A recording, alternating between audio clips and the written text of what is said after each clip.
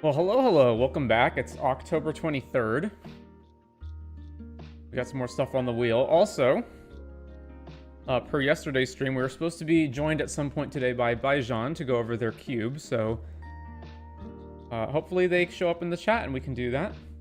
But for now, go ahead and spin the wheel and see which deck we're doing.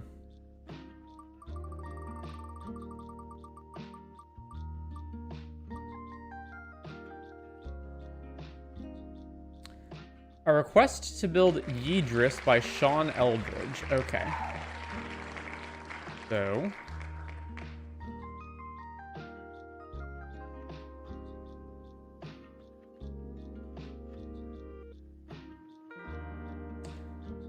Yeah, Yidris is one of those 4-color commanders that they printed in one of the earlier ones, Commander 2016.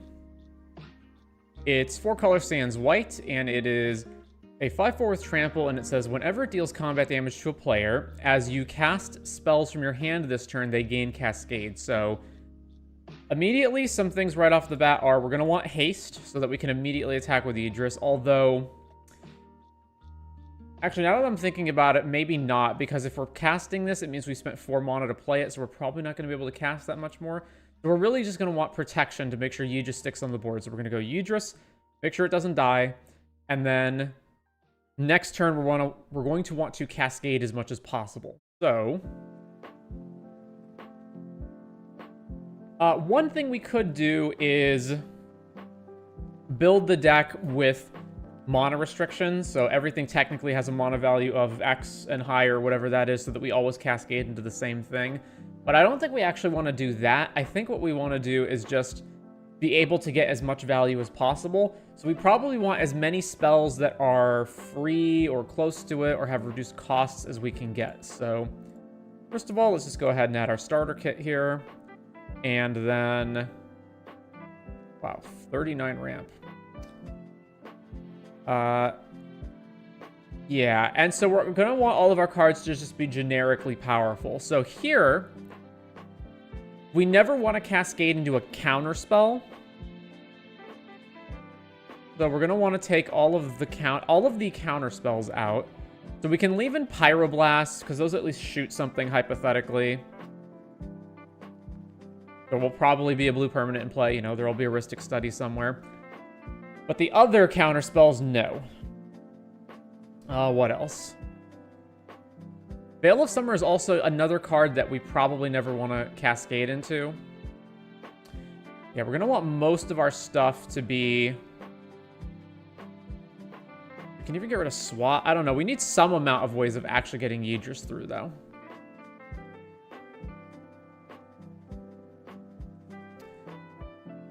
Okay, we definitely don't want Dark Ritual. And then we got to cut a lot of this ramp. Most of the artifact ramp as usual. So get rid of this, this.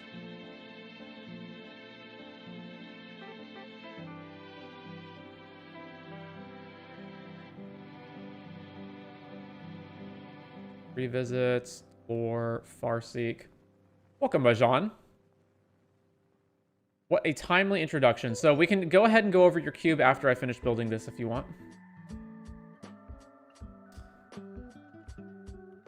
All right, not Warp, not Wild Magic Surge.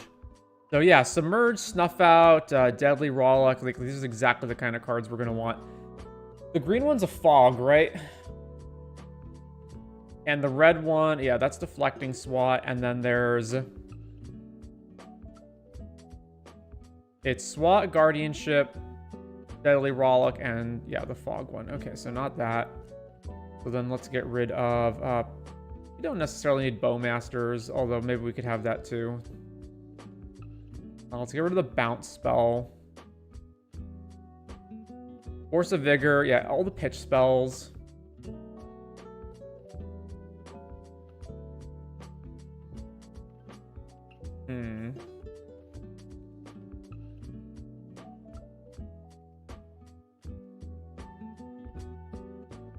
What do we got in card draw? Citadel actually directly goes against Yidris, right? It's cast spells from your hand, so for once we're going to get rid of Citadel.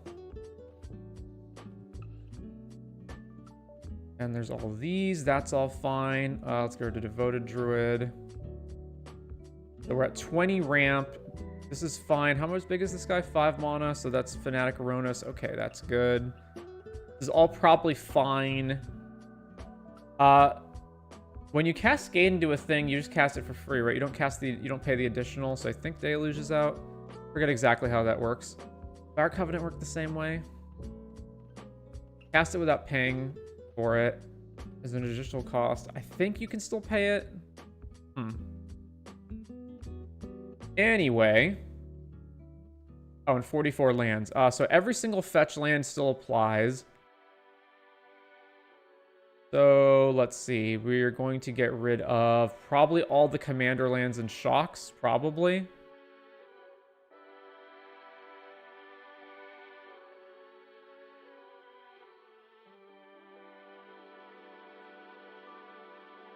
Add protection. So yeah, Rhythm, Lightning Greaves. Let's get rid of... Again, we don't want stuff that's conditional like this. So Bolt Bend, Ricochet Trap. Sylvan Safe. Okay, so Thoughtseize, Duress, Imp's Mischief out. Hydroelectric Specimen. Modal lands that are also like expensive cards or maybe something we want. I don't know. This is not really something we want to cast proactively, though. So yeah, let's get rid of that. Quick Reflexes. Guardian Augmenter is probably fine. Rid of Xantid, Safekeeper. Misdirection is a 5 mana spell that we can cast for less. Ideally, the cards we hit would draw more cards, because that way we can cast free stuff, spin into card draw spells, and then cast more free stuff. Late to the show? No, you're not that late. Get rid of defense. Well, I was going to say get rid of defense grid, but actually... Normally I cut defense grid out of blue decks because I don't want it to counteract my counter spells, but here that's not the case. I think I still don't want it, though, because there's other things to use it for. Flip out the back, get rid of that. We don't need City and Dosan, so let's get rid of at least City. We probably don't also need Dosan, though. Allosaur, Shepherd, and Destiny Spinner are probably better than that. This is possibly too much protection. We'll see. Let's see. Removal. This is all fine.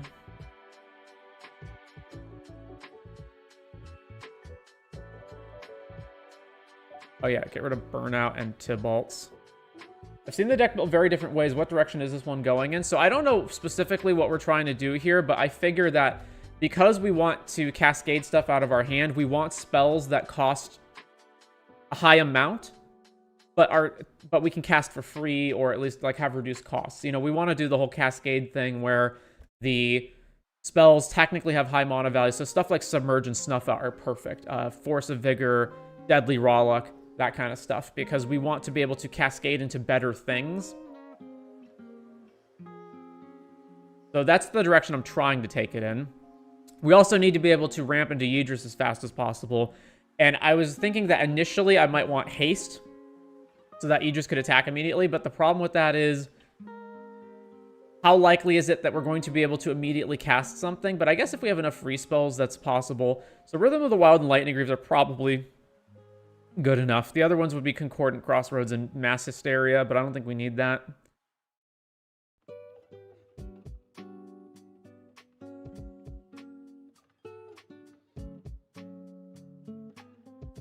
Let's see. Okay, so Advanced Search and Color Identity, everything but white. And then we want the Oracle text to say without paying.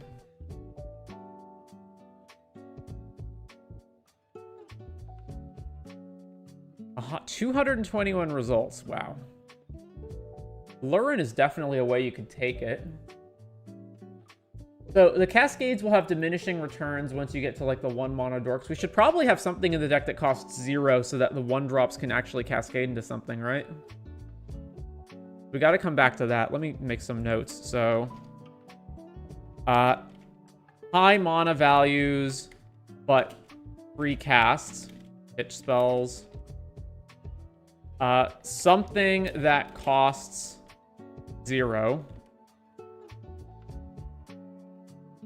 2+ cards. Maybe suspend cards? Ooh, that's a good thought. Or, yeah, the suspend cards. It costs 0. Spend. That is a good idea. Is there anything we can do with Allurin here? Like, we can Allurin and Cascade into stuff, although...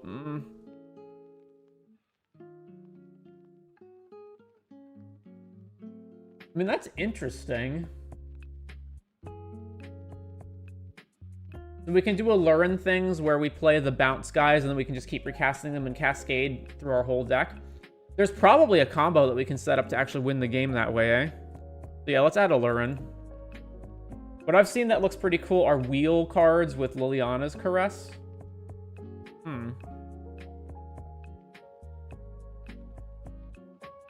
Alright, rather than pay, so proxy. Yeah, prototype cards are a good one. I don't think proxy is a thing we want, though. And, well, the prototype cards aren't really cheating on mana. Like, not really. Okay, and there's all this stuff. Beseech the Mirror. You are casting the spell.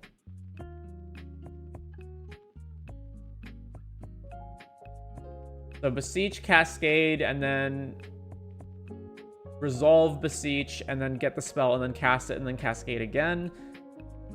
That's like a maybe. I guess this would help us to find Allurin. So, yeah, let's do that. Bring to Light. Bring to Light is a terrible Cascade hit, though, because if we ever hit it off of our Cascades, then it doesn't do anything. What else? Da-da-da. We're not going to have enough spells for Collected Conjuring to do anything.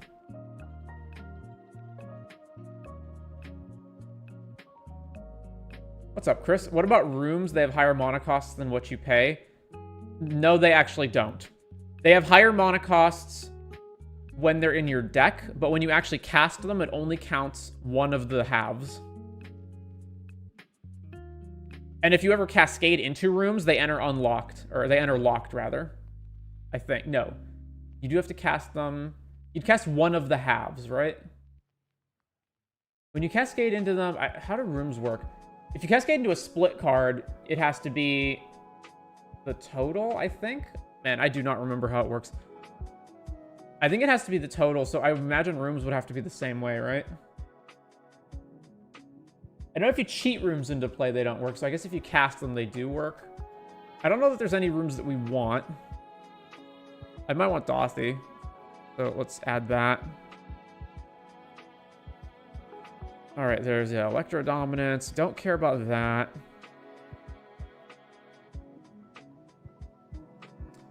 Fires, definitely not.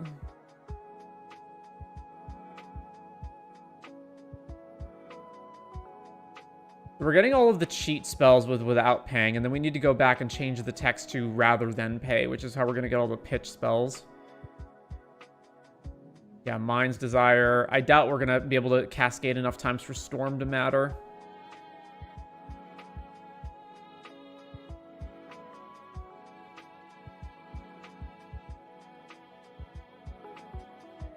Okay, there's Submerge. Did I miss Snuff Out?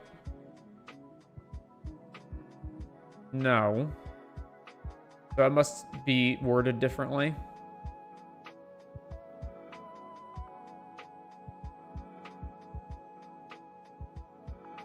All right, so instead of without paying, it should be rather than pay. What are some good payoffs for running a bunch of basic plains or mountains?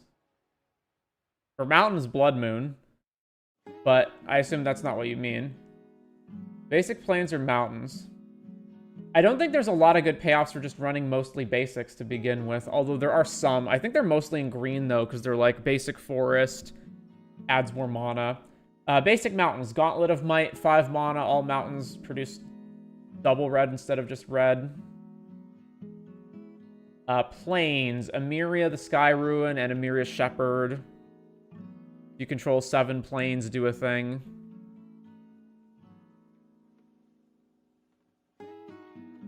Mountains, Ruination. From the Ashes.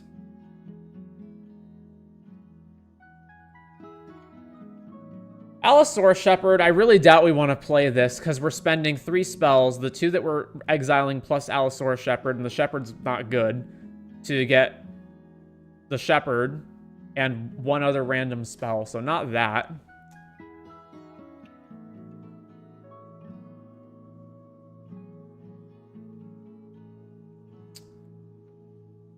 Contagion. We're very, very likely going to want Fury and Pyrokinesis. Contagion's kind of similar, so let's add that tentatively. Howdy, David K. If you control a swamp, you may sack a creature instead of paying for this. Creatures you control get +2/0 until end of turn. We definitely don't want that. Obviously, we can't run Daze. Oh, Commandeer. Commandeer is a card we might want. Although, no, well, I was going to say it's a bad spell to cascade into, but what are we casting for 8 that's going to cascade into this? Dream Halls. That one would have been a maybe, but except the symmetry of it is pretty bad. Yeah, there's lots of discarding a mountain or sacking a mountain. Flame Shot. Not interested in that. There's the flares. We're not going to be probably running any basics, and then obviously not running a counterspell, and then we're not going to want fork effect. So that just leaves Flare of Malice, which is like not a great card to either cast or hit. So probably not that. Then there's the forces, of which basically Force of Vigor is the only good one. Obviously Negation and Will, but we're not going to run those because we can't cascade well with them. Gush, no. Extra combat, also not interested. Well, Step all creatures that attack this turn after his main phase, there's initial combat phase. But you have to exile 2 cards to do it. Well, actually, attacking multiple times with Yidris doesn't do anything. So yeah, never mind. Actually, how is Yidris worded? Because would they get double cascade if that's the case? As you cast spells from your hand this turn, they gain cascade. So technically, this would double up, right? Because if you hit someone and then hit them again, that means every spell you cast from your hand is 2 cascades? I think that's how it works. Okay, Fury of the Horde. Invigorate. Just because the spell is free doesn't mean we want it. So let's not do that.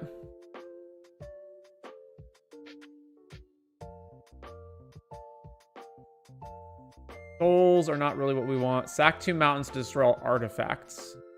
Definitely not. Pyrokinesis, though, yes. Oh, the Evoke Elementals aren't on here. I need to go back and add them. Urge of Neltoth. There's Snuff Out. Not Soul Spike, not Spinning Darkness.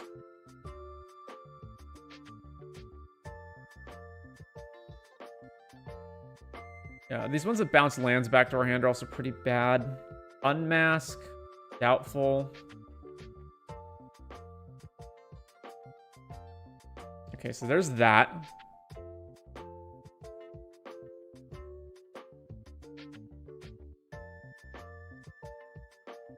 All right, evoke cards. So Fury. Foundation Breaker. Sure. Not Grief. Ingot Chewer is a maybe. Don't really want Endurance. Bowl Drifter. Sure. Yeah, then there's Null Drifter, but this one... Okay, so we cast it. We're never cascading into it, so that's fine. And Shriek Maw. And then the rest of these, I don't care about Subtlety. Wait, where's Solitude? Oh, right. We're not white. Duh. Back here. Scion of Draco works, right? Because we're in 4 colors. Well, we can make Scion of Draco 4 mana, but the question is, like, it's not that good is the problem, right? First of all, at 4 mana, I wouldn't play it. Secondly, what are we cascading into with it, right? Because just because the card is expensive doesn't mean that that alone makes it good, because we're cascading into random stuff. We could randomly cascade into, like, Mono Dorks, right? That's the problem.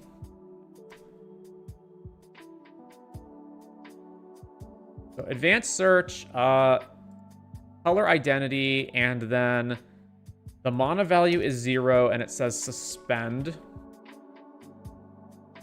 So yeah, Ancestral Vision's a good one. Not Gaia's Will. There's a Glimpse of Tomorrow, but we do have spells in our deck.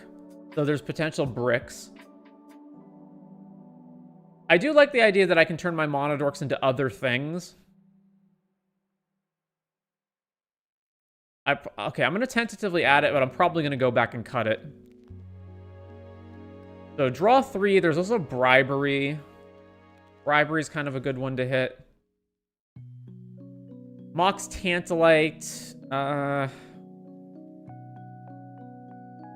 mean, if I already have Yidris out and I'm cascading, then getting a rock is not really helpful. Profane Tutor is good, though.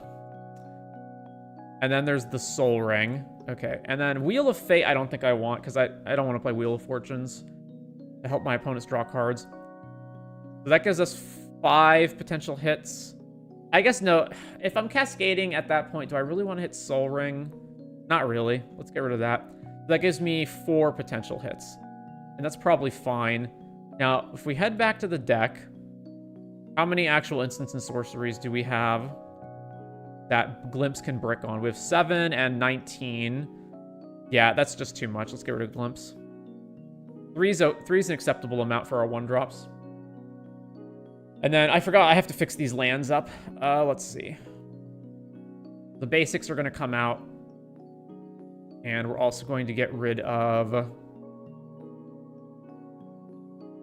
Urza Saga, probably.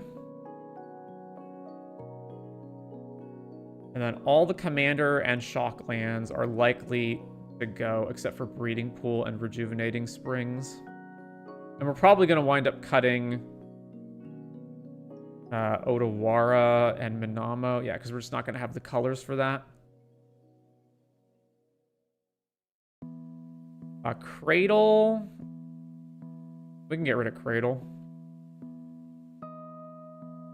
The Seiju I want to keep, though. Whoops. Bloodstained.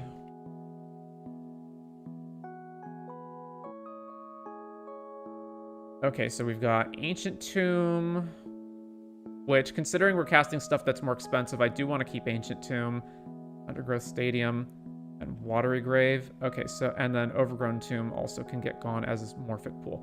That puts us at 27, so we actually do need more than that, so we can put back the Sultai lands, probably. What's our color breakdown? 12 blue, 11 black, 24 green, 8 red, no white. So yeah, Sultai combinations obviously favoring green. We probably want the lands to be fetchable. Where are we at? Here's everything here. There's Rejuve. There's Breeding Pool. Okay, yeah, so let's add back in Overgrown Tomb, Watery, and Undergrowth Stadium. So the cards that we have that are more expensive are free. So not Ancient Tombable, but maybe Ancient Tombable. More modal double face cards to cascade into. So that's an option. I'm not thinking of a lot of good ones because I don't want to play Disciple of Frailes, and then you've got to consider the cards from the perspective of how good are they if we're casting them and then cascading, and how good are they to cascade into. Like, I'm fine cascading into a Sink into Stupor, for example, right? A spell that we cascade into and it bounces some permanent that's a problem for us. Sure, that's fine. And I'm fine casting this as well.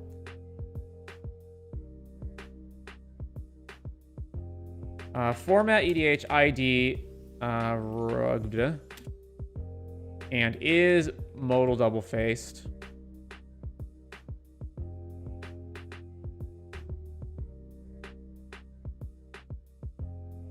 And not pathway.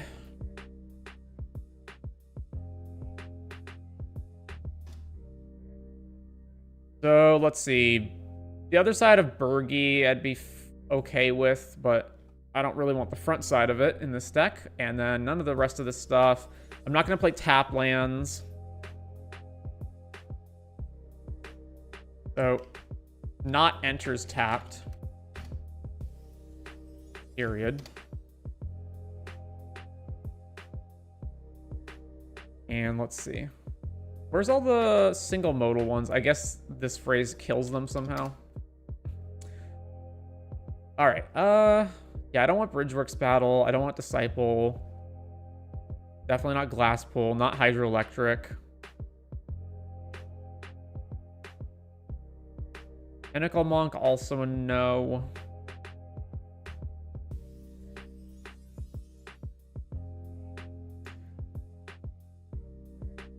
Don't want Turn Timber or Valakut. Yeah, I just don't want any of those. New to Moxfield, I admire the way to look for cards with ease. Yeah, I think Moxfield's the best deck builder. Now, that said, I haven't seen like every single deck builder, but I've seen Moxfield, I've seen Archidect, I've seen Tapped Out, and I think maybe a few more. I think Moxfield's the best by far. But let's see. Shriek Maw's removal. Removal. Ingot Chewer, removal. Foundation Breaker, removal. What are other abilities that let us cast up for cheap, right? There's Rather Than Pay Without Paying. There's Evoke.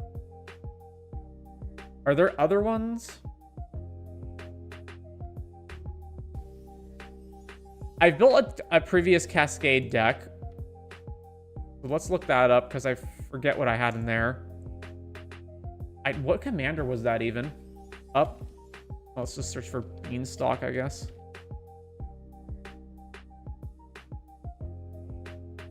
Cascade Bean. No, that's modern. Emoti. It was the Emoti deck.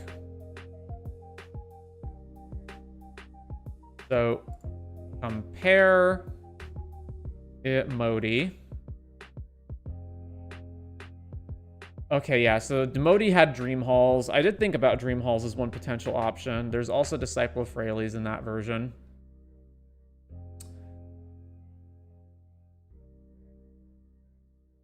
Oh yeah, the adventure spells. So that you cascade into the creature side. So we don't want to negate. Up the Beanstalk, I'm not sure if we're going to have enough cards that care for it. I would have to... Let's add it to the main deck, but I need to see how many things actually trigger it. Beanstalk Worm. I mean, getting a 5/4 is not really very good. Overlord, same deal.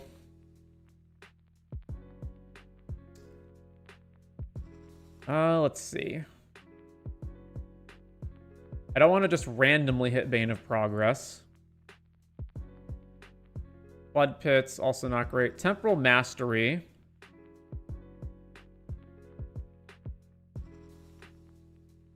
Well, if we ever miracle this, it's before we've actually hit an opponent, so that doesn't apply. Lorien Revealed. I guess Lorien Revealed is fine. Yeah, there's the Cycler dudes. Lorien being really the only good one. That's probably all we would want to add from here. Thanks for my review of Child of Alar yesterday. Just want to add from your feedback that the World Tree could bring Morit to clone Perforos for the triggers as well. I read your comment as well, Teen Kyo. What does Morit do exactly? Morit. Enter the battlefield as a copy of a permanent you control, except it's legendary and snow. Actually, that doesn't work. So you're talking about World Tree for both of them. When you have all the clone effects that say you may have this card enter as a copy of blah, blah, blah, they can only enter as something that was already in play. So if you have Morit and Perforos enter the battlefield at the same time, Morit cannot clone Perforos.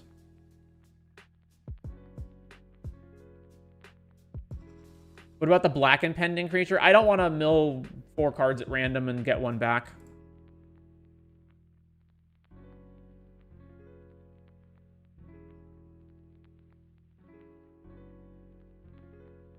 Interesting, yeah. It's the same reason why, like, in Coco decks, any clones that you hit can't clone anything except creatures that you already had in play before you cast Coco.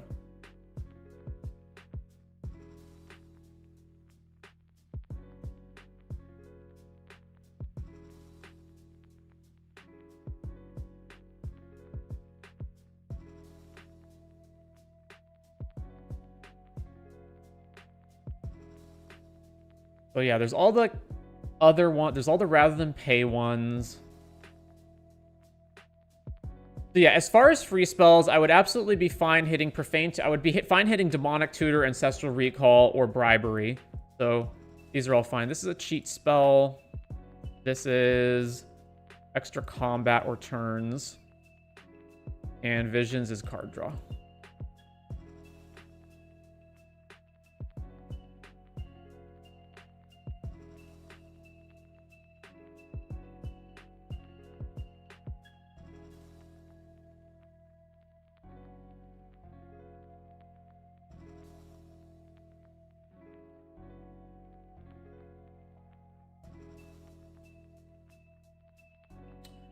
What is our actual count 101?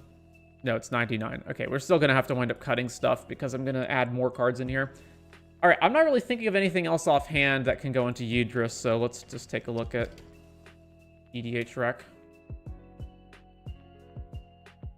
As you cascade, you may put a land card from among the exiled cards onto the battlefield tapped. Okay, that's definitely something I wouldn't have thought of, but yeah, sure. Averna.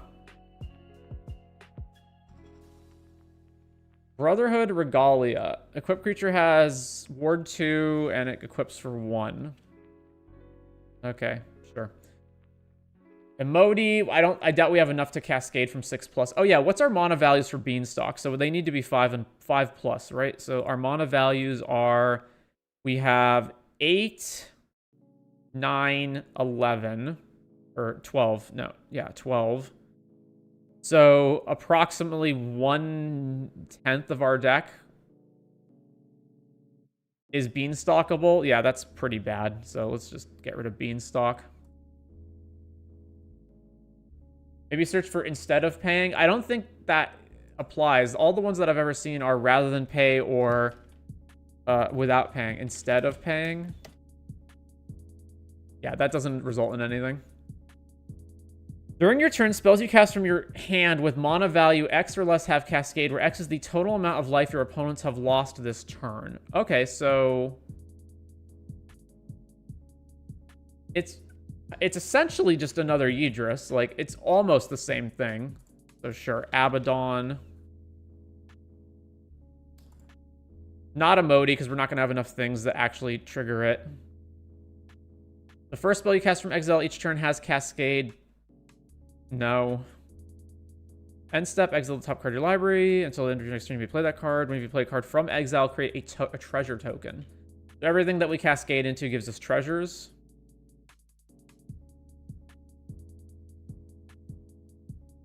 That would definitely be a way of continuing the chain. However, that's not that much different than just playing like Burgi, but the treasures being rainbow is better. So sure, Prosper.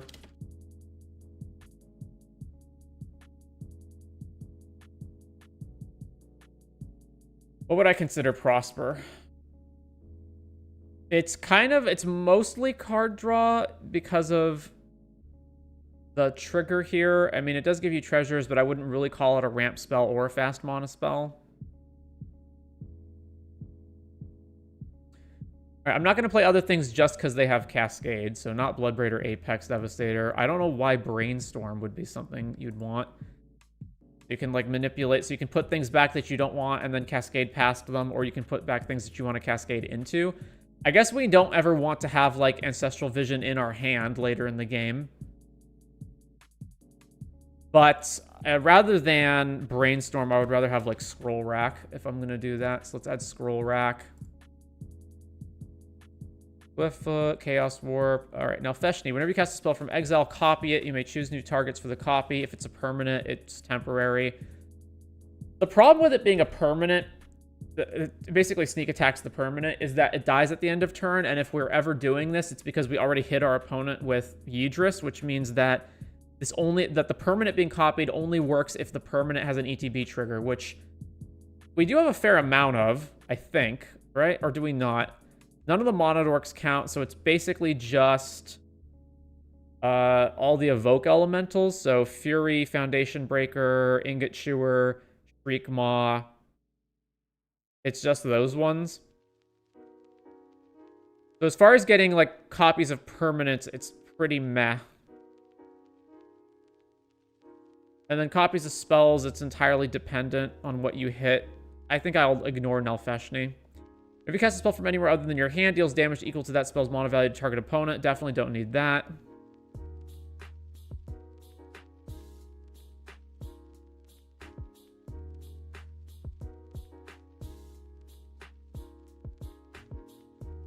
Yeah, 6 mana just so our opponents can take random amounts of damage. I don't need that.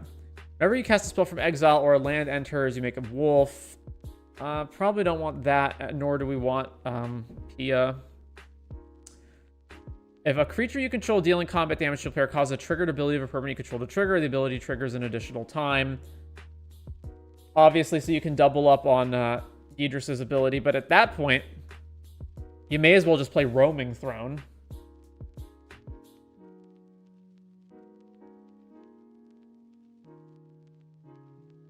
Which I may do. Double Cascade. Yeah, Roaming Throne. Unfortunately, it doesn't curve well into it, but that's fine. Oh yeah, there was that whole Allurin thing that we didn't bother with. What's the Allurin combo? It's Allurin plus you need one of the bounce creatures, which is Cavern Harpy, and there's a few other ones, but it's mainly Cavern Harpy, right? Cavern Harpy.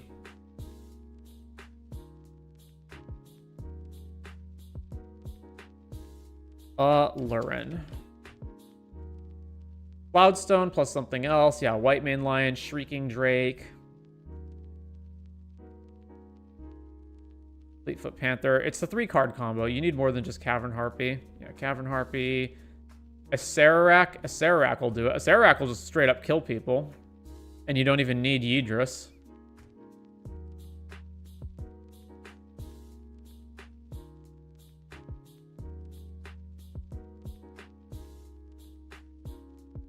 Acererak.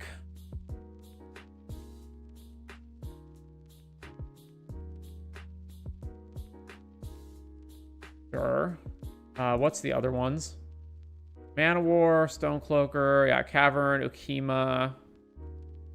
Then all the other ones are like 2-card combos, right? So if you go to Lurin plus bounce creature, it'll just give you infinite storm or like ETB triggers. But if you actually want to win, you need 3 cards, unless it's specifically a Acererak.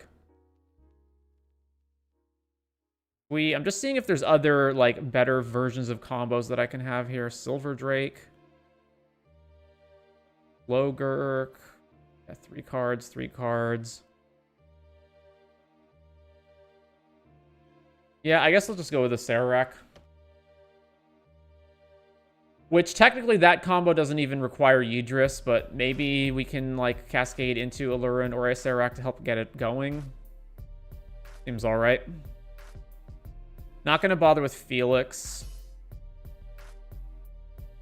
I understand why it's here, but nah.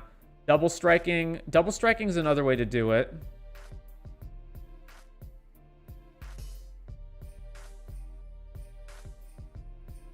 Blizzard Blades is the cheapest way of getting double strike, right? Actually, that's not true. Well, Blizzard Blades is the cheapest permanent way of getting double strike. In terms of getting double strike, period, you can just cast spells that give you double strike. And if you cast a spell from anywhere other than your hand, you may pay 2 if you do copy it and choose new targets. If the copy is a permanent, it's the same thing as Nelfeshny, basically, except you got to pay for it. Bloom Tender. Do we have Bloom Tender in here? Indeed, we do. Noise Marine. Cascade. Enters. Deals damage equal to number of spells you cast to any target. Harmonic Prodigy. Oh, there we go. Harmonic Prodigy. I'll play that over Lizard Blades. Harmonic Prodigy is always a card I forget about. Maybe not even Roaming Throne, just Harmonic Prodigy is good enough. Trumpeting, Glarb, Flamekin Herald. Commander spells you cast have Cascade. Meh. That one's enchantments. Whenever you cast your first spell... Okay, first spell I stop reading immediately because that means we can't engine with it. There's Roaming Throne. There's a card that just has Cascade. Bowmasters, Polywog Prodigy. Polywog Prodigy is pretty good, but it requires our opponents to cast spells, although that's the same thing with Rhystic and Mystic Remora. Polywog. Hullbreaker Horror. Ooh, Hullbreaker Horror. So depending on what we have, obviously there's like the Soul Ring loop, and that would let us cast all of the zeros out of our deck, but I don't know if there's a way to cast more than that. Obviously it would work with Allurin. It sounds pretty good. Let's do it. Hullbreaker Horror.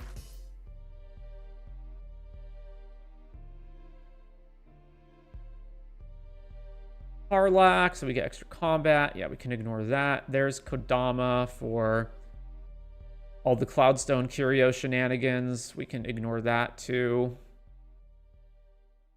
Cascade, blah, blah, blah. No, get rid of this. Delayed Blast Fireball, move it along. The Undaunted spells. This is 3 to kill 2 creatures. I don't really want to do that, but... Yeah, I don't want to do that. I don't want to pay 3 to kill 2. What do we have right now as far as our removal goes? We have a bunch of pitch stuff. I like Dress Down because it draws us a card, and Kenrith's Transformation for the same reason. Freak Maw. Although Dress Down is really bad if you're chaining stuff together. Actually, if you're chaining stuff together, it means you're probably not casting the pitch elementals, but... Alright, let's take out Dress Down. So we've got killing one thing at a time, but none of it is for 3 or more mana. It's all free, or it's 2 maximum with, like, Shriek Maw.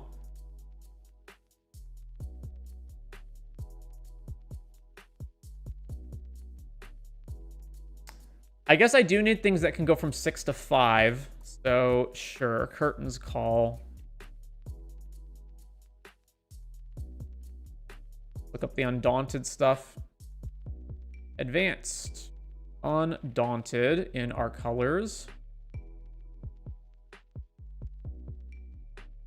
Bounce everything. Don't want that. We're not a Divergent deck. Is that really all the Undaunted stuff? Oh, no. Green. Return up to 2 cards from graveyard to hand. Meh.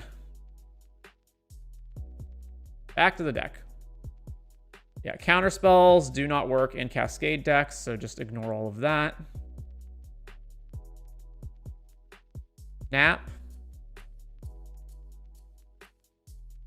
So hypothetically, we can go like evoke elemental, snap it to our hand, do it again, hypothetically.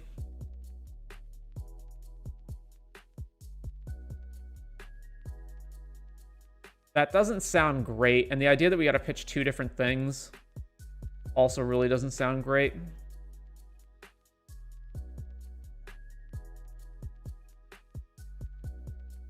Yeah, Betrayal, Wheel of Fate, Oh yeah, there's like the Delve stuff, like Treasure Cruise, or just straight up stuff costs less.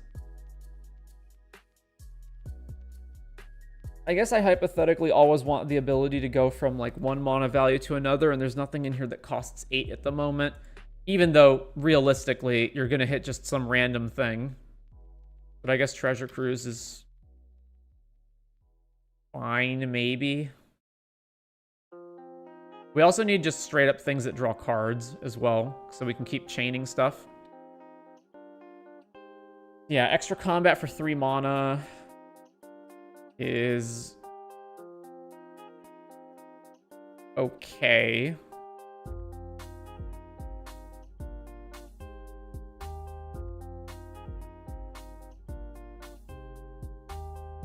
We already have Fury of the Horde, so sure. Overpowering attack.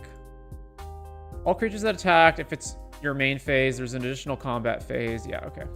You think Arkelos is worth it to include just so you can combo with Scapeshift? No.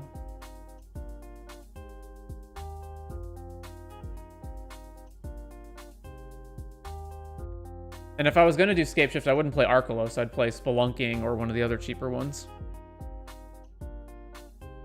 Deal X damage each creature and planeswalker your opponent's control, where X is the number of spells you've cast this turn.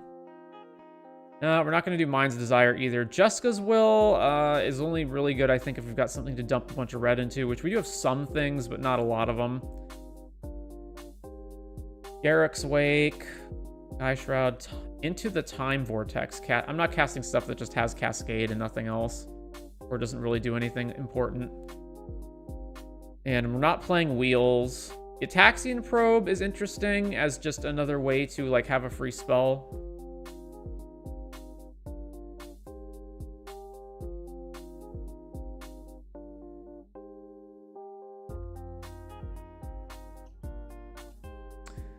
Yeah, suspend stuff. Mana Geyser, no. One thing I do realize that I need is I want ramp that draws cards, so I want Explore and Growth Spiral, because I want my... One thing that we want to do is be able to mitigate how bad cascading into these 1-drops is, like cascading into random mana is. So I would like hypothetically for my ramp to do other things besides just, oh, I cascaded and I cascaded into like an Arbor Elf. Well, that sucks, right? So if we can find more things that are like that, that would also be helpful. What did I miss? We're still working on Yidris.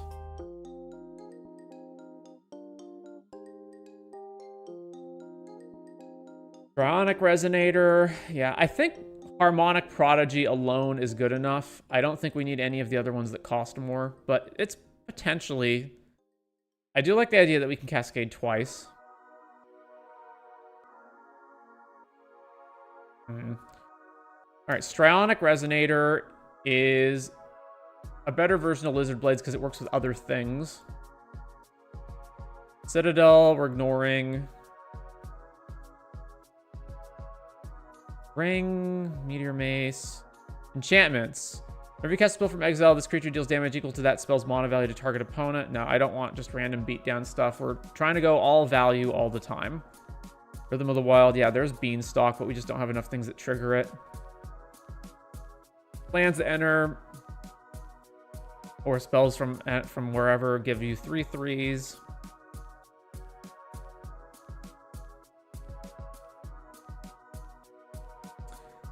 Femur Ascendancy to get haste and to draw cards off of the power.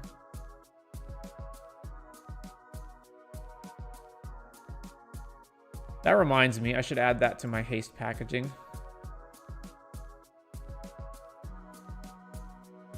Even though it won't come up that much. And I'm not going to use it here either.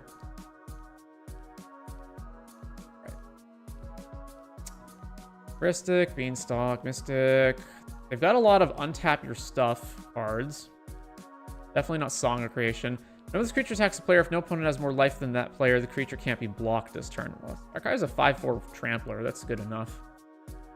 We don't need to make it unblockable. Blood Mist for the double strike. Yeah.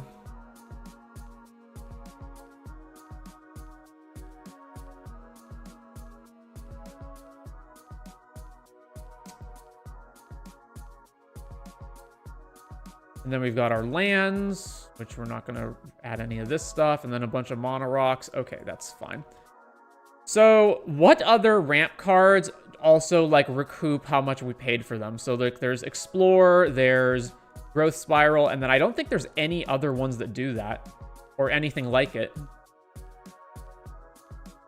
We're definitely not going to find it in 1 mana creatures. So it's got to be at least 2. So let's see. ID... Urg, and then CMC is 2, and it either has to put lands into play or add mana, right?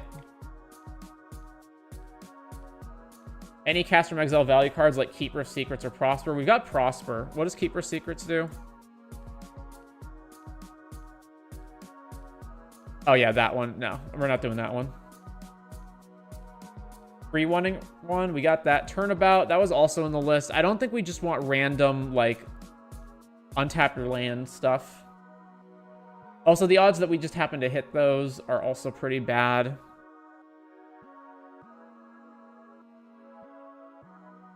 I don't think realistically, given how many cards are in the deck, that you're going to be able to cascade chain infinitely. I think it's more likely that you cascade, like, once or twice. So you want to maximize the value of whatever you're hitting.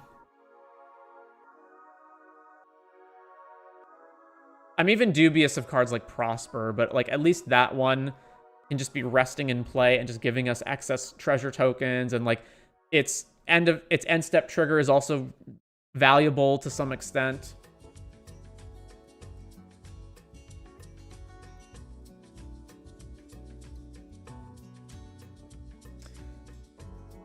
Yeah, Abaddon is worse than just playing any of the other stuff that would just give our guy first strike or double strike or whatever. So let's get rid of Abaddon.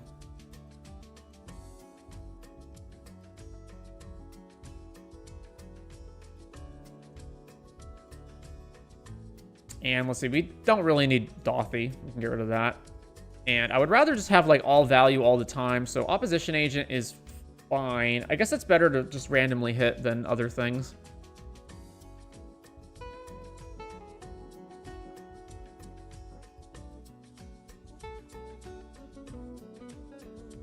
All right, we got our lands are good. I can cut maybe one of them. Well, actually, one of them is Valorian revealed. Never mind. So our lands are good. Our ramp. So must say tap, add.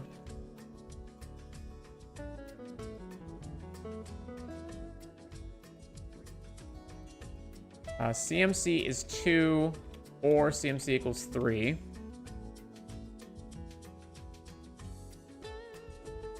Or it either says tap, add, or it says land card from your hand onto the battlefield.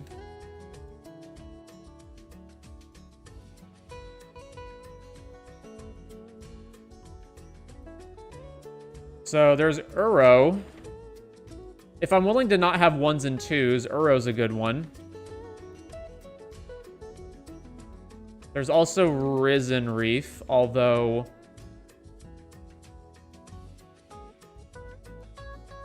how many elementals are in our deck besides Risen Reef? I would want at least one more. Elemental. Oh yeah, we've got these guys. Okay, yeah, that's perfect. So let's do Risen Reef. And then what was the other one I'm forgetting? There's like the Coiling Oracle type cards.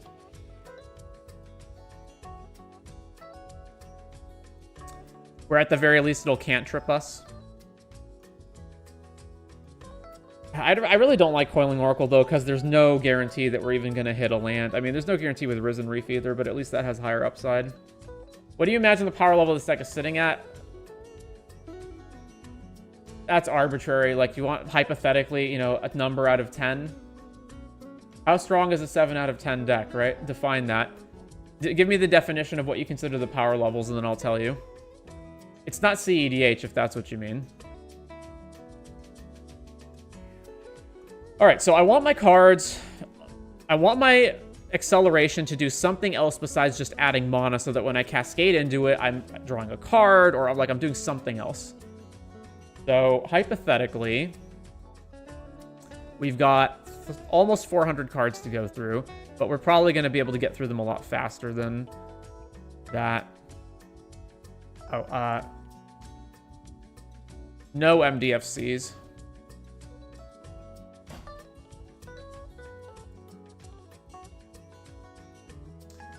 DEDH is 10. Yeah, it's not a 10.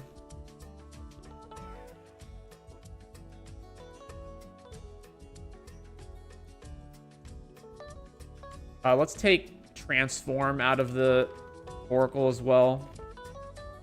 We can get rid of all those cards that are, like, not actually doing anything. Biophagus, no. I don't want ones that have really expensive abilities like this. Adventure cards are kind of interesting, but I don't think I would ever use the adventure side of this. Panel, no.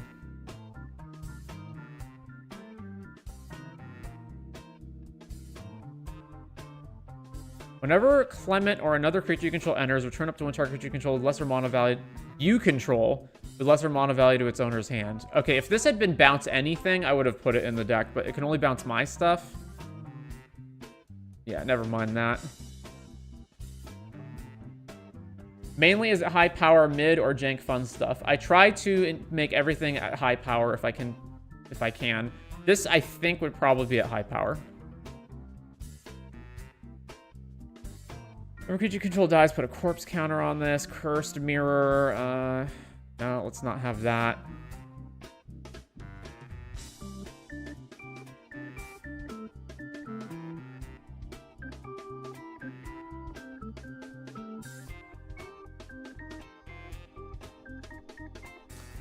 During Vitality, no. We're gonna keep Fanatic, because it can produce 4.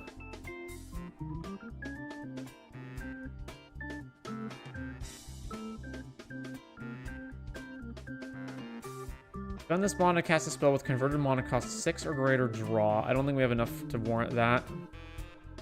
Gretchen, definitely not. There's Growth Spiral. Whenever you cast a creature spell 5+, it gets counter on untap it. No.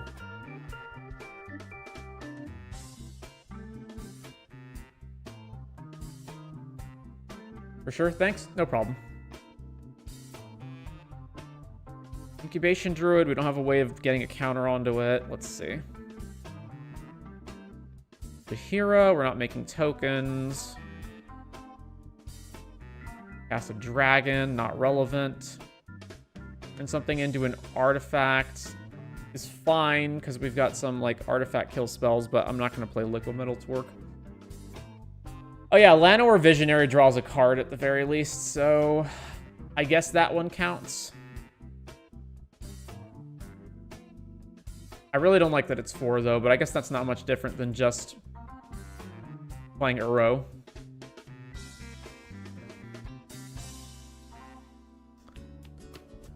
Is this one kick spells? No. Gain life, not relevant. Mainly looking for... Oh, wow. Dryfall exploded. Mainly looking for draw a card, but there's potentially other relevant things.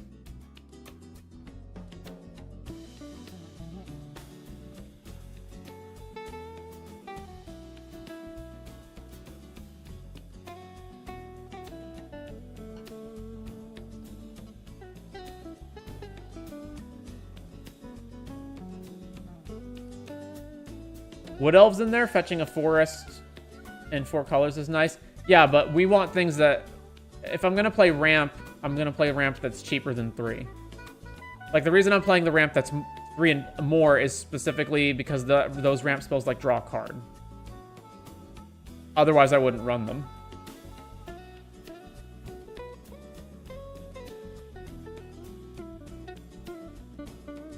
Creature spell with mana value 5 or greater. The creature enters with X+1 counters on it. Creatures you control with 3 or more counters on them have haste. Okay, not that. Gate-related card. I already got Sanctum Weaver. What is this? Add colorless, spend it only. Cast colorless or activate an ability. Nope, not relevant. Selvala, no.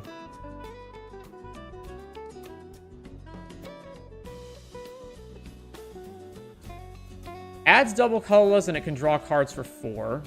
I've never even seen this card before, but that's okay, but we're not going to run that. Sonic Screwdriver, also don't care about that one, even though it can untap the 1 ring, but that's it. Actually, let me think. So it's rainbow colors, it can untap the ring, the untap doesn't do anything else, the Scribe we're never using. The unblockability is also bad. Yeah, I'll skip that one, but that one was close. Spelunking is also in that same realm of, like, Uro effects. It's basically 3 mana explore, so okay, sure. Spelunking, we go. You would planeswalk, okay, that's plane chase related. And there's all the talismans. This one's expend 8, return up to 1 target permanent from your graveyard to your hand. That is actually potentially relevant. Trail, what is it called? Trail Tracker Scout.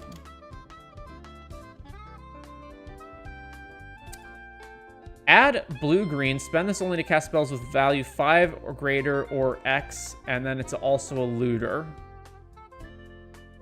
Nah. Enters make tokens, not relevant.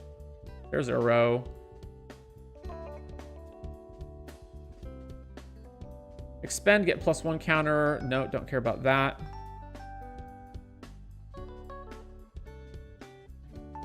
All right, I think that's fine.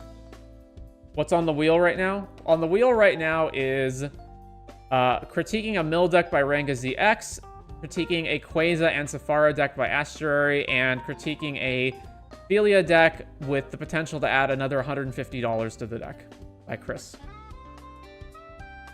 And we're also going to be looking at Bijan's cube when this is over.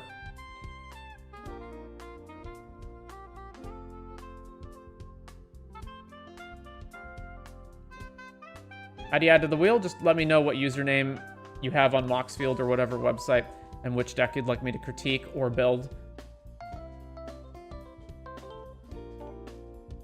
All right, so we're at 114 cards, and we can obviously cut some of this down. So we're not cutting down the lands. We are going to cut down on the ramp because we just added a bunch of ramps. So I'm probably going to cut down a bunch of the green monodorks, and because I'm getting rid of that, that means I'm also getting rid of elves, which means Priest of Titania is not going to be as good, so let's get rid of that. So let's get rid of Priest, let's get rid of Wild Growth, get rid of Findhorn, Elvish Mystic, and Llanowar Elves. And that leaves us at 20. I would like to keep Birds. Elves of Deep Shadow, we can get rid of that one. Deathrite's definitely staying, so is the Lighted Halfling. Ragavan, yeah, that can stay.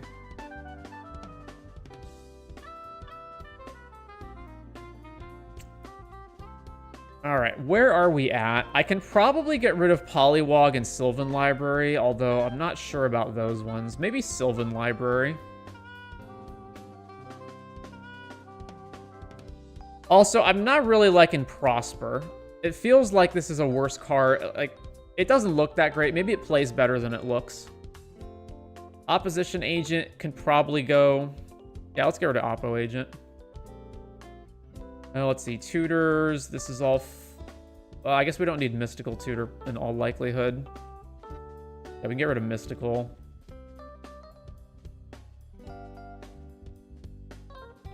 If anything, I want Worldly Tutor so that I can go fetch up Acerak. There's also something to be said for the pitch cards. I'm going to have to look at our color combinations in the end. I have a cube that you can add to the wheel. If you'd like a cube, sure. Edward Nigma cube critique. Is your... I would need an actual link to the cube because I've tried looking up Cube Cobra earlier and you can't do a user search on there. I'd like to request Storm Force of Nature deck build, Moxfield... Okay.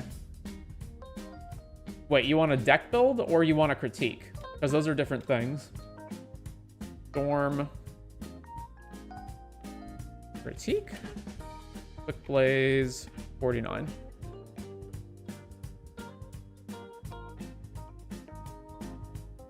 A deck build? Okay, well, if it's just a deck build, then we don't need your Moxfield username. Napili.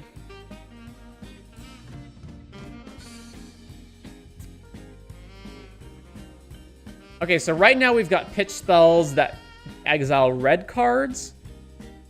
Because we've got Fury, Pyrokinesis, and Fury of the Horde. Then we've got Contagion in black. And Force of Vigor in green. We don't have a blue one. No, we do have a blue one. We've got Commandeer. Where is Commandeer anyway?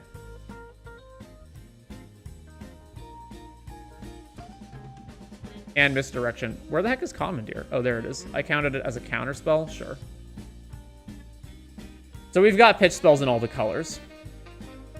So the question is, do we have enough cards in those colors to actually matter? So let's go... colors sort. 10 red, 11 black, 21 green, 15 blue, along with multicolored cards. I guess I could look it up easier down here. So 19 cards are blue, 16 are black, 15 are red, 31 are green. Wow. And that works, so adding a list to Moxfield will happen before your next stream. I got a powerful pet deck that I wouldn't mind getting picked apart. If you type it as a Google search, it does come up Cube Cobra Bijan. Did you get my Discord? I do not have your Discord.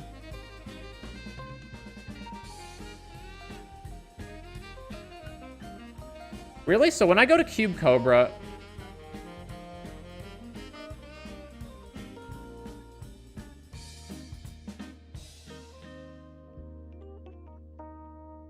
So there's content and you can browse, right? But then the browse doesn't have like a search function anywhere. And I can also go to cubes and I can explore or search cubes. So let's say search cubes. And this only lets me search the cube name, not the user who made it.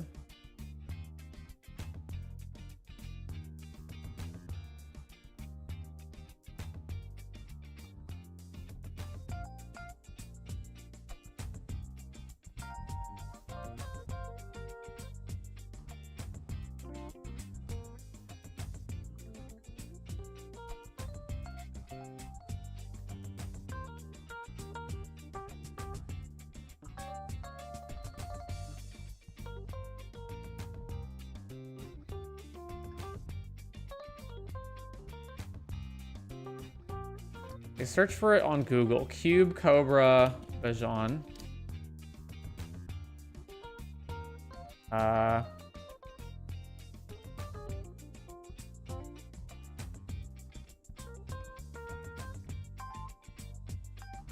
It was the Fairytale one, right?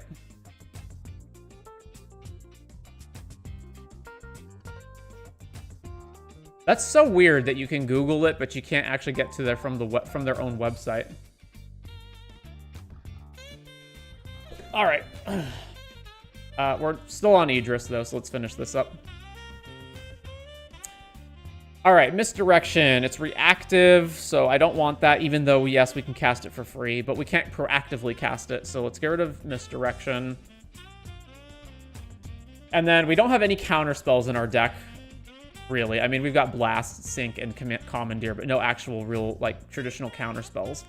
So we've got, we probably got to get rid of Veil Summer as well. And that leaves us with Shepherd, Destiny Spinner. Let's get rid of Shepherd, maybe.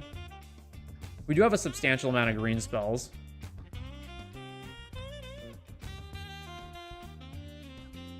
I don't think I want Necro in here because our mana base is pretty, like, we're going to need lots of colors. So let's get rid of Necro. And then we've got Rhythm, Destiny Spinner, Allosaur Shepherd. Deflecting Swat's another one where we do need ways of protecting Yidris once it's in play is the issue.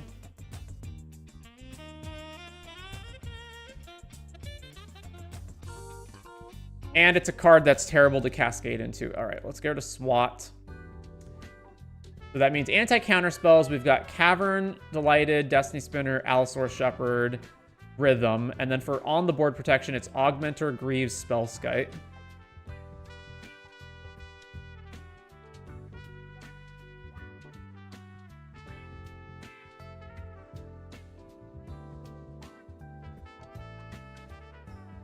I want to see... We finished this, right? Yeah, we finished this. So then the other thing I want to see is... Show me stuff in this ID, and then we're going to descend... Oh, hang on. Not colorless.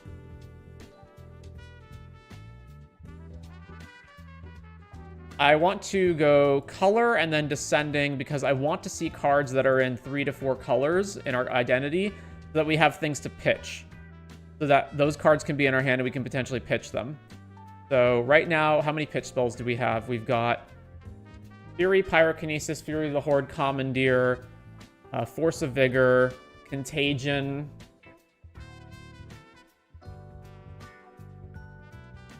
6. Is that it? I thought there were more than that.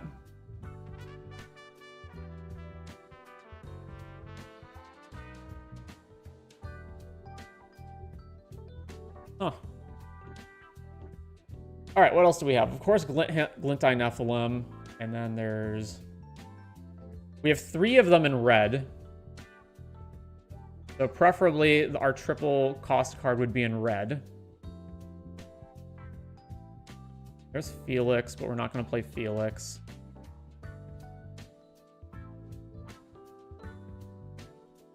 Cards like Averna, which we already have.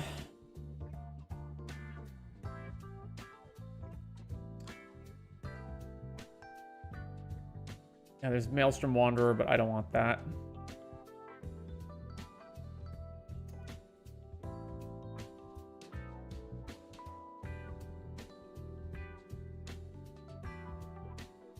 Man, Scryfall's struggling today, eh? We're also 3 cards over still, so we'll have to come back to that. Riku, whenever you cast a modal spell, no. Steamer Ascendancy would be one. Everything gets haste and then draw a card. If you have, what is power 4+? Creatures, 1, 2, 3, 4, 5, 6. There's only 6 creatures in the whole deck that trigger it. So yeah, I'm not really stoked on that one. All right, now we're at Jund.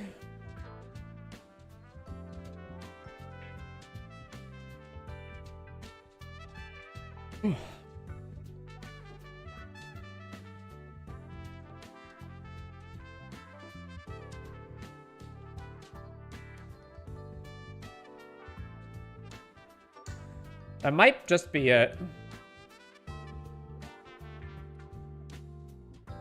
Grixis.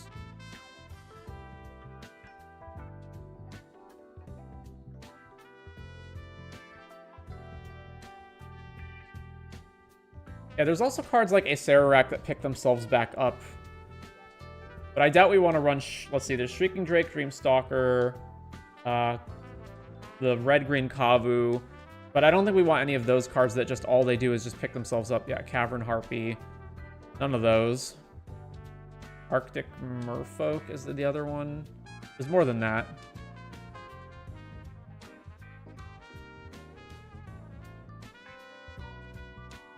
All right, yeah, that's it for the 3 colors. So none of that. All right, so we're at 103 cards. What are we cutting? Probably Coiling Oracle. Yeah, let's get rid of Coiling Oracle. Gix Probe, we don't strictly need. It is a better 1-drop to hit, though, when we're cascading from 2 than a random Monodork, since we at least redraw a new card. Let's see. Scroll Rack, Spelunking. I think Mole Drifter's kind of dubious. I like Null Drifter a lot better. Yeah, let's go to Mole Drifter.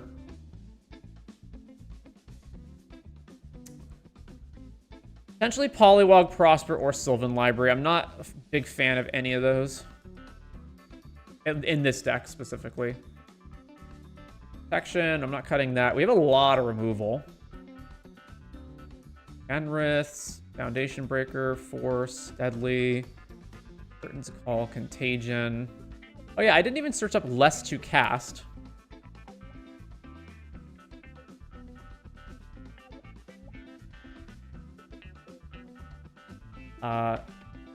Less to cast and costs 4+.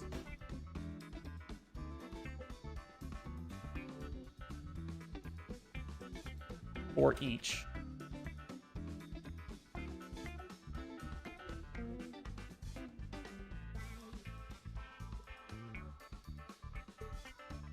Emrakul, not that. Yeah, Hierophant Biotitan is just a really big creature, right? Yeah.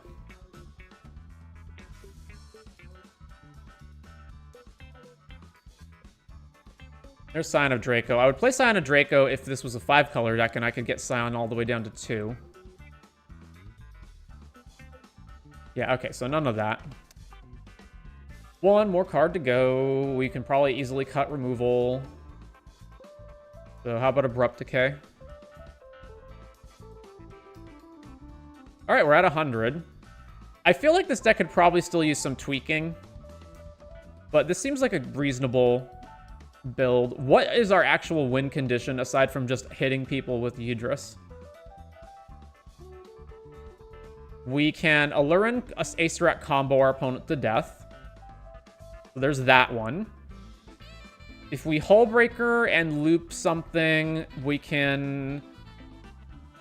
Let's say we have Yidris, its trigger is resolved, and then we have Hullbreaker, and we've got a loop of Sol Ring plus...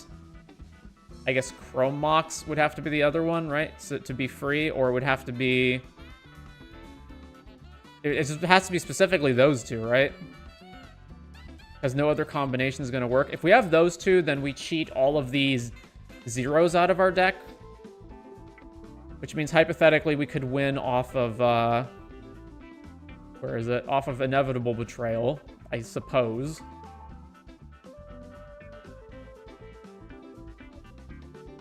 I think we probably just win via... just, like, outvaluing our opponent, right?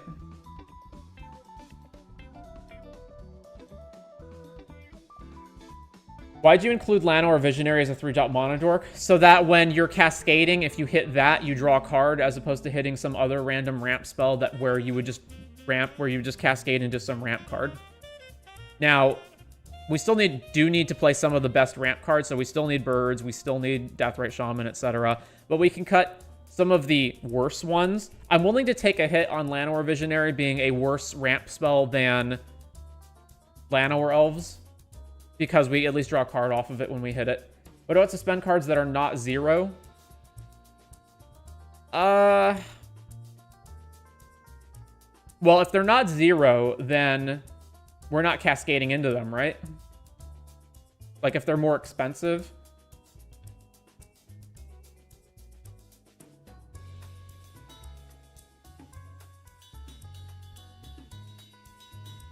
I don't think most of them are even good, though, right?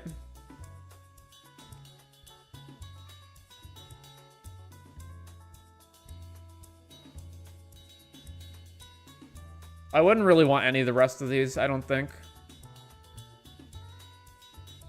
There's, like, you know, Rift Sower, but why...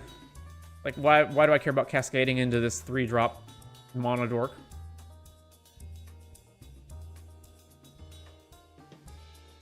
What does Star Whale do? Other creatures have Ward 2. Yeah, whatever. Nah, I don't think so. The suspend cards are good specifically because they cost 0, and that means our 1-drops have something to go grab. I guess I didn't straight up look up cards that cost 0, right? So, Simpsy equals 0 and is not a land. Just saying in case you missed something. I did miss the actual 0-drops, like Asmo. Asmarana, Mardicatus, then... okay, I could do it. I did it once. Not attractions. And not equipment. And not stickers. And no suspend cards. Alright. Chalice. What else we got? If they're 0, they're probably pretty bad. Or they just straight up don't do anything. Like, yeah, we're cascaded into Hangerback Walker. Cool. Amber. Nah. Random baubles. Or Mod's Crypt. Yeah, okay, nothing to see there.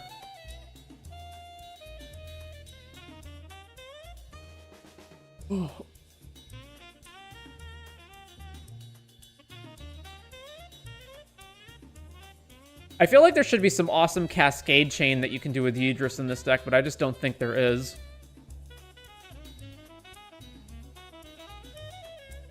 What about 2 when enter... When card name enters, draw. Draw.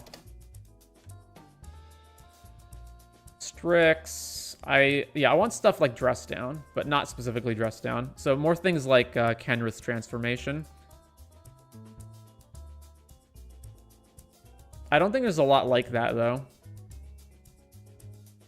There's plenty of creatures that enter and draw. Yeah, okay, so that's a bust. I suppose I would accept 3 mana.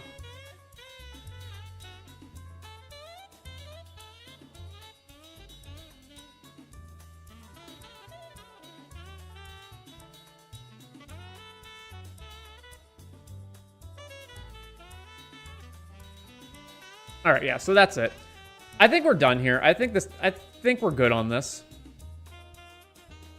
Brass's Tunnel Grinder might be fun. We don't need that. How many spells are we realistically delving for Treasure Cruise? So we've got 10 fetches and then 11, and so 28 spells that are going to our graveyard plus pitch evoke elementals. Okay, that's reasonable. What are your thoughts of Council's Judgment as removal in green-white? I think it's usually just worse than Stroke of Midnight because it's a sorcery speed and generous gift. I don't have Council's Judgment in a single deck. So, because it's automatically worse than Stroke, Gift, and Skyclave Apparition most of the time. I guess if you, for some reason, wanted a deck where you already have Stroke and Gift, and I guess you're in mono white, right? So you have access to nothing else. You're in mono white, you have Stroke, Gift, and you, for some reason, need a third piece of removal that can hit anything, and you don't want that card to be a creature, then it would be okay, but I haven't built a single deck that's like that.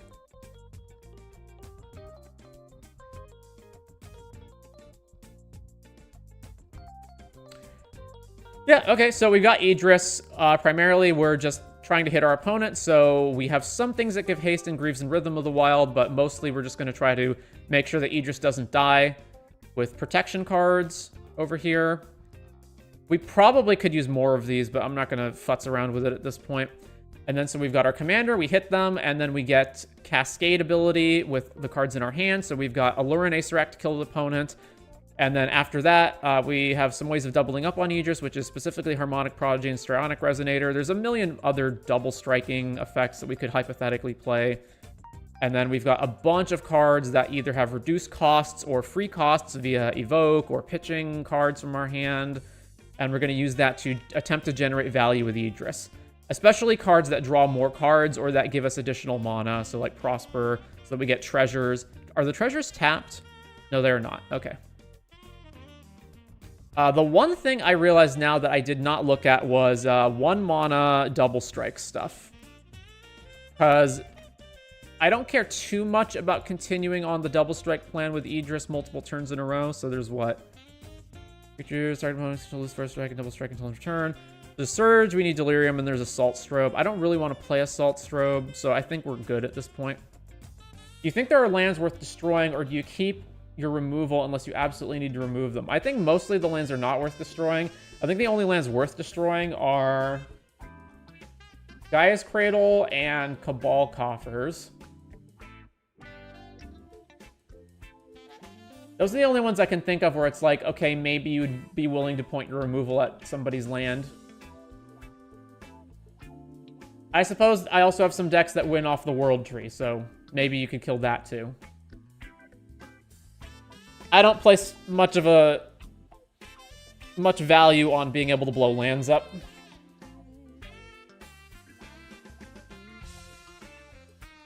I would say enemy number 1 is Gaia's Cradle, and enemy number 2 is Coffers. Glacial Chasm. What is Glacial Chasm again? It's like it prevents damage or from creatures or something. Creatures you control can't attack. Prevent all damage that would be dealt to you. That's irrelevant. They'll eventually run out of the life to pay for it unless they have some sort of like loam loop where they just keep playing it every turn. Even then, tons of combos win without damaging your opponent by attacking or like burning. Life draining effects get through this. Thassa's Oracle and any other win condition gets through this. Glacial Chasm's bad.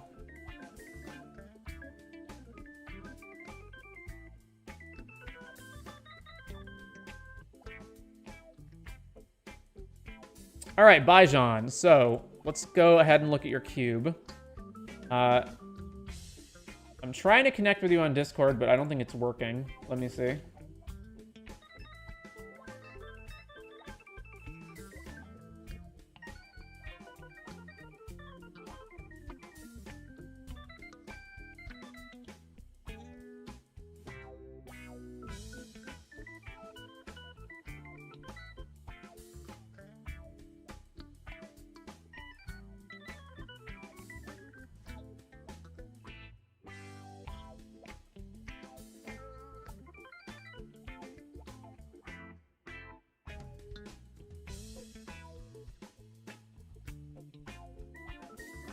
All right, Bijan, I'm trying to connect with you on Discord. Let me know if that goes through.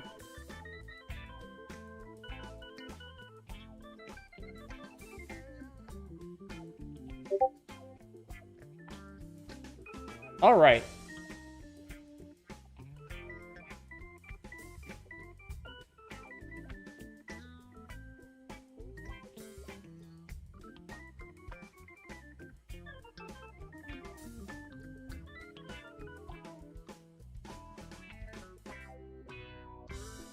One second while we connect here.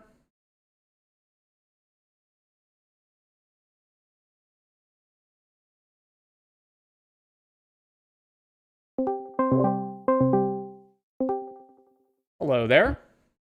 Hello, hello. Hello, welcome. So it's good to be speaking with you. So everyone in the chat, this is Bijan. Bijan. Bijan. Yeah, thank you, thank you. All right, so we're looking at your Fairytale themed synergy cube. Yes. Okay, so let me just go ahead and, I guess I should have read this ahead of time, but let me just go ahead and do that now. So a cube designed for flavor, high synergy, and diversity. Your magical journey begins here. Please read this since there are some special rules, both for beginners and experienced players, offering fun and straightforward mechanics and a variety of cross synergies that everyone can discover, as well as some niche, fun, secret combos that you can find. I gotta figure out how I add card images in here, like you've done for my own cube. There's like a syntax guide, but Gotcha. I can also show you after. Evolving Wilds and Fabled Passes can search for basic land types instead of basic lands. This allows for more color flexibility, dual lands, and to search for cards like Witch's Cottage. Okay. I'll just finish reading it before I start giving my thoughts. Aceling Leprechaun is a lucky, flavorful, but very useless card. So if you pick this card in a draft it face down. You may then turn it face up anytime in the draft once in the packs after to pick 2 cards from a pack. Aceling Leprechaun does not return to the pack. You still keep him.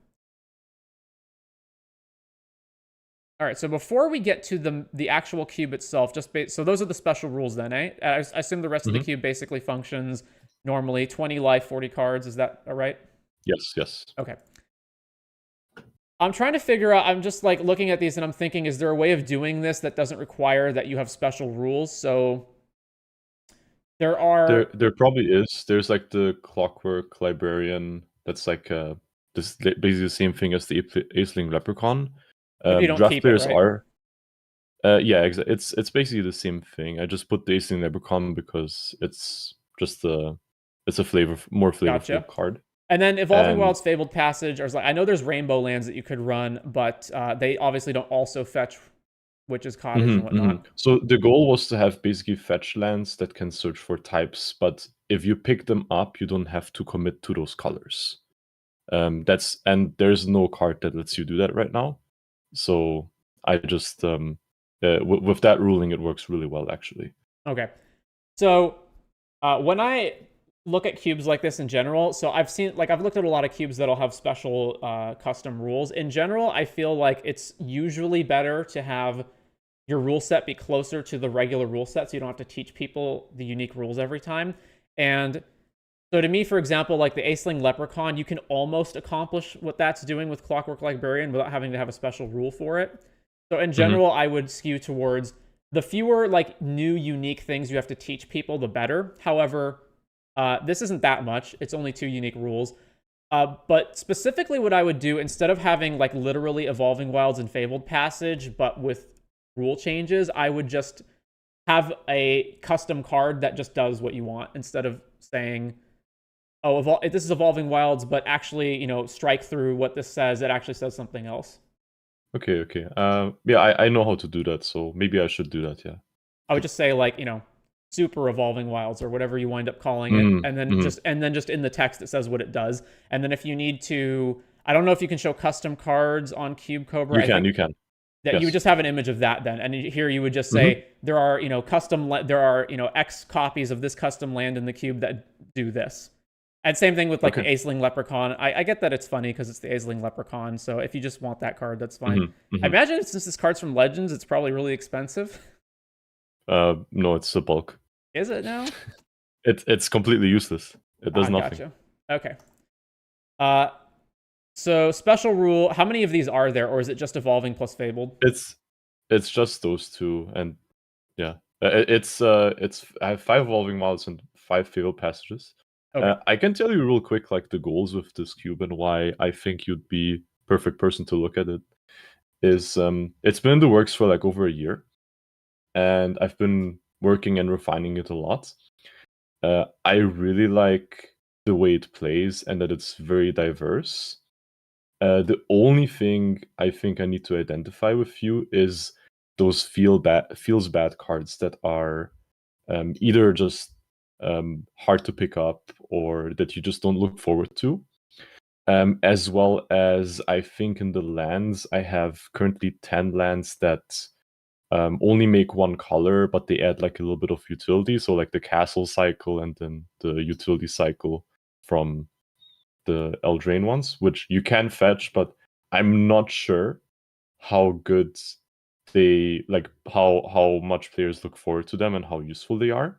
And I think that my thought process was, okay, you can put an extra card in without taking out one of your other cards when you draft, because you only have so many slots in your deck.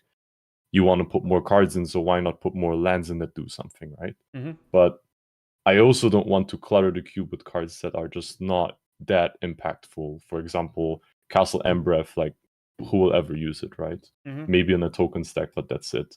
So that's what I want to identify with you. I'm pretty happy with the multicolored package.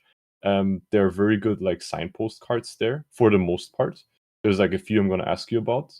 And otherwise, like from the colors, like which ones are just not that good, right? That's what I want to identify. So in general, I think there's 2 questions that you ask yourself whenever you have a card in a cube, and it's how exciting, fun, whatever is this card to actually draft and play with yourself, and then is it unfun to play against? And that's really what you're looking for. The first is this card actually exciting and fun? That's the first hurdle you have to clear, because if it's not, then why are we even running it? And then the second hurdle after that is, even if it is actually fun and exciting to draft this card, is it absolutely miserable to play against? Because then that might... Exactly, yeah. And then there's like the flavor aspect as well. Okay, so what is the goal with the cube? Like what are the themes, etc.?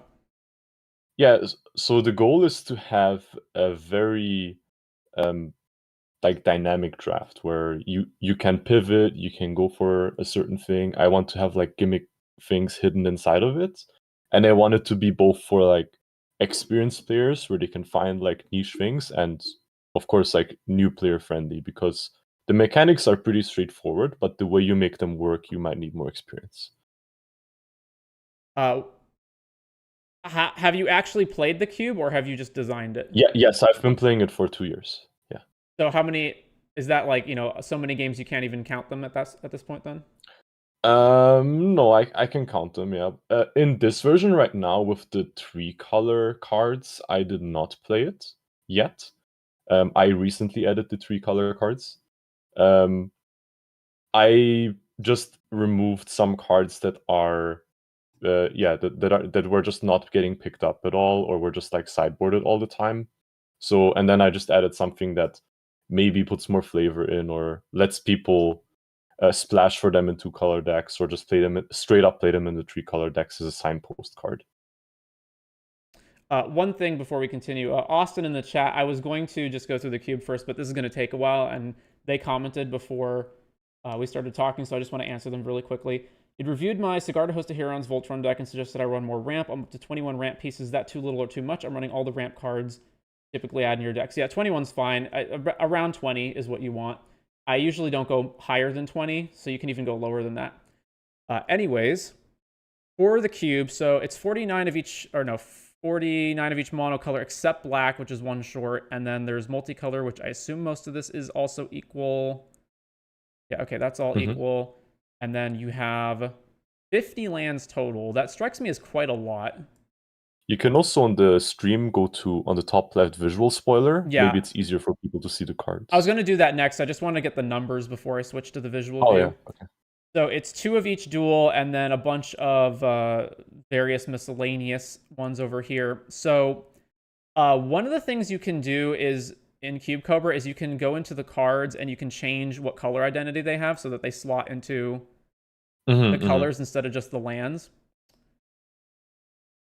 Okay, yeah, I did that with some of them. You can see it, they're on the bottom of the colors. Yeah, gingerbread, dwarven. I would do that as well with like the castles so that you get a better sense of which colors these cards are actually in. Let's see. Although I'm not sure if I want to keep the castles, but I'm going to ask you about that. So, okay, one thing with the castles, I know this from building my own cube, is that... So the idea is, well, wouldn't it be nice that I can pick a land as the card that I'm drafting and not another card, right? And then I can just put that land into my deck and it doesn't take up a card slot. The problem is most lands are designed are balanced with that in mind. So they're typically cards that you don't want to use a lot of the time. It varies from land to land. So like Locthwain is a lot better than, say, I don't know. These are all pretty balanced. But typically, you know, when you have one of these lands and you're paying a bunch of mana to activate it, it's because you've got nothing else to do, or you're in like top deck mode against your opponent. So usually the excitement is not in the lands. I think the castles may be an exception to that, specifically in 1v1 formats, but like the rest of this stuff, like the Evolving Wilds and the Fabled Passages, like these are cards that you just have to take them in order to get enough color fixing. They're not where the excitement is going to be found. Then you've got Vivids, Thriving. So obviously you're going for like a lower power level here because you don't have like the typical fetches and duels and whatnot, which is fine in a cube as long as everything is roughly equal in power level across the colors. Yeah. All right, let's take a look at, is it pretty equal in terms of mana values? 7 Dwarves has like a ton on 2, but otherwise it looks relatively even from what I can see. That's like the only exception, yeah.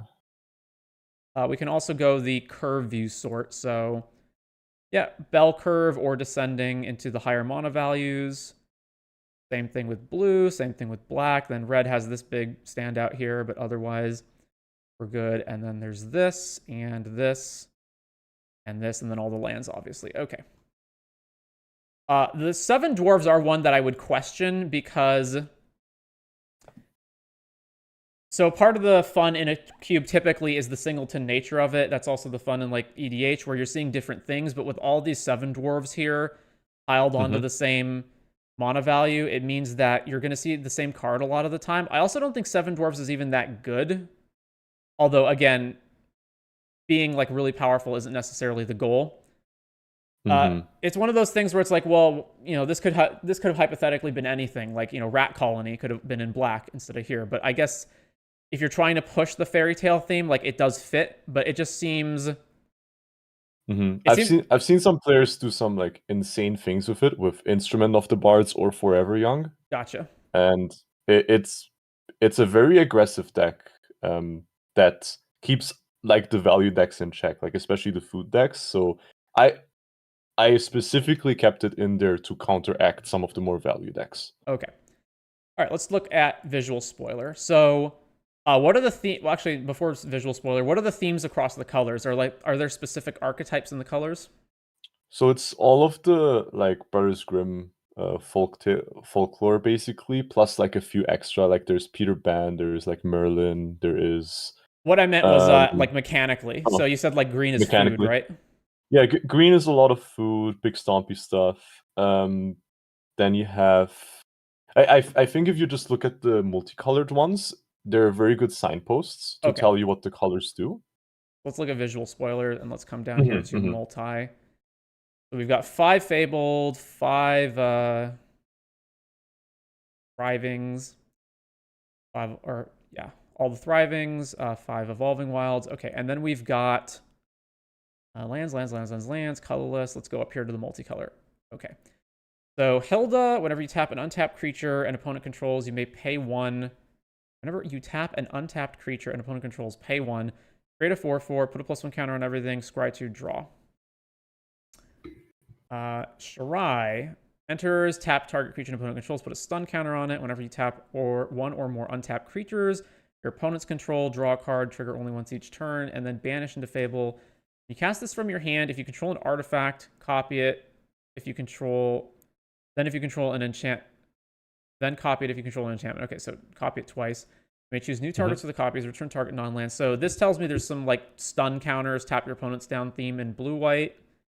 We've got Looter and Talion, Lockmere Serpent. Not really sure what the theme is from the Demure cards. The mirror is very control, and there's also a fairy sub-theme, which I did not want to include any heavy tribal with it, which, like, oh, fairies get +1/+1. I wanted it more to have, like, a feeling of a tribal without locking yourself into that tribe. Gotcha. And then I assume red-black is like sack, as usual. Jury, Totentons.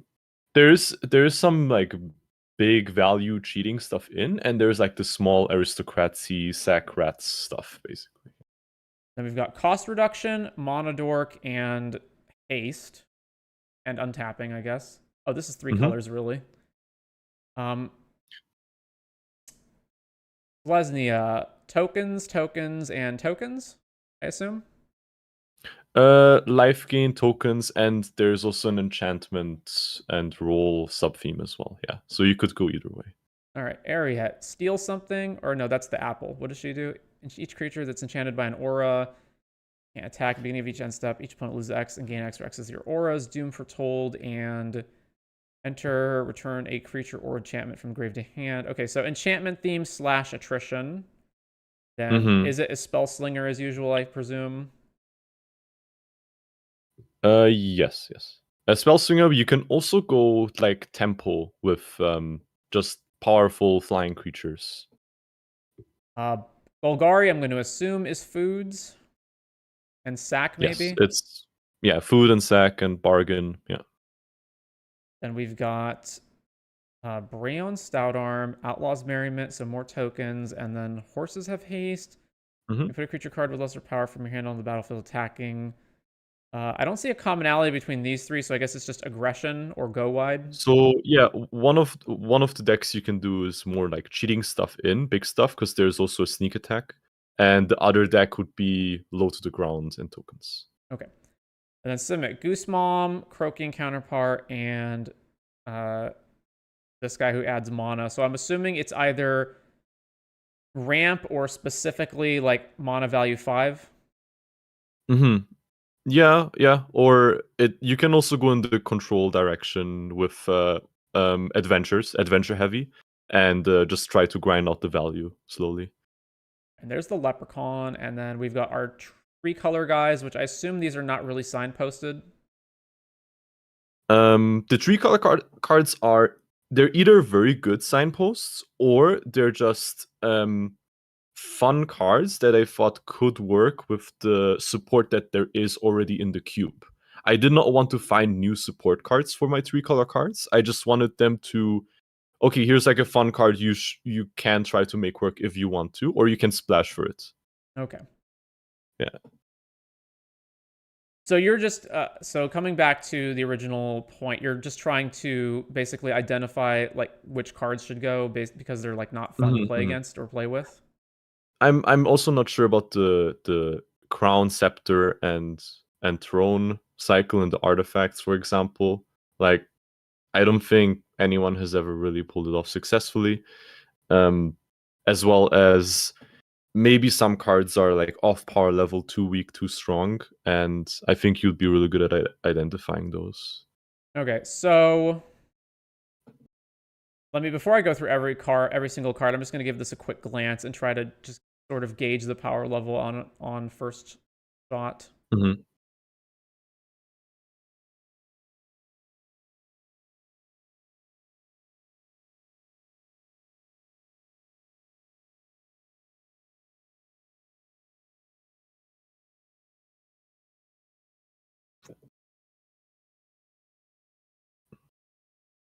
Okay, it looks roughly mid-power, even slightly leaning towards lower power, but with a few obvious standout cards that rise above that, like by a lot. Mm-hmm. Yes, and the rise above cards are like, they can be better, of course, but I made sure that there's only like so many cards that can be played with them, or that they're kind of equal in the colors, right? So if one card is like really flavorful, but it's really strong, then I have to make sure that the other colors get something that is equally as strong, right? And of course, just kind of balance it out with removal as well, because as long as there is removal, if there's like a card that's a lot stronger, it's okay. But if there's no removal, it's a problem. Mm. So basically, when you're building a cube, and I see your cube's 360 cards, I think there's two different things that you kind of want to evaluate, that come down to sort of personal preference when it comes to cube building. So one is, if you're a 360 card cube, then that means you're always going to see every card during the draft if you have 8 players. Whereas some people will build their cards at 540. That's typically the numbers. So that 540 is basically you see the majority of the cards, but there's still many cards that you don't see, so that you have a more of a different experience each time. So there's obviously trade-offs to both. 540 means you're going to get more unique experiences, more variants. The cube will remain fresher for longer because there are more like different cards in it, obviously. But the 360 has the benefit of, you know that you're going to see every card every time, so you can plan to grab specific synergies, whereas if your card's 540, maybe the card that you need the synergy with wasn't even included in the custom packs that you made, so you can't count on any specific synergies or combos. So those are basically the big difference there. And then there's also power levels. So the traditional cube, I would say, is the like Moto Vintage cube, which is basically play all the most powerful things, including often the like Power 9 and other busted reserve list cards from Alpha. That's like the typical cube. Now, obviously, there's lots of different variations. Yours is another pretty big variation. Sorry, you disconnected for a second. You still there? Yeah, I'm here. Okay. So I typically don't like the super powerful cubes, and that's because it often devolves into just everyone's grabbing like Moxen and all the best cards, and then there's such a huge gap in the power level of the cards that you wind up with this enormous amount of variance where the person who opened the super busted cards or multiple of the super busted cards is just way ahead of everyone else, and you have these gigantic power gaps in the pack where there's a Mox Sapphire and there's a Sol Ring, and then there's like Grim Lavamancer, or just cards that nobody cares about. It often creates a problem also where there's just like aggro decks can't even compete, because you can't compete with your aggro deck if you're playing like Storm with Yogg-Will and all that stuff. So I typically like lower powered cubes and for the power level to be more even.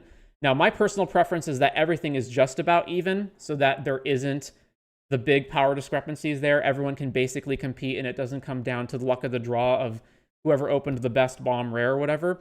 But there's trade-offs to that as well. One of the trade-offs is when you have cards at different power levels, it makes it easier to draft because you can identify which cards are better than others and pick those. And so, like, it gives you a tier list, basically. You don't have choice paralysis because you have 15 cards that are all roughly the same power level. Sometimes that gets solved by synergies. So the typical one is like Tribal, where you have certain cards that are in certain synergies, and therefore it doesn't really matter that cards are all roughly at the same power level because they all synergize with each other in different ways. That also has its own trade-offs, of course, because then you have this issue where okay, I'm in the elf deck, and so I'm going to take all the elves, and no one else is going to take any of the elves, and it becomes very prescriptive and kind of rote the way you draft the cards. So here it looks like you have taken, like, there are themes, but the cards aren't specifically like, this card is only good in X deck. I mean, there's probably some variation to that. Like there is like 5 or so cards where I Mhm. would say they, for example, Happily Ever After and Plain White Celebration. That's an example where Happily Ever After only really works if you have the Plain White Celebration. Otherwise, it's pretty much impossible to make the card work. Otherwise, it's a 3-mana gain life, draw a card. Okay, so immediately the cards that I would identify as being like way above the curve of everything else. Let me see here. Oh, so there's also, so important to note, like Rosy Cotton. So Rosy Cotton is an obvious card that is a combo piece that triggers with Scurry Oak. I don't know if you also have Scurry Oak in here or not. I do not, but there might be something similar. I did not really look, but I don't think there is. Like for me personally, I hate 2-card combos in Cube. It's like you spend all this time drafting, and then your opponent just goes Kiki, or just goes, Twin, Splinter Twin, Exarch, I win the game. The thing with the combo cards is even just having them in the cube can lead people to assume that the combo piece is also in the cube just because they're there. Like, you might have Kiki Jiki in your cube, for example, because Kiki Jiki is like this awesome fun card that copies stuff, but then people will just naturally assume then that you're also going to have Deceiver, Exarch, Pestermite, like the other things that go with it. So, I mean, you can mitigate that by saying, like, you can say up front, like, there's no combos in this cube, or there's no, like, infinite combos if you don't want that. I'm just saying in general, I tend to steer away from cards like Rosy Cotton, but you're a food theme cube here, so it's probably fine. I'm just saying if you have the choice between like this or something else that's similar but isn't a combo piece, I would tend towards that other card. Okay. That's a good suggestion. As far as the other power levels of the cards in here, let me see. White so far seems okay.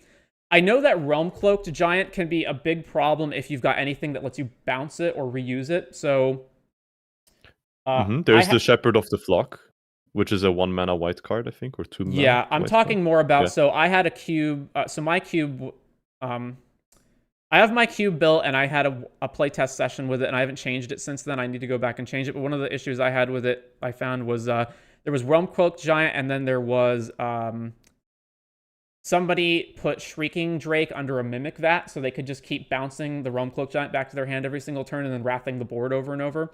So that's another thing to keep careful of. So if you have a card like Realm Cloaked Giant in your cube, you don't want cards like Crystal Shard or other things that are going to let you keep bouncing creatures forever. Unfortunately, I do have a few bounce. Like I have Runaway Together, I have the Shepherd. Those are fine because they're one-offs, because you just bounce it once and you're done. I'm talking ways that you can repeatedly just keep bouncing it over and over and over. Maybe Baron? Baron, you at least have to sack something for it, though, right? And if you did, and if you did cast off, then Baron would die, so you wouldn't be able to keep going. Okay. Then do you think it should be fine? Yeah, it's fine. Okay. But specifically, another thing to talk about is sweepers in Limited. So sweepers in Limited have the problem of there's really no way to play around them. So in general, but you still need them, because you still need ways of mitigating the person who just gets way ahead on the board. So typically, when you're going to have sweepers in Limited, what you want is sweepers that have some sort of rebate or don't actually kill everything. So some typical sweepers that I can think of off the top of my head might be something like Battle of Bywater, where it only kills creatures above a certain power, and then everything else survives. That one also makes food, incidentally. Or Extinction Event, where you only kill the odds or evens, but then everything else lives. Or you might have cards like No Witnesses, where I forget exactly what that card does. I think it rebates you with a clue if you sweep the board. So the basic idea being, like, if we're playing Limited, I can't assume that you drafted a sweeper, like one of the few sweepers in the pool, and I also can't really play around that. Like, you have creatures, I have creatures. I can't stop putting more stuff on the board.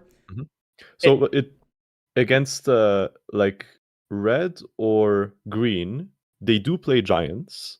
So then automatically, like, it's a little bit weaker because you can't get rid of their biggest creature or creatures.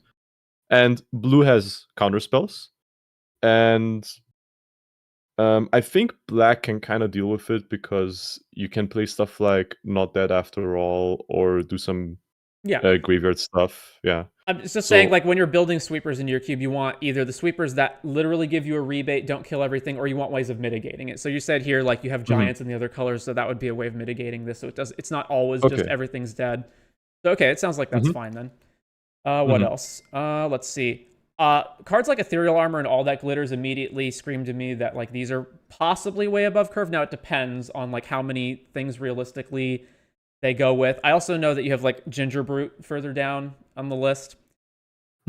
These cards, so I'm most familiar with them in terms of how they play in Pauper, which is obviously a lot more consistent because you get 4 copies. But these types of cards tend to lend themselves to really bad play patterns where you just go play all the synergy cards, play something with evasion, slap All That Glitters on it. You basically have to have a removal spell right away or you're dead. They don't necessarily lead to that, so it might still be fine. I would need to play it, and if your experiences playing the cube tell you that these are not problem cards, then that's fine. But these are ones that I would look out as basically big red flag cards. In this deck, most artifacts and enchantments are more towards the control-y and slower side. There's not really any like super fast ones. If you like skim through it, you can see. Okay. So basically, either you have these ones just like as an extra boost or support card, or if you are playing around them, you need to find a way to make the what is it? The roll tokens. It is, yeah. Okay. Which it can be an aggressive deck, but then you're putting all your eggs in one basket, and this cube does have good removal. You mentioned Happily Ever After doesn't function unless you also have Plain White Celebration. Yeah, it's kind of like a gimmick thing, and it's also not guaranteed once you have both of them. It's you kind of have to make them work. That's also the kind of thing I would get rid of, where you have it's fine to have synergies, and in fact, you want synergies, but what you don't want is cards that are just completely worthless unless you have another exactly specific card. Because it basically means that nobody's going to take this card unless they already have the other card that goes with it, and vice versa. And it basically makes them either free picks or dead cards. So maybe somebody else takes Plain White Celebration because it's just like a fine payoff on like the higher end of the green curve if you're playing the ramp deck. And then this card winds up being just junk for the rest of the cube. Specifically also, if I'm jumping ahead on curve here, Cauldron Familiar, I assume Witch's Oven is in here. Yeah, Cauldron Familiar Witch's Oven is just an awful play pattern. It's really, really miserable. Once you get it, your opponent can basically never deal with it, and then it just becomes a matter of you got to kill them now before the Cauldron Familiar pings them to death, and it gives them a free blocker every turn on top of that. So again, like food, Fairytale theme, I would get rid of one or the other. Probably the Familiar and keep Witch's Oven. Okay. All right, let's come back over here to white. So then we've got these ones. This is all fine. Is there a mill theme because of Secret Keeper? What the Secret Keeper? Oh, Secret Keeper mills, right? Yeah. I guess it's fine if it's just in here to be like a blocker, and then sometimes you can. It's a blocker and it's an adventure, so you can do like all the prowess stuff and everything as well. And otherwise, I don't know. Like if you're playing Sultai. I mean, it's fine if there's no mill theme, but so as an example, there's like, not specifically a mill theme, no. Yeah. So like in Duskmorn draft, for example, there is there's Scrabbling Skull Crab, I think was what it's called, and Mind Skinner, and Mind Skinner's a rare. And those cards are actually good enough that you can mill your opponent out with just those, and so there don't need to be other mill cards. So you don't necessarily have to have a mill theme. I would just say a one-off mill 4 is not really that great. So if I could... Well, there's the Likeness Looter in like blue-black. And there is some synergies with Sultai where... Oh, with Abzan and Sultai. Yes, Abzan and Sultai have both like Surveil or Mill themes where so you it's can more just milling stuff. yourself than it is your opponent. Yes. Okay. Or in grindy games, you can mill your opponent if you think you can you can mill them out, but you would have to bounce it a lot of times. For example, with Baron and Secret Keeper. I realize I You should can be taking notes here.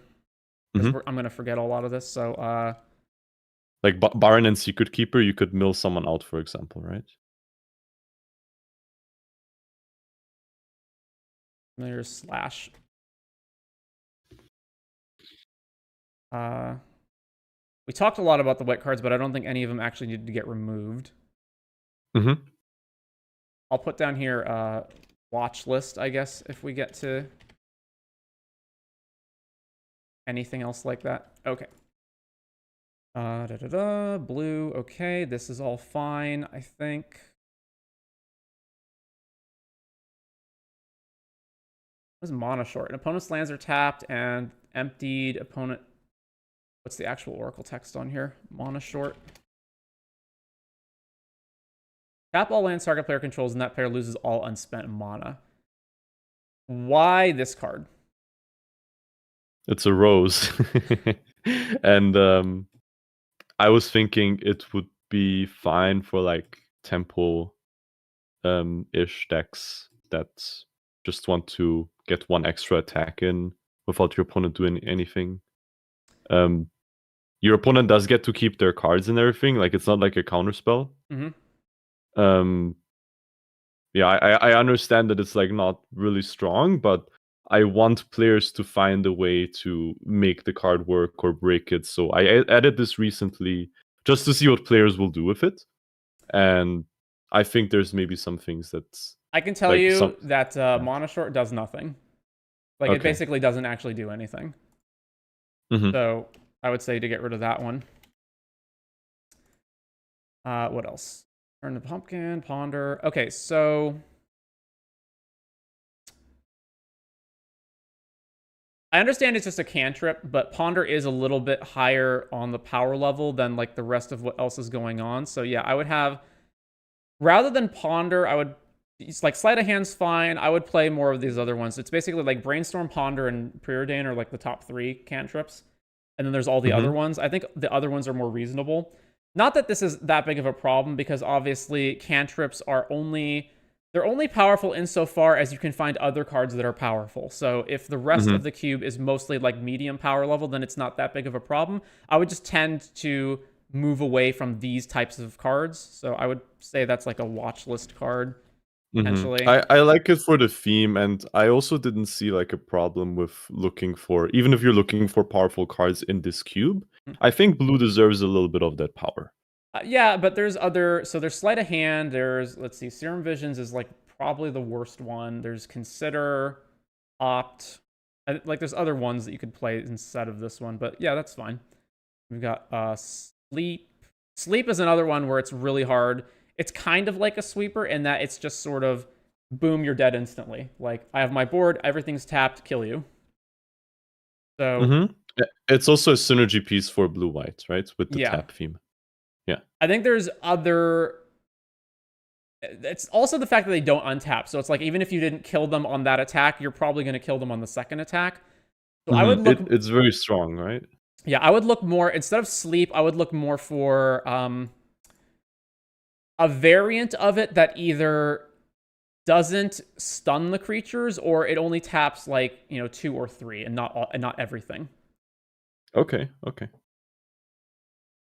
I wouldn't say to take it out outright, though, because... So a lot of this is obviously going to be... I'm just looking at this from the outside as somebody who hasn't actually run this cube, and you obviously have a lot more experience with it. So I can only give what my outside take on this is. So obviously, if I'm saying like, hey, this card's, it's no good, it's a bad play pattern, and you say, well, actually, my experience says this is actually really fun, like, then your experience wins over my perception. I don't know how you think about this, but from playing it, or even just from looking at it, the strongest decks have always been, or the most consistent, I'd say, is the food black green with the troll that can always come back from the graveyard just by sacrificing foods, and like they have just these really big sticky creatures like black green, right? And also food, so they're hard to rush down, and it's very value oriented. So cards like Sleep kind of counteract that in a way where if you just play value creatures, you're just gonna get attacked by the small ones with stuff like sleep or tapping them down, right? But I understand what you're saying, that sleep is like too strong because it hits every other deck as well. And you're not just tapping down one or two creatures, you're tapping down all of them. So I totally get what you said. I'm gonna look for at multiple things. It should be in I guess it should be in blue to replace that card. It doesn't have to be in blue though, because there's white It cards should that do also it be too. on theme art-wise, of course. Color white or blue. It's ID white blue. So let's see. It doesn't have to be an instant.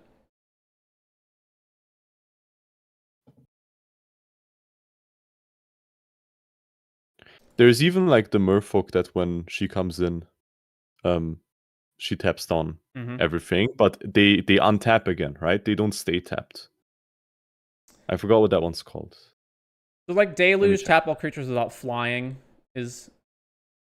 would be one option here. I say that's kind of does something similar. Succumb to the cold, tap 2 things, and they're stunned, but you're not tapping everything. I specifically looked up 3 mana because I figured that would be pretty close, and I figured 4 might be too much for that effect. So I would look at, I would basically do a search for here and maybe try to pick one of these cards as something that could be potentially more balanced than Sleep.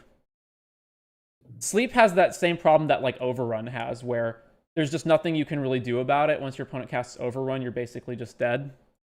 So yeah, something more along the lines of that.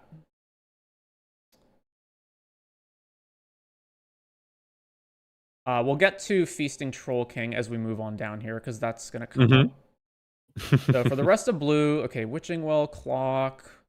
I really, really don't like Curiosity effects for one of the other reasons I put earlier, and the same reason that I don't like All That Glitters, which is you slap it on an evasion creature and then just start beating your opponent, and you're drawing an extra card every turn. And if your opponent doesn't have the removal spell for the Curiosity creature, then they're just going to lose. I think they're okay once they're at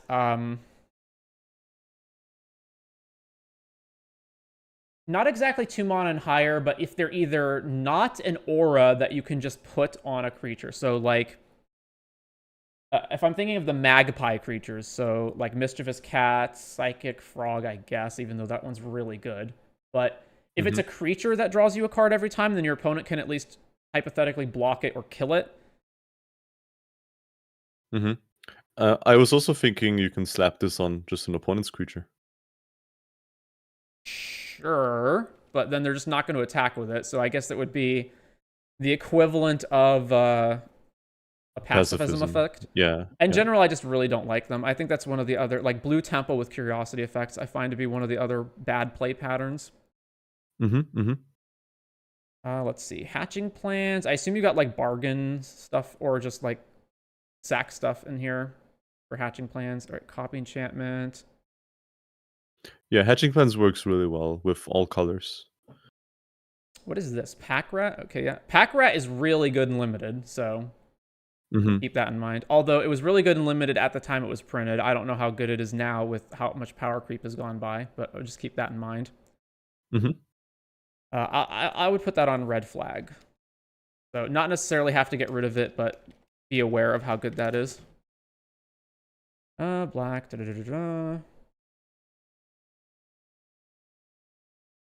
Ankle, Clackbridge Troll, okay. Conrad, Witch Kite. Yeah, I love Witch Kite. Not dead. This is all fine. So the end, is this just an answer to 7 Dwarves? Or what? Ish, yeah. Yeah. Okay. Basically. Okay. Beseech because otherwise it just removes only one thing, right? Right. At the end. Okay. Bitter Blossom also strikes me as being really good, although it's probably not too good that it has to go, but I'd keep that one on the watch list. With stuff like Curiosity, I understand now, yeah. Turn 2 Bitter Blossom, turn 3 Curiosity, keep up Counterspell.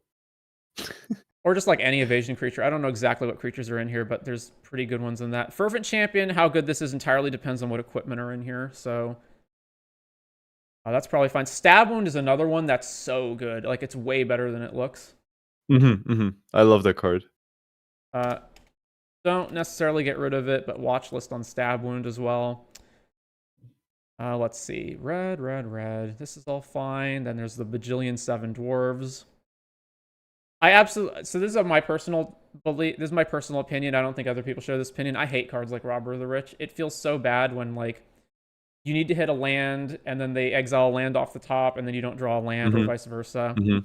Yeah, it's the Ragavan problem. Yeah, I understand it. Yeah. Although it's like the only Robin Hood like representative in there, so yeah, it's theme wise. That also seems to be more of a me thing. Like, I've never heard anybody else really hate cards like this the same way I do. But okay, yeah. Bone Crusher's really, really good. So that's another one that I would definitely watch list. It's also a giant, which makes it not as which makes it relevant for Realm Cloak Giant. But that's just one I would keep my eye on. Let's see. The rest of this is fine. There's other cards like Hamlet Back Goliath that I think are not good so this has the opposite problem of being actually bad, because the fact that it's a huge creature is not really that relevant when, one, it's so expensive to begin with, and two, your opponent could just chump it. Like, it doesn't have trample or anything. There is fling / tap to deal damage effects. Is it in here for that, or is it in here to be a giant? Because I think there's better giants that you could run than this guy. It's in there for like the art, but also I made it work with especially the red-white cards, and there's also an aura that lets you tap it to deal damage. Okay. I will add that over here. Hamlet Back Goliath. Let's see. Realm Sorcerer Hellkite. Flying Haste. ETB. If you bargained it, you add 4 mana back and then deals 1 damage to a target. Okay. Coin Flick. Just a solid creature. You do have to be careful with effects like this where you can just repeatedly kill stuff, even if they're small, but the dragon itself is already 6 mana, so that's probably fine. Let's see. This is all good. Goblin Bombardment also strikes me as being incredibly good. Yeah. Goblin Bombardment, it would depend on, again, I would have to play the cube to actually see how good that is, but being able to, for free, shoot anything and turn... It also has, like, the Mayhem Devil problem of once you have this down, your opponent can't meaningfully interact with anything that you have anymore, because all removal spells just turn into actually burn you in the face. So, Goblin Bombardment, watch list that one. Sneak Attack... It is difficult to make the amount of creatures that you need to really lock out your opponent, though. Okay. Sneak Attack is another one that sounds super good, although obviously you don't have, like, Emrakul and, all the... Exactly, yeah, you're sneaking attacking, like, the dragons and the giants, yeah. I would also put that on a watch list in terms of, like... So this watch list, I would say, is basically just try to keep these cards in mind when you're playing it and try to notice if they're too good or bad. Burning Anger, okay, that's fine. Edgewall Innkeeper, entirely depends on how many adventures are in here and how expensive those adventures are. Then... Goose, okay, that's fine. Lovestruck Beast's pretty good, but probably not too good. Yeah, Feasting Troll King might be another one where I don't know how hard it is to get rid of this. Ways of mitigating it if it's a problem would be either exile-based removal or just ways to eat the graveyard, like Skoos or something. I mean, Tempo decks can also just bounce it or fly over it too, as well as White-Red can overrun it. Yeah. The Troll King for the watch list probably doesn't need to go, but I know Gruff Triplets is supposed to be really good in Limited. I didn't play Eldraine Limited though. Like, no one actually like broke it yet, but I actually was always looking for the card like in the first few packs just to see what I can do with it, but I was not able to do it yet.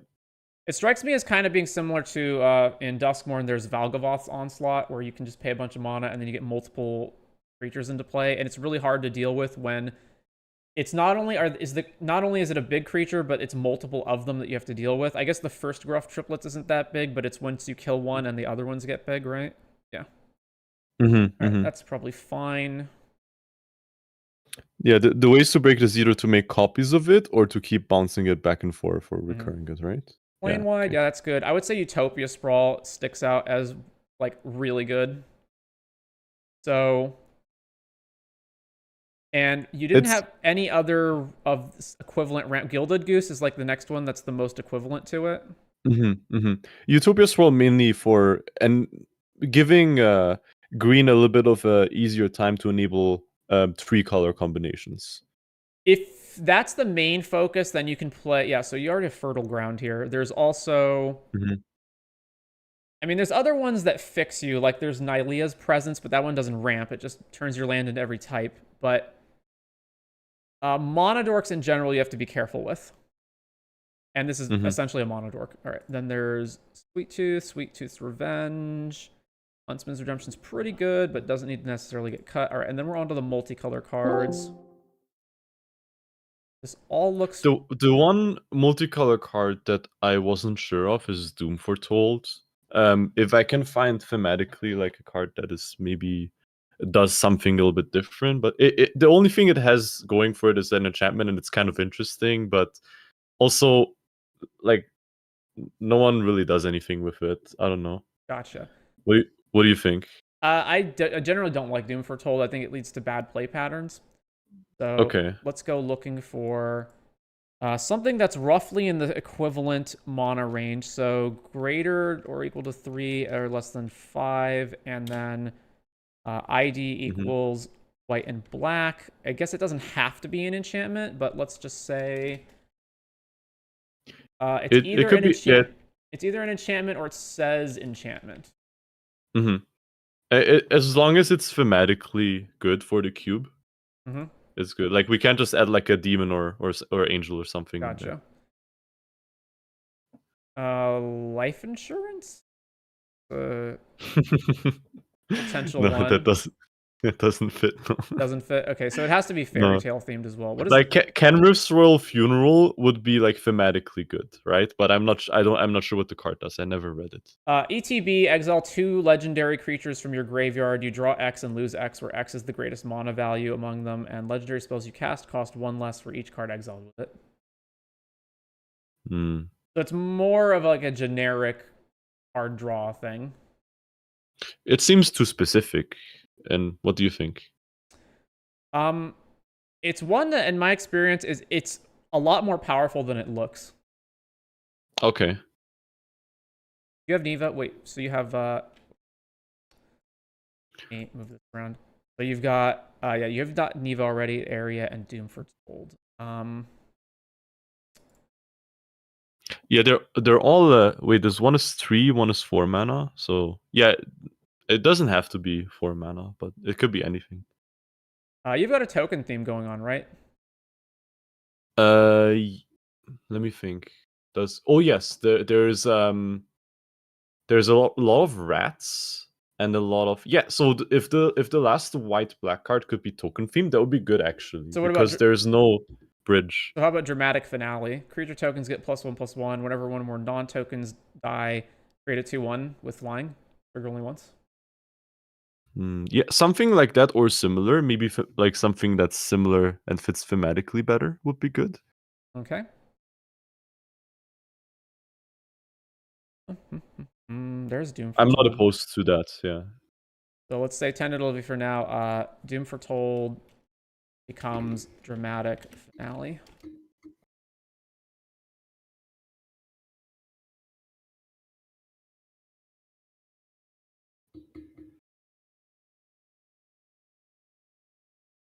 I think that's the most fitting one out of this criteria. I don't like the mana cost on it, though. It's not like cube friendly. Gotcha. It locks you into the colors with no flexibility, where I don't have a single other card that does that. All right, so I've said no enchantment for this time, so we can see what our other options around here are. Let's see.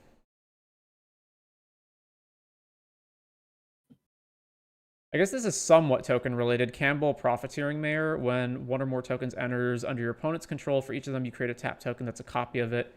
Trigger only once per turn, and whenever one or more tokens enter the battlefield under your control, drain one. I'll keep that one in mind. Yeah. Slash Campbell Profiteering Mayor.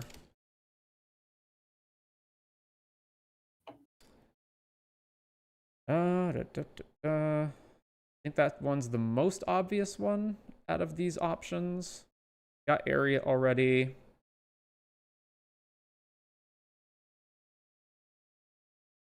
That's probably the most one that's on theme, unless you want to play Lingering Souls, but that seems off theme. Yeah. Okay. Back to the cube. So moving on, there's Sprite Dragon, Johan, Apprentice Folly. I'm familiar with some of these cards and not familiar with others, so I'm kind of just glancing through here. Stout Arm, Shadowfax. So that's another cheaty type thing, similar to Sneak Attack. This makes tokens. Okay, that's fine. Marchesa.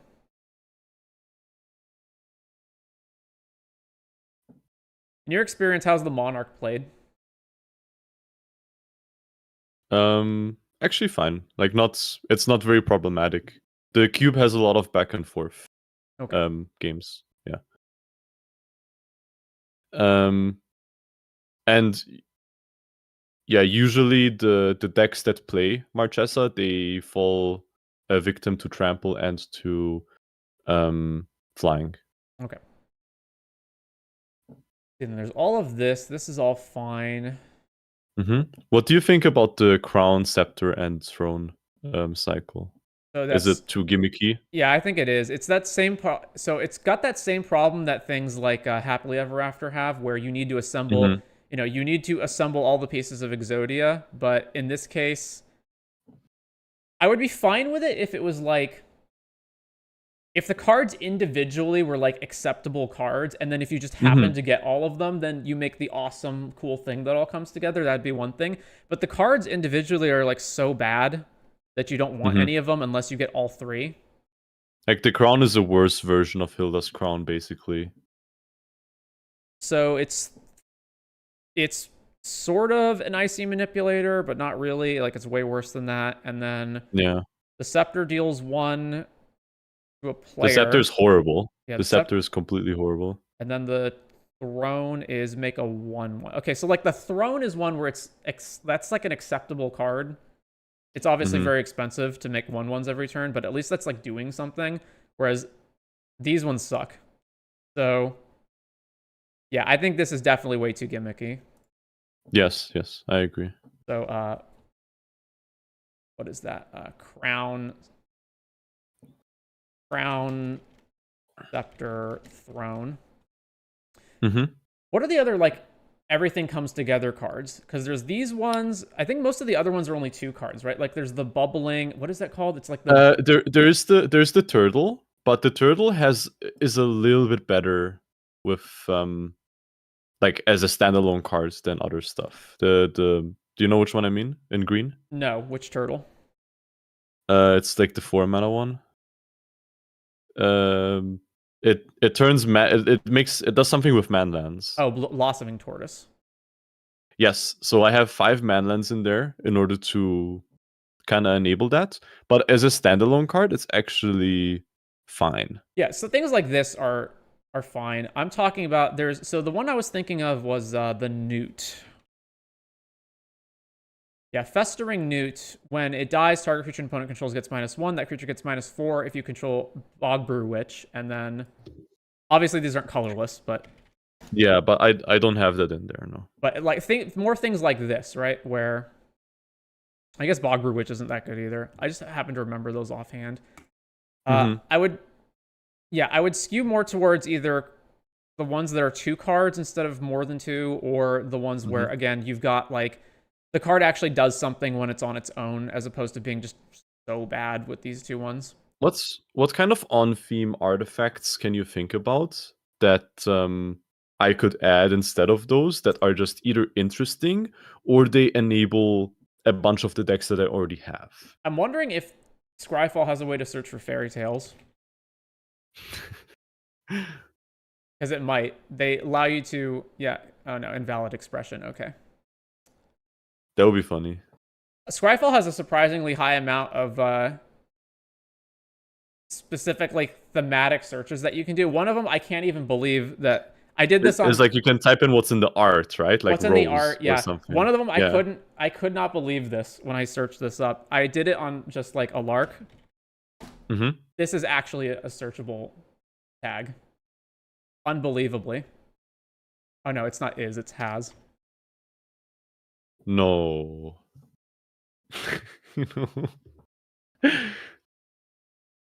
Come on, I did it before. Really? I guess they changed it. I was actually able to search this up before. Okay, I wonder what kind of cube you were making with that search. I was trying to people complain that I won't make vanilla commanders. I was trying to turn Tobias Andrian into, like, you know, a Giga Chad meme, basically. And I was just searching for, like, all the hot women on cards I could find. I eventually abandoned the idea, but I wonder if has Fairytale would be. No. Maybe I'm getting the wrong syntax on here. I know there's a way to do this. So there's, yeah, extra, funny, and then tagger tags. So extras, yeah, that's mechanical. I know there's, like, yeah, flavor stuff that you can search for. Artist flavor text and watermarks. Orzhov artists. Game paper. There's probably not going to be anything like that. You'd probably be stuck searching for Fairytale sets like Eldraine. Yeah. The two Eldraine sets, and then is there any other Fairytale theme stuff? Like some of the Lorvin stuff, but not in the artifact department. It's not that much. All right, let's go with maybe Strixhaven. Maybe there's like some book or something. I don't know. I need the set codes. So sometimes the secret layers, right? Like for example, what they did with the Princess Bride ones. Those were pretty good. Color, or I guess, yeah, no. ID equals C. I just need the set codes. So there's Eldraine, Woe, or what's the original Eldraine I guess CLB.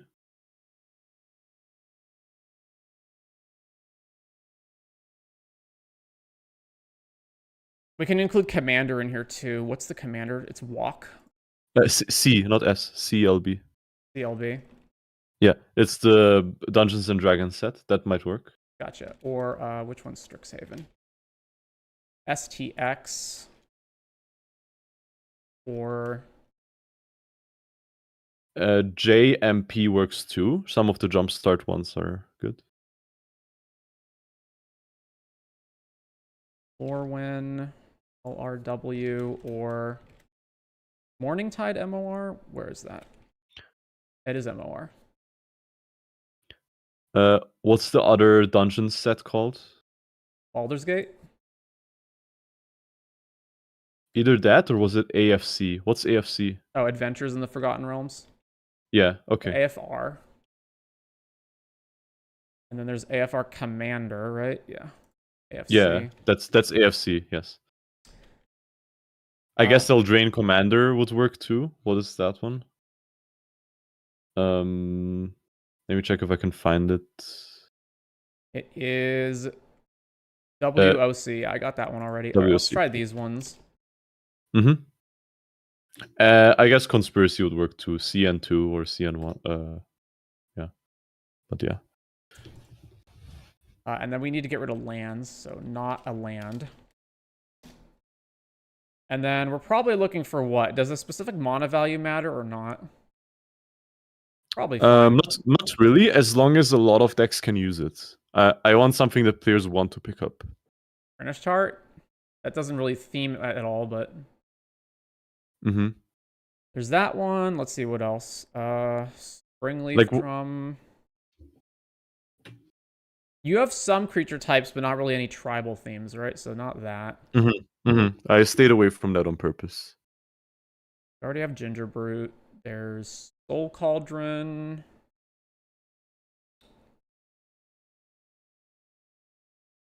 You have Sir Ginger? Yes. Yeah, you do. Okay.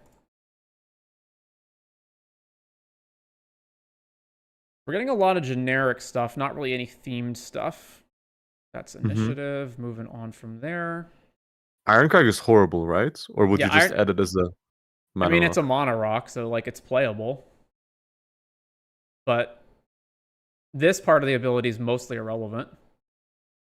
You could add it though if you're just looking for something. I imagine our choices are going to be slim pickings based on our criteria here. You have the Hilda Crown? Yes, you do. The apple, potentially. The apple's really good, though. Oh, you do have the apple. The apple's in, yeah. I like that one.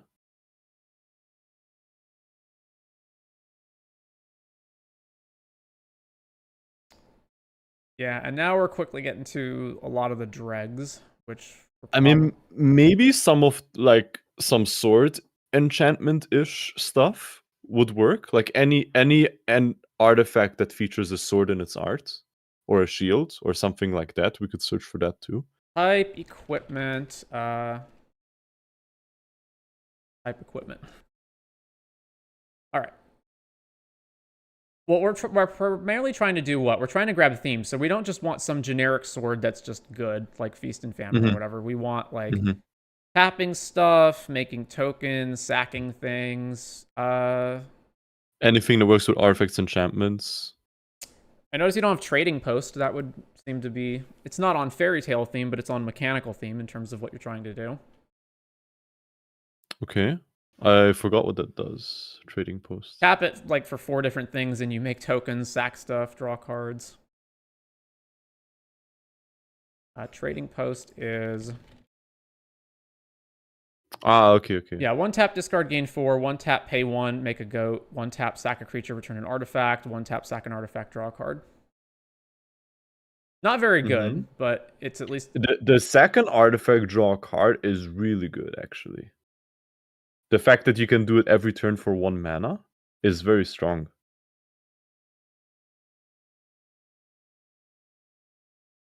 You have Excalibur and... Okay.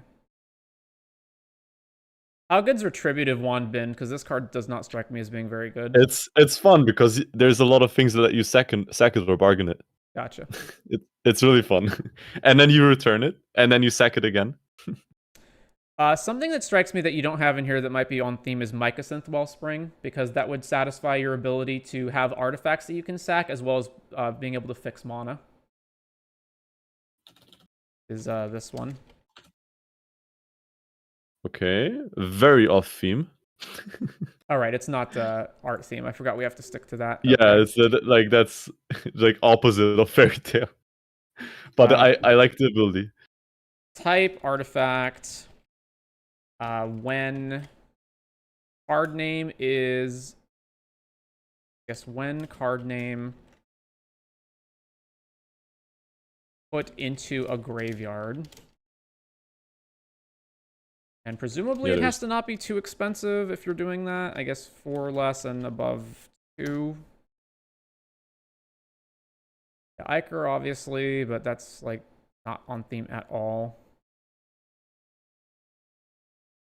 Would Lembas work for you since it's a food already? Lembas would be a consideration, yeah. Okay. Scry 1, then draw a card, so it cycles itself, and then what does it do when... It puts itself into your deck, so you don't deck out ever. As long as you have it, basically. Well, you do deck out because you'll keep drawing from it, but... Okay. It keeps putting itself back. Isn't it kind of boring, though? It is boring, yes. It's very boring. Okay, then...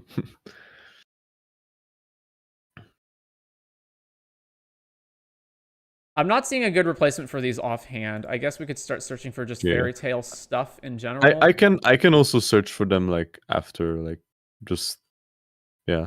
Sure. other stuff I find. Could you look at the lands? Yeah, okay, so you've got the Tango lands and fetchable tap lands. Yes, which is half a cycle only. The other one, the Zendikar one, or whatever they are. Yeah, these ones, so the evolving wild, the like fake evolving wilds in your cube, they fetch these, right? Yes, yes. Okay. And then And the other, what are they called? Fable Passers even untap them. okay, and then there is the Restless Man lands, and so it's basically it's the Tango lands in Allied, and then the Man lands in Enemy, right? Yeah. Also, I didn't want to overdo it with the man lands. I think 5 is enough. okay. And I think these are some of the better ones. And they're also on theme. Yeah, okay, so obviously not the best man lands, but in terms of power level, that's fine. In my cube in particular, I also intentionally picked lower power level man lands or not man lands, dual lands, because I do think there should be a cost to running multiple colors, especially when you get past 2 colors. Exactly. So this is all fine. I question why Cascading Cataracts is here, just because the rainbow. Cascading Cataracts is one of the only cards that makes it a little bit easier to play 5 colors. Because there's like the Princess and the Kenrith. So like Kenrith works with like any deck, it doesn't matter what, but especially the Princess, like in case someone wants to pull that one off, the Cascading Cataracts is in here. Okay. And there's all the castles. The castles are okay. Okay. Like, they're fine. So you think like my thought process with adding those was valid? Yeah, they're fine. With, like you can add like an extra card. Okay, good. The green one's probably the worst one in limited. I agree. Yeah. So just because you have like just because you have castles in the cube doesn't necessarily mean that you need all 5. So instead of Castle Garenbrig, like you might want the Shire, because it's a land that can create food tokens. And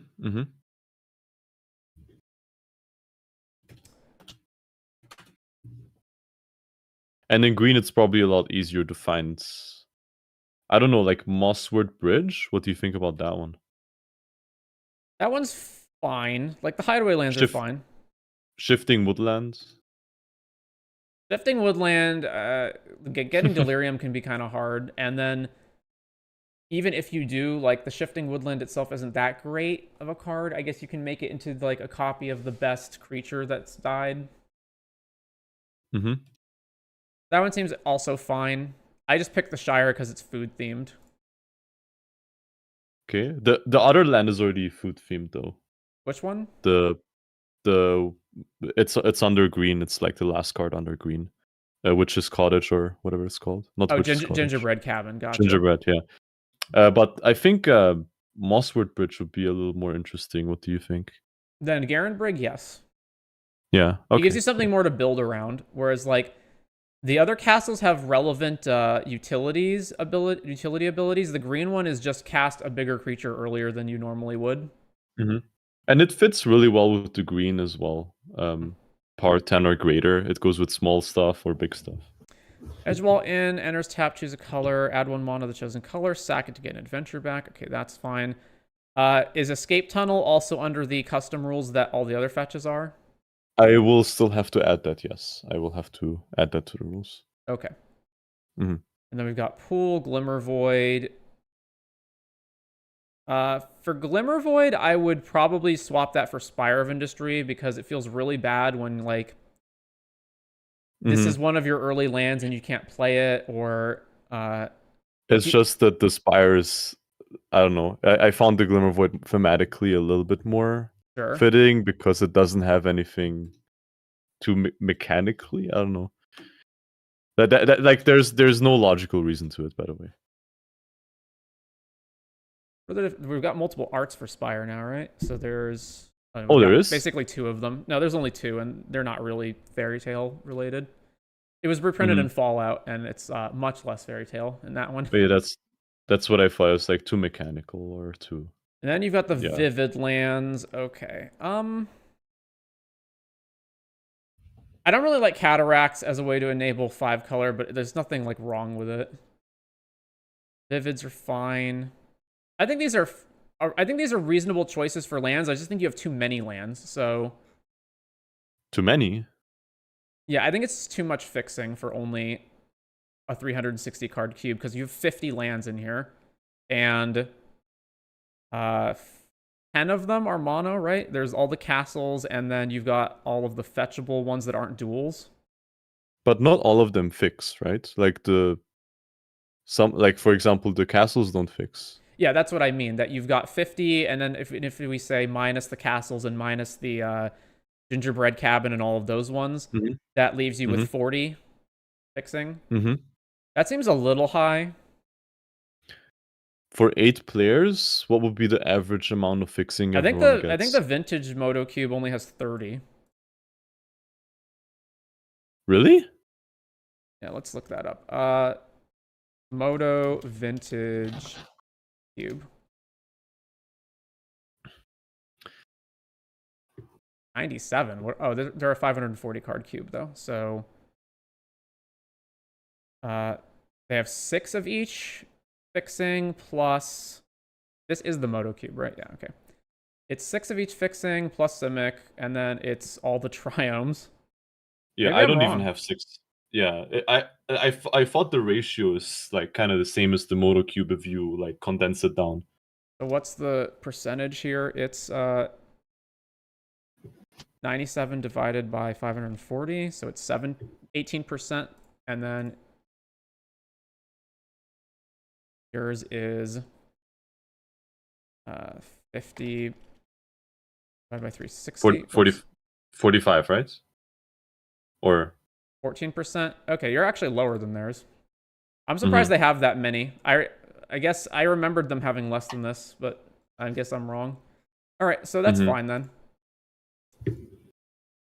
And I also have like 3-color cards in a cube that like is not like super high power, so there's not a lot of cards that like reanimate or cheat them in or whatever. So I want to just make people able to splash, right? Like if you have 2 colors plus a splash. I also like that you haven't put in too many tricolor cards. There's only 1 per combination, right? Yeah. And I did that recently too. They used to be only 3. Yeah, because when you have these, it gets into an area where there may not even be any player in the draft who's in exactly those 3 colors, and if there is, then nobody else is taking this card, so they just become free picks. So you do want to have the lowest amount of 3+ color cards, and 1 of each is fine here.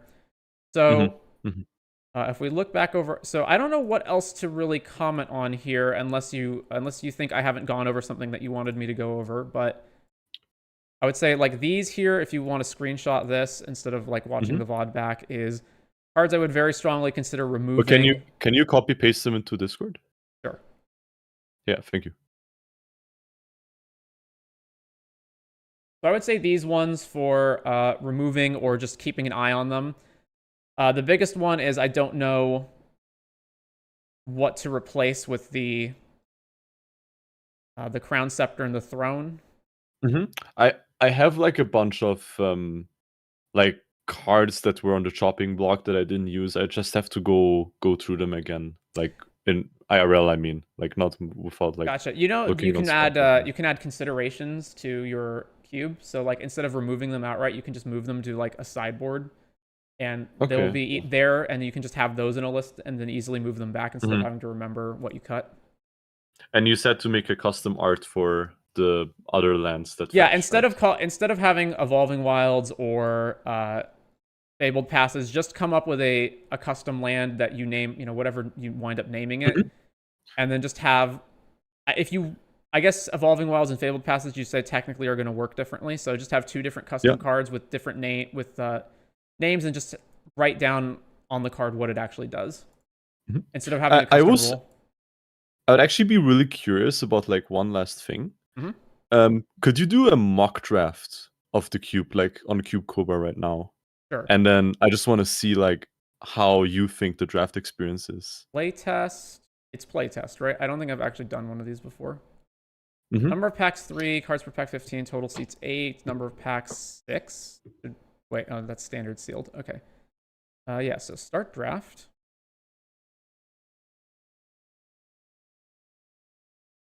Me, bot, bot, bot, bot, bot. Okay, start the draft. Do I not have this fixed? This might be a problem. All right, let's refresh the page. Yeah, sometimes it bugs out. Oh, no, I have a plugin called NoScript that shuts off Flash and like a bunch of other stuff. Mm-hmm. Okay, so let's see. This would be pack number 1. What would I pick from here? Ever After, Duels.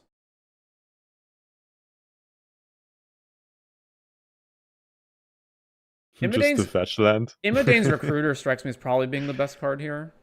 So I'd probably take that. Right, pick this. Whining Twins is really good. It's off color from what we're just doing, though. I guess it's not entire. No, yeah. I guess we don't have to run the blue side. Then there's, let's see. Picnic Ruiner. Distribute 3 counters. Whenever it attacks while you control a creature with power 4 or greater against double strike.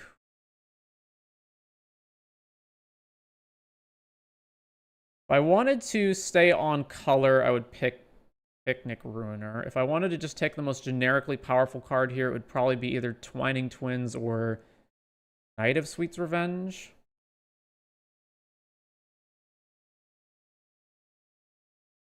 I don't think I need to stick to this just because I picked it first. So I'm going to go ahead and take Twining Twins. Corvold. 1 less for each card type among permanents you sack this turn. Gumdrop. Dual land. What does this guy do? Enters the battlefield if you bargained it, drain 3. None of this fits into what we're doing. I guess Corvold's hypothetically strong. Deal combat damage to a player, put X counters on it. Draw X, where X is the number of delirium in your graveyard. Permanent types. Okay, so not delirium, permanent types. Among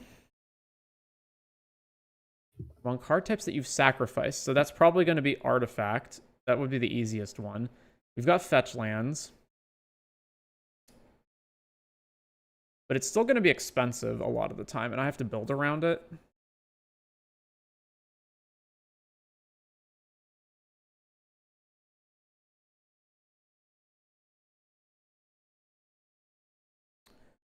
Maybe Claim or the dual land.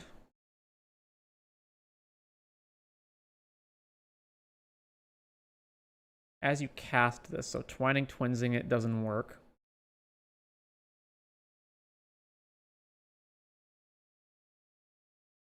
Twining Twins works pretty well with Gumdrop Poisoner, although again it's off color.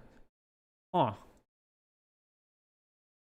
Oh, is there a reason this is Erase and it's not something more broad like Fragmentize that can hit multiple things? It's the art. The art? Okay. Let's see. I can't sit here deciding forever. I'm kind of between these two. Take Claim. Kenrith, flick a coin. Scorching Dragonfire. This strikes me as being just generically useful. There's also Click. Brawl. Sacrifice itself, create a young hero roll, and it's a 1-mana 2/1 or Dragonfire. This seems like it would wheel, although I don't know how the bots pick, but go ahead and take Dragonfire. End sleep. Ooh. Song of Totentons. I'm going to pretend this isn't here because it shouldn't be. Song of Totentons has got to be the pick, right? Or it's this thing. When it dies, you create a 1/1 lifelink, a 1/1 flyer, a 2/4. For each of those tokens, you may put an aura from your hand or graveyard onto the battlefield attached to it. All right, let's do Totem or Giant Killer, one of these. Oh, Silence. Why is Silence here? Again, is the art? Yeah. Silence strikes me as a card that is not good in limited. It's like maybe only good against blue, and that's it. The killer. All right, so we're probably on the red-white deck and not this. Ooh, Raid Bombardment. Whenever creature controlled power 2 attacks, deals 1 damage. Definitely taking that. Yeah, nothing else worth considering here other than the land. Raid Bombardment. Their Ginger seems good, as does Ratcatcher.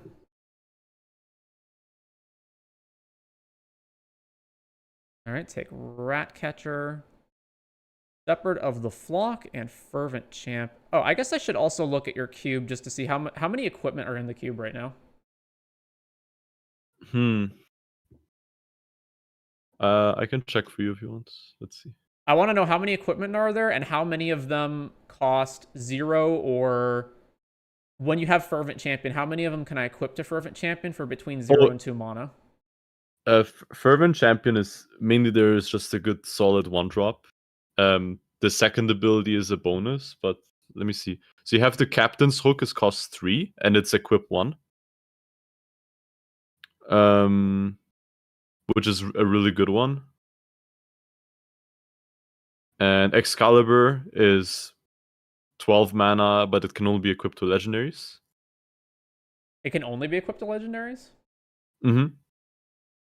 Unless you have something that equips it otherwise. And then there is a Crystal Slipper, which is a 2 mana, equip 1. Gives it haste and +1. Is there anything in black? No.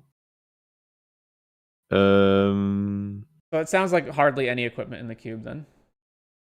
Yeah, not much. I would probably just go ahead and take those, the Crown, Scepter, and Throne and just replace them with 3 equipment. Yes, like sword or shield themed ones or whatever. Yeah. Okay. Yeah. All right, I'm gonna take Shepherd. What does this guy do? Enters under tap a target creature an opponent controls. Yeah, I'm gonna take the Shepherd, and then 7 dwarves. We're already this far into pack 1. I don't know how likely it is that we're gonna find more of this, but it's also the most aggressive creature here, other than Ginger Brute, possibly. Deal 5 to a creature or planeswalker. This seems less replaceable than just random creatures, so let's take Mire Collapse. And then here, there's nothing that we can do. This makes 2 1/1s at the very least, although it's pretty bad. Agatha. Surprised Knight of Sweet's Revenge is still here. I'll take Knight of Sweet's Revenge. Erase. Or Ayara's. Take Erase. Cinderglade, or, oh, this guy will take that. Take, a black card. Stab Wound should not be this far in, so yeah, I don't trust that the bots know what they're doing. Okay. Back to Silverflame Squire or Candy Trail or Young Red Dragon. It makes a treasure, and then it's a 4 mana 3/2 or Reprieve. All right, least replaceable card here is Reprieve, so take Reprieve. We're locked into red-white at this point. Dwarven Mine, there's another 7 dwarves. There's no old mono white cards. There's Excalibur, which we can't equip to anything, so not that. Dwarven Mine? No, because we're 2 colors. All right, I guess we take 7 dwarves now. Blow your house down. 3 creatures can't block and destroy walls, and this kills stuff, right? Or 4 damage to a creature, Young Rule token, or Trapped in the Tower. We don't want Trapped in the Tower based on what we're doing. So we've got 1 Threaten card, and we've got removal, this piece of removal. So this is for the same amount of mana as this. It deals 1 less, and it's instant speed. Oh, wait, no, it's if you bargained it, it's twice X. Oh, it takes Stone Splitter. You don't like the horse? Oh, I wasn't even paying attention to the horse. I might have taken that, but it's not like a de facto better one than what we've got going on already. Variance Apple's obviously the pick there. Beginning of combat, if 2 or more non-lands entered under your control this turn, put a +1 counter on it. Or Dragon Slayer, I'm just going to probably pick the one that's the cheapest. All right, I think we've got 1 dwarves already, and we've got this dwarves. There's just so much more value in taking other cards that aren't dwarves, though. So I'll take Dragon Slayer. Grasp of Fate. This guy who, whenever an enchantment dies, can make a 1/1. Enchanted creatures get +2. We have nothing that really does that. There's Crystal Slipper, which I'm also not going to... Oh, Bombardment's here. All right, well, that seals it. Bombardment. Robber of the Rich for sure. Come on. All right. Burning Anger, not taking that. What does the rug do? Whenever a player casts a spell, they lose one for each spell they've cast this turn.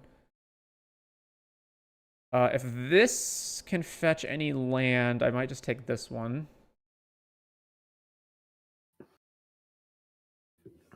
Not sure how good this is. All right, we'll take the land.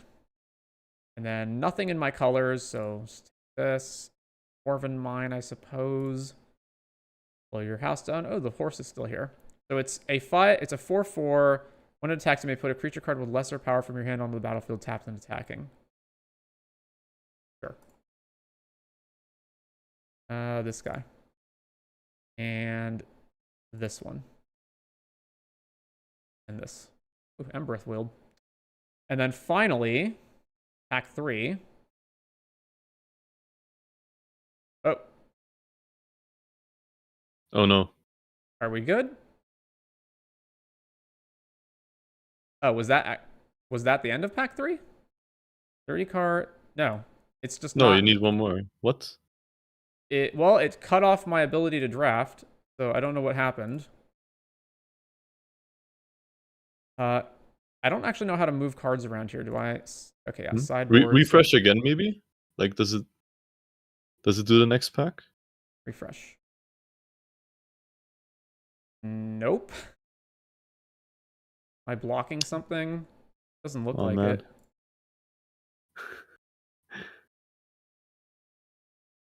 Oh, there's the ads, now that I've unblocked my ad block.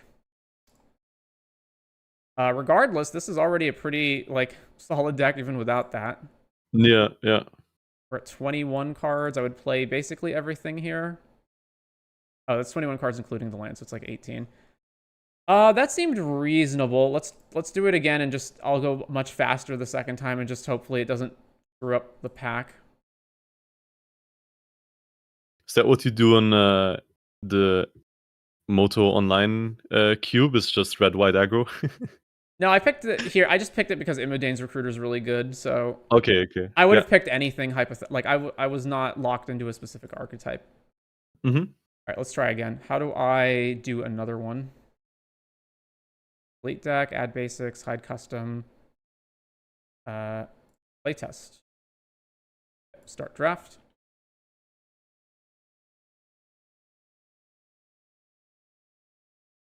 Start draft. All right, I'm gonna go much faster this time. I actually know what these cards do. Tortoise, sleight of hand, whale. What's this guy? Samet. Lord Skitter, at the beginning of combat, return, create a 1/1. All right, taking Lord Skitter. Ranguszx's Prank seems in line. Geretta also seems in line. Create a food, sack of food. Prank people. I'll take Prank. Rug. Witch's Oven. All right, take that. Actual Rankle. Take that. The end, solid removal spell. There is treasure map. So I can't take a black card now, so I'll take Realm Cloak Giant. Fire, Hopeless Nightmare, Vengeance. Creatures of the type of your choice. Reaver Soul. Destroy target creature 3 or less. We got rats going on here. Is that mostly what we have? Rankle's a fairy rogue. I'll take the sweeper. Another fairy. Comes into play, destroy target creatures dealt damage. Sugar Rush. +3/0 draw. Stab Wound. No cards in our colors. Taking... Doesn't matter. The whale. This guy. Enters, return target creature enchantment from grave to hand. Taking this. Excalibur. We actually do have some historic stuff. Sure. Take Excalibur. Take, I don't know. Bitter Chill.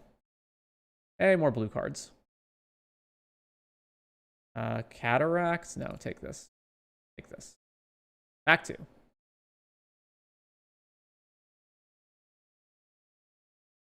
Pick one more card. All right, this seems like it's broken. Oh, no. All right, we're good. Dual land, food, comma, ETB, exile target creature and opponent controls until it leaves, create a food, gumdrop poisoner. I like Witch Kite a lot. We'll take Witch Kite. And then Witch, Clackbrig Troll. I don't know what this does. Is it another O-ring effect? Kind of. Right, Clackbridge Troll. Virtue Persistence, real good. That. Hyphae Negotiator, that's good. Aladdin. So we don't have to be white. We're mostly just black. But Baba La Saga. Trail of Crumbs. I don't think we have that much food-related stuff going on here. We do have a witch's oven, but that's it. All right, let's take... I'll take Trail of Crumbs. Copy, Merfolk. Lucky Charm, we have not that much. There's Twining Twins, which is also not going to be playable in our deck. Take Reprieve. Raw Crown. To say for a target non-elf, sure. Restless Fortress, Alila. More dual lands. Up the Beanstalk. We're not going to be able to trigger enough times for that to matter. Take another dual land. Glitters is in here, eh?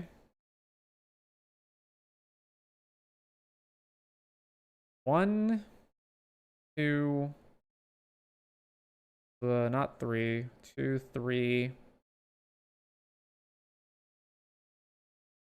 Not that much, especially when we're sacking things. All right, take the witch.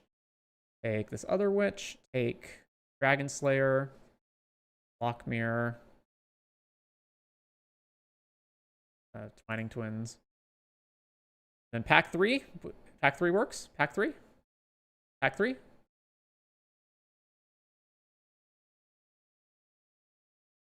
Yeah, pack 3. It worked. All right. No black cards. We've got Bunicorn, Giant Killer, potentially blue cards.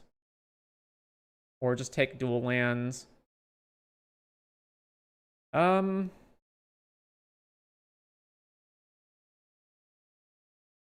Giant Killer. Still no black cards, but we've got Werefox Bodyguard, so let's take that. Agatha's Soul Cauldron. I don't think we actually have any activated abilities except for Baron, but we're not going to play Baron, so... but there's also no strictly black cards. I guess there's Ariat. All right, take Ariat. Taking Sir Conrad. Taste of Death. Sure. Glass Casket. Gitter's Blessing. Cauldron Familiar. Well, that's supposed to not be here, but it was, so. Take a dual land. Take True Love's Kiss or Thalia's Lancers.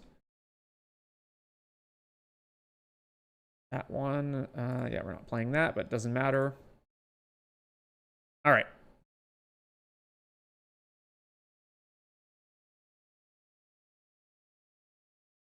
Finishing up draft.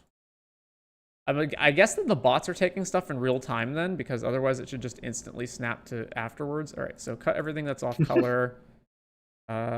Blue, blue. This one. Blue, trail. I'm going to put these lands out here just because I want to get what's the total comp of my deck. So it's 33, so we've got to cut 10 cards. That's fine. Probably don't want Hopeless Nightmare. Then this is all good. Then there's this. Never Enchantment is graveyarded. Cut that one. Tempting Witch. This say we can cut. Werefox, Ariat, Pests. Cut that. What does this one do? It flips over into an aura.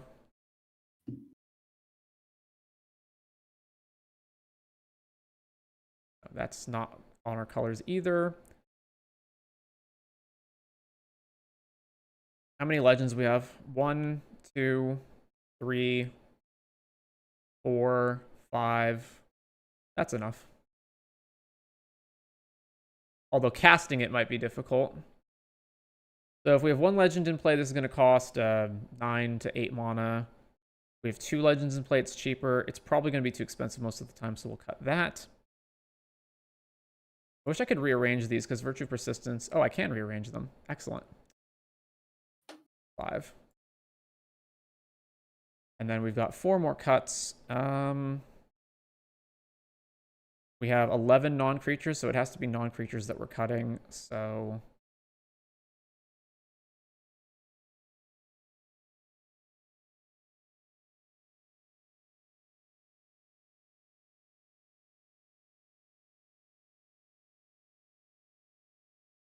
Vengeance.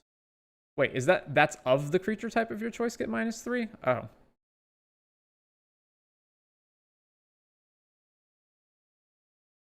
How relevant has this been so far in your playtesting? Most of the time it's a 1 for 2 or a 1 for 1. Gotcha. It's good against the token decks though. Like the rats. Mm-hmm. All right, I think that's good enough. I would figure out what 3 cards to cut from here. It would be some amount of non-creatures, or 1 creature, 2 non-creatures. But I think I get the gist of it. So part of the issue is that I'm obviously not spending a lot of time to read every single card. I think a lot of them have like typically kind of generic abilities, like this just taps something, this also taps something. So I don't need to read these too much. As far as what I'm gathering from here, well, what were you hoping that I got out of practice drafting it? I also just wanted to see what cards you picked, what cards you passed, which ones you were considering over each other. Gotcha. Yeah. Every time I do like a draft with like doesn't matter, like 4 or 8 people, I always look at what wheels a lot and what stays in the sideboard for the whole game, and that's how I make decisions of what to cut in the cube or what to keep in. Right? Gotcha. Well, was that at least helpful then? Yeah, that was very helpful. Everything. All right. Anything else before we wrap this up then? No, that's good. Thank All you. right. Well, thank you very much for joining us. Yeah, so we're going to say goodbye to Bijan now. Thank you very much for joining us. Okay, thank you. Bye. I'll hop back in the chat. All right, goodbye. And then, sorry I didn't have the chat open during that time, so let me just catch up on comments from that point. Got home, made my list on Moxfield. May I please be added to the wheel? You can indeed. An art tag, right? Oh, is it? The art cleavage. I knew it was searchable. There we go. I knew it was searchable. And indeed, surprisingly, almost 1,300 cards. Anyway, let's just get this Gooner lewdness off the screen. So that was Bijan's Fairytale themed cube, mostly with like a lot of Eldraine stuff and whatnot.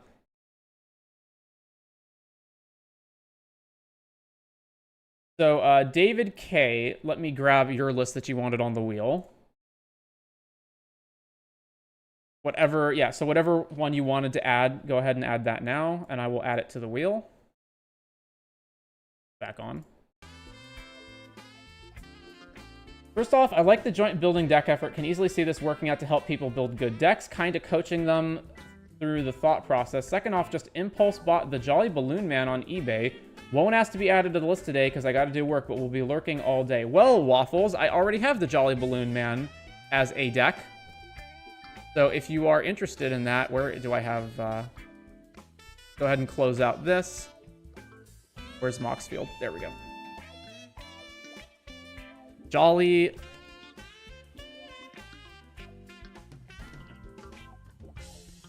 The Jolly Balloon Man. So I already have this built, and I even think I have a video out on it already, right? Yeah, there we go. So here's a link to Jolly Balloon Man. And you can even watch the video if you want. Have to head out. Can do my cube at the beginning of the next stream if it gets picked. Well, see you later, Edward Nigma. Hopefully that didn't come too far earlier.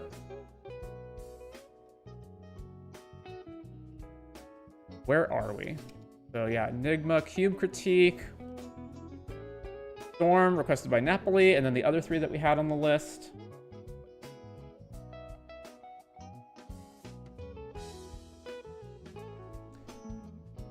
We've been going for, well, 3 hours. All right. Let's spin the wheel.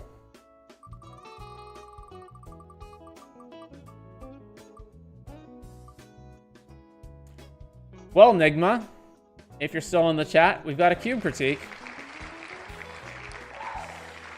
So if you're still here, give us your link. Otherwise, I'll leave it here on the wheel and we can get to it next time.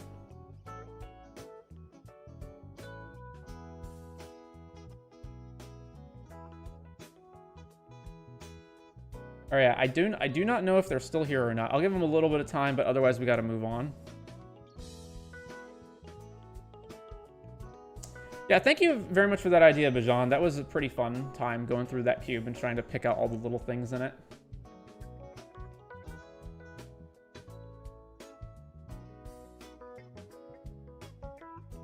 All right, I do not see a reply from Edward, so we will leave this on the wheel, and if we hit it again, we'll just spin it again.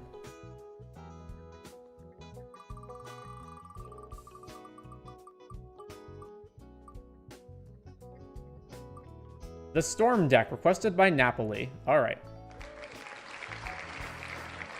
So by Storm, I assume you mean the new Storm. New deck, Illegal Commanders, Storm. What's her name? Storm something or other. Force of Nature.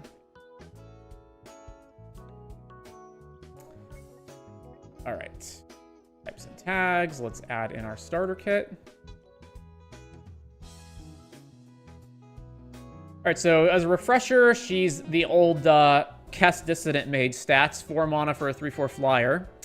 Rug colors, whenever she deals combat damage to a player, the next instant or sorcery spell you cast this turn has Storm.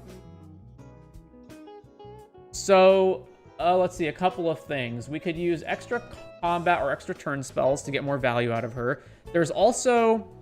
So she creates a combat damage trigger, and I wonder if this works the same way that Yidris does. Are multiple instances of Storm cumulative? So, like, multiple instances of Cascade will let you Cascade multiple times, but is there a card that says, like, Storm, Storm? They are cumulative? All right, so we're going to proceed on that assumption. They stack. Awesome. All right, so before we start adding all of that, let's fix the problems here. Thankfully, unlike Yidris, we can actually run counter spells, although those are also not great to storm into. It's the next one we cast, right? The next one. Okay. And it's specifically instants and sorceries, so we want as much of our cards to be instants and sorceries as possible. So let's get rid of... We're in blue and green, so we don't need Wild Magic Surge or Chaos Warp. Let's get rid of Gilded Drake. Let's get rid of Kenrith's Transformation, and the rest of it can stay here. I'm going to make 2 of our ramp spells Explore and Growth Spiral, so that if we hit those, we can storm them.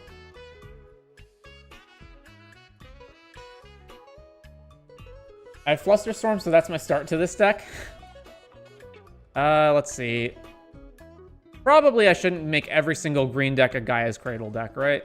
Let's get that out of here. And then we've got 4 more. We need to get rid of Marsh Flats as the fetch land that we can't grab. And then...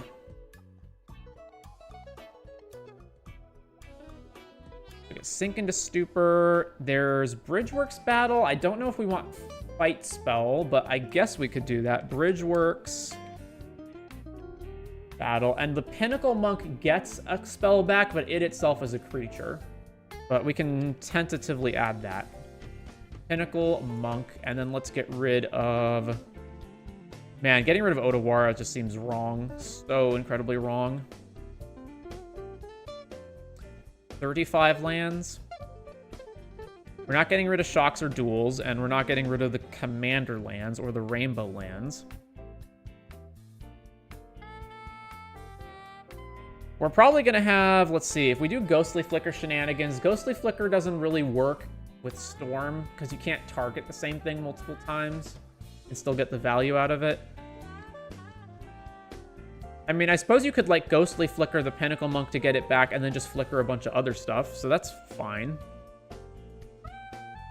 Get rid of Manamo. And I guess we don't need our basics, because then we'll have 6 fetchable lands and 9 fetches. And that'll get us down to 32 lands. Okay. Probably gonna want Ghostly Flicker. And then since we're going to want multiple instances of this, we're going to add the Yidris cards that worked so well in the last deck that we just built. So let's compare to Yidris. So we're going to want... I guess extra combats are not like that helpful. I mostly just want a double hit, so... Fury of the Horde's free. Might want that.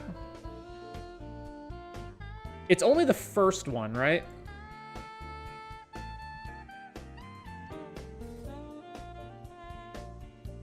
No, it's the next one you cast.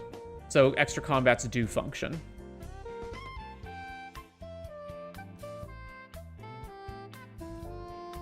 The extra combats don't stack, do they? Because it says after this, there's another phase.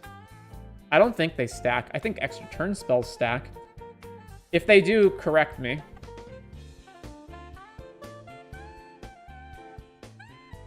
I guess I can search it. Do MTG, do extra combat steps stack?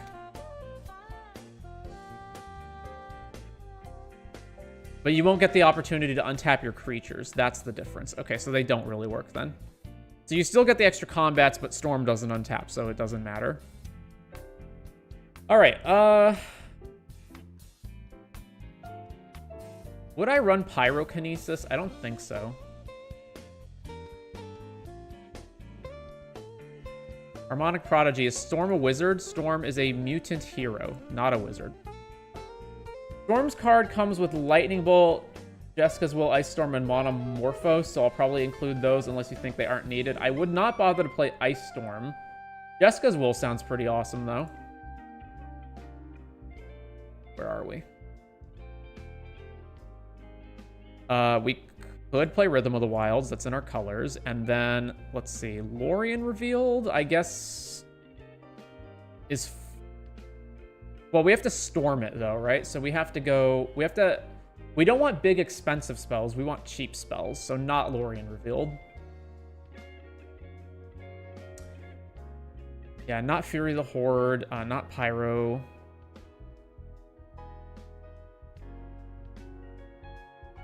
All right, back to the deck. So yeah, actually, I want most of my ramp to be... I realize now... Why am I thinking that only Growth Spiral and Explore are relevant? The other ones are relevant too. That means I'd have to change the mana base to have more basics, right? Because if I'm playing Rampant Growth into the north, etc., then I need more basic lands, which means I need to change around which lands are in my mana. All right, so we need Rampant Growth, I guess. Although, if I actually think this through, hang on. Do I ever want to storm a Rampant Growth? Probably not, right? Like, if I'm going through all the trouble of hitting my opponent with Storm, I don't want to storm the Rampant Growth. And the Rampant Growth itself also isn't good about being a cheap spell that will let me cast something else. Although, I guess it does also serve that function. If I'm playing the Rampant Growth in the Into the North, it's Rampant Growth into the North. I'm not going to play enough forests for Glimpse the Core. So that's 2. And then I've got 3 Visits Nature's Lore and Farseek.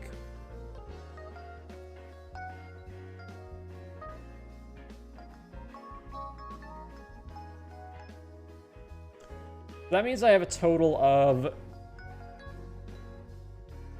I would need to have at least 2 basics, but probably more, which means I need to cut 2 of these lands, which means that the lands getting cut would have to be either the Bolt lands, not Sink into Stupor. So it would either be Bridgeworks plus Pinnacle Monk, or it would be Grove and then like one of the Commander lands, probably. That just doesn't sound worth it. I know it doesn't fit really, but I really enjoy Thousand Year Storm and Omniscience in the deck.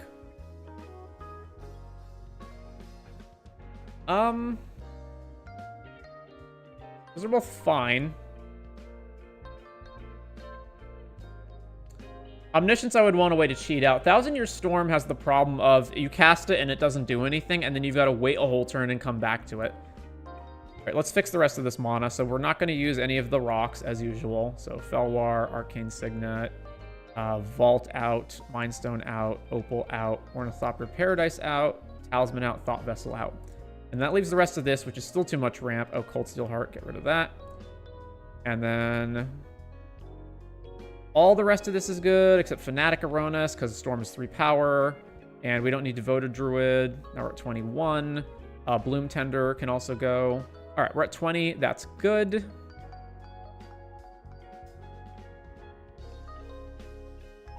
We need protection for Storm. We have some already, but let's add all the rest of it in. So we can, let's see, get rid of this, and Bolt Bend, no. Defense Grid, City, Dosen. Guardian Augmenter is also more expensive than what I would like. Legus's Quick Reflexes doesn't really help you in terms of, like, being a spell you're going to Storm with, although... I mean, it's a cheap spell, but ability to untap stuff is not great. I guess it's okay with our Monodorks. Greaves. Misdirection out. Ricochet Trap out. Slip out the back.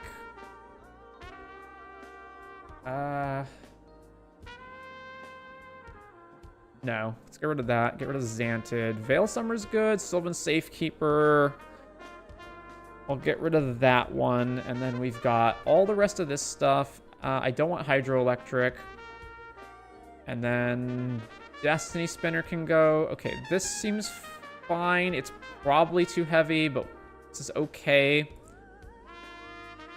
And there's this stuff. Oh, Floodmaw. Do we want Floodmaw?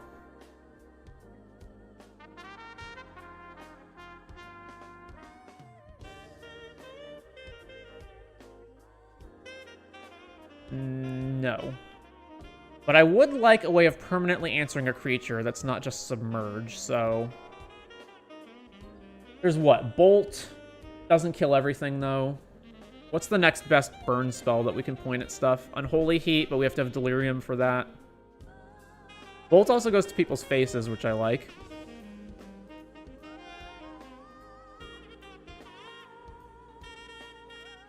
I mean, I guess we can also do this, as boring as it is. Yeah, that one, and this one, and this one.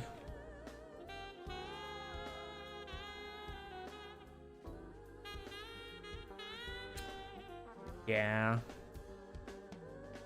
Bolt is a classic Storm payoff. I can't help but thinking there's got to be a better one, but like for right now, let's just do Bolt.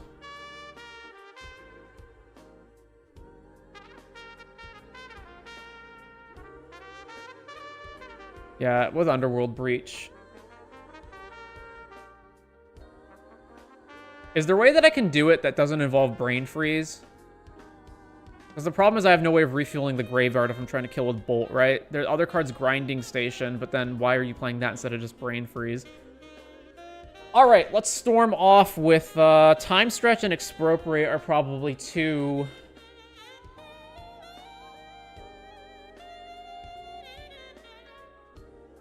too ambitious. We should probably have fast mana in here, right? Hang on. All right, so not the creature ones. And let's see. Petal, Jessica's Will, Generator Servant. Let's get rid of that. Let's get rid of Plunge. Yeah, get rid of Plunge, get rid of Mana Geyser, or Metamorphosis, Lumberjack, Barbarian, Runaway Steamkin, Satyr, Skirk, keep Stormkiln, Racket Rich is okay, Tinderwall, Treasonous Ogre, Vessel, Cantor, and then I don't know that we want like Pyretic and Desperate. Possibly. We're going to need a ton of card draw to mitigate all of this. So there's what? Treasure Cruise.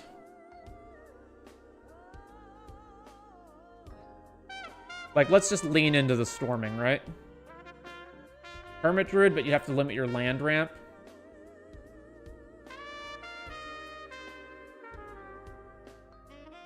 Like, there's basically two ways that we can take this. One way is play... Try to get, like, a few free things in order to play a big, like, extra turn spell or something. Or the other way is just straight up go heavy on the Storm Pedal and actually try to have a Storm deck. You know, I should look at how Ranguszx is built, because that's, like, a super turbo Storm deck. Compare...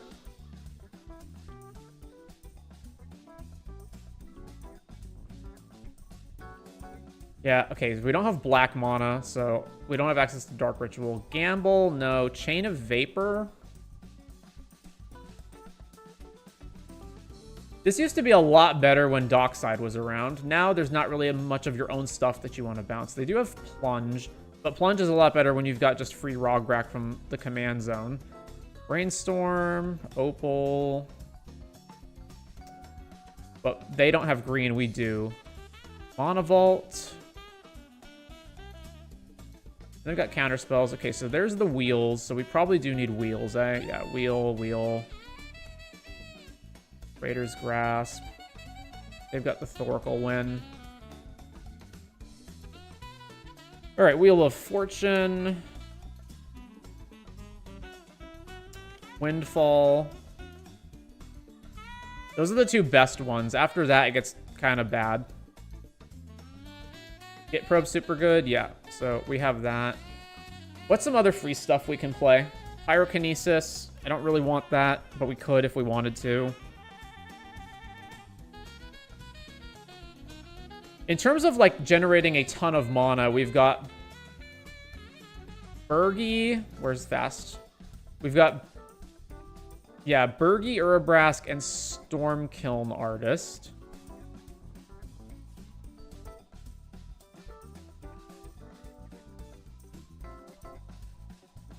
Are there Pinnacle Monk loops that we can set up? I guess if we've got... We need to Ghostly Flicker the Pinnacle Monk, and then we need to get both the Ghostly Flicker back and something else. So we would need either a second Pinnacle Monk effect, or we'd need to double the trigger. Oh yeah, I totally forgot about stacking Storm as well. Compare to Yidris.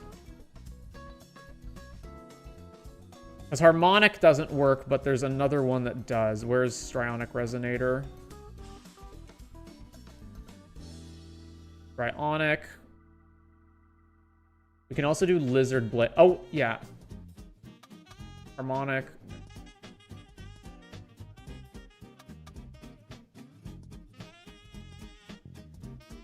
What does Nabon say exactly? The wizard entering causes a triggered ability. Okay. There's Strionic, there's Lizard Blades. Those are probably the cheapest ones. Well, we don't need to keep doing it though, right? So we could, instead of that, just play Assault Strobe. And then that counts for a spell, and then we can do the other one. So actually, I don't even want Strionic. What I actually want is Double Strike on spells. So ID is Rug, and it is either an instant or a sorcery. And then it says Double Strike, and it's less than or equal to 2. So Assault Strobe's the best one. Then there's target Pirate. She's not a pirate, so that doesn't work. Target creature against Double Strike. Whenever you roll a natural 20, return the... Okay, so just Double Strike. This guy doesn't do anything. Target multicolored creature gains Double Strike. Draw a card. All right, that's what we want. Psychotic Fury. I guess this is a beatdown spell, technically. And this is a cantrip. Noxious Revival is a good freebie. Indeed, that's another good one. Noxious Revival. Love Strionic Resonator, Teamer Battle Rage. What else do we have here? Quick Draw. Gets +1 in first strike. Creatures target opponent controls lose. No, not this one. This one cycles. That's okay. Double strike counter on target creature, then goad each creature that had a double strike counter put on it this way, and you can overload it. Okay, don't care about that one. This one requires Delirium. Target creature can use double strike, or when you cast your next instant or sorcery spell this turn, copy it. That seems more of like what we want. Twinferno? Sure. Twinferno.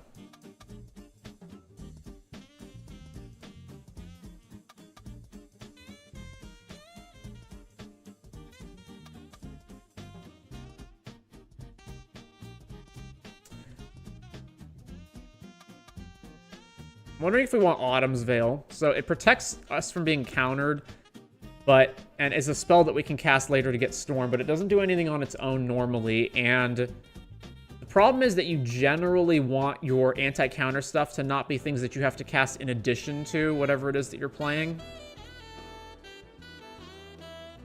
Like, we want it already on board, like Allosaurus Shepherd, Delighted Halfling, that kind of thing, so I don't actually think we want it. All right, and then we need as many, like, cheap spells that replace themselves as possible, right? So already we've got, like, Monomorphose is obvious, you know, Growth Spiral, Explore, Gitaxian Probe. Can I search for Phyrexian mana? How do I do that?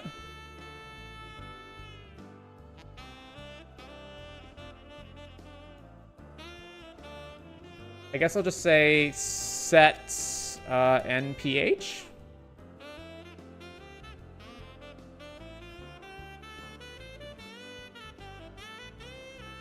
Alright, and it should also be cheaper, so like 3 or less. Gale, Gixprov, got it. Gut Shot, not really interested in playing that, or Mutagenic. Mental Misstep. Also no. Okay, and that's it? Sure.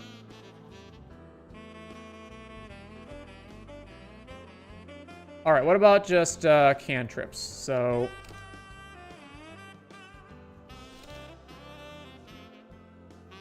CMC equals 1, and it says draw a card.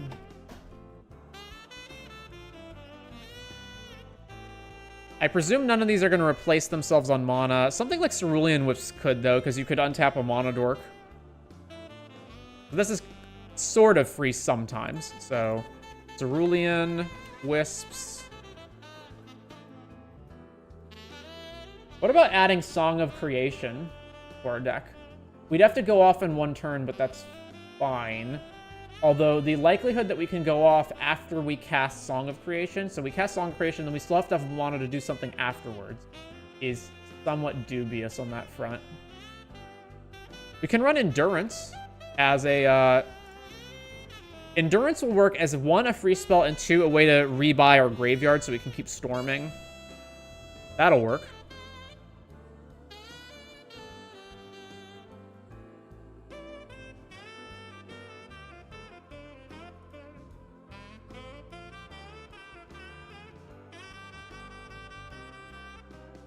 Alright, then we've got, let's see, here's every single cantrip. So I don't think that we want to just play straight up like Brainstorm or whatever. Glimpse of Nature. How many actual creatures do we have? 18, and some of them are kind of expensive. That's an alright spell. So essentially 1/5 of our deck approximately can allow us to keep going.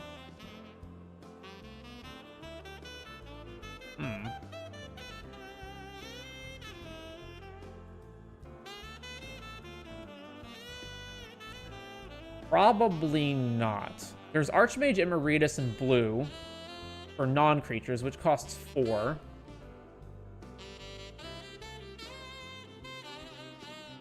There's Recycle, which costs 6 and reduces our hand size. I think Recycle over Song of Creation can work. And do we want Scroll Rack? We probably have enough card draw that we don't need Scroll Rack.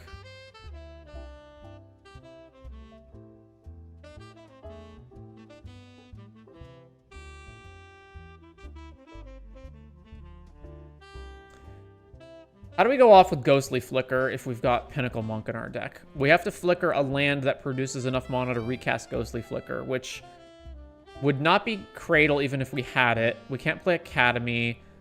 Nykthos is also not going to produce blue mana here. There's what? I don't think there's a land that we have that can actually go off with that. Spellbook. What are the Ghostly Flicker combos? Plus Peregrine Drake. Okay, yes. And Archaeomancer. So it's all 3 mana, or it's Narumeha, right? Yeah. Or Dual Caster plus something else. Or we've got a Flicker Gilded Lotus. Yeah.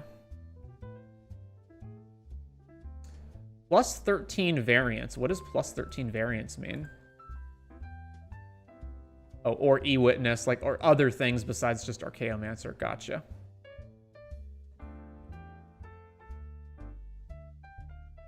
Pinnacle Monk.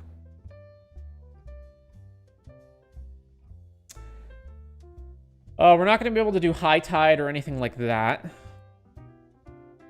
So each player votes. All right, let's get through the rest of the cantrips. Nothing here is really relevant. There's Overmaster, which is fine.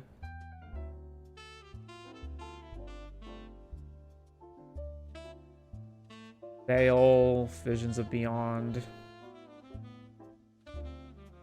Did I miss one that says untap? Not just Cerulean Wisps. Okay. Extra turn spells. The cheapest that we can get it is 5 mana, I think. What about less than 5? Is there any that I'm missing under there? Additional... There's the red ones where you die at the end of the turn, which we obviously don't want. Is it extra turn?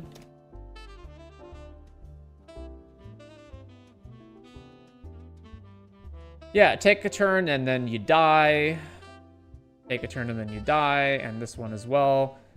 Starting with you, each player votes for time or knowledge. If time gets more votes, take an extra turn. If knowledge gets more votes or is tied, draw 3. So no one will let you take the extra turn. They'll just let you draw 3. That's not worth 4 mana. Skip the untap step of the turn.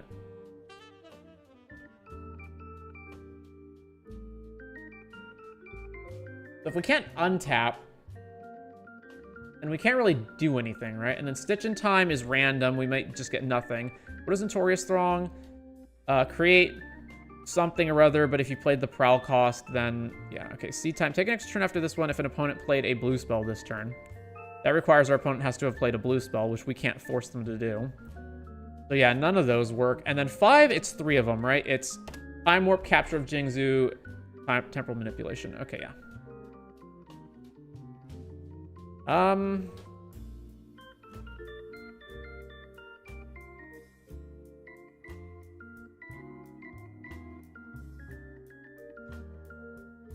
Go big or go home, Expropriate, or Nexus of Fate. The only way we do that is if we make a bajillion mana off of storming with these dudes, or we use Mana Geyser, which we have to convert some of it to blue, or we Jeska's Will for a ton, and then still have to convert it to blue. How about Nexus of Fate? Alright, what about Nexus? That can be our 1 extra turn spell. What else we got? 32 lands. Alright, I'm gonna cut the fight spell. Am I gonna cut the fight spell? Where's our removal? You know what? I would rather cut Bolt than the fight spell.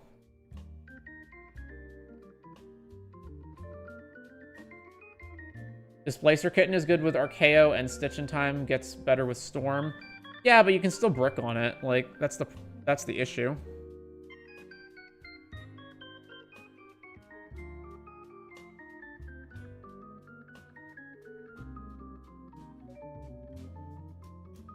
If I just have Displacer Kitten in play generically, I don't think there's anything that I'm blinking that's worth a damn. The only thing is, like, Endurance.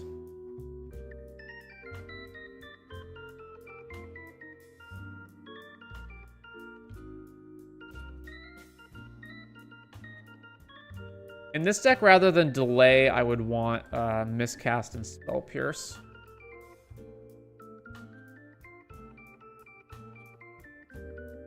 We've got this, we've got this. How much anti-counter do we have anyway? We've got 1, 2, 3, 4, 5. And anti, once it's in play, killing it is Spellskite and Lightning Greaves, and that's it. Oh, and Legolas is Quick Reflexes. I'm not running Turnabout. I could run Turnabout.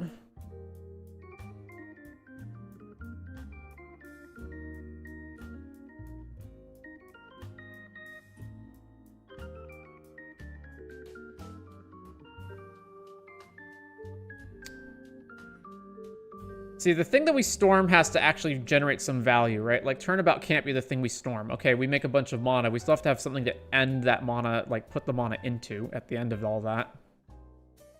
So... that's not really gonna work.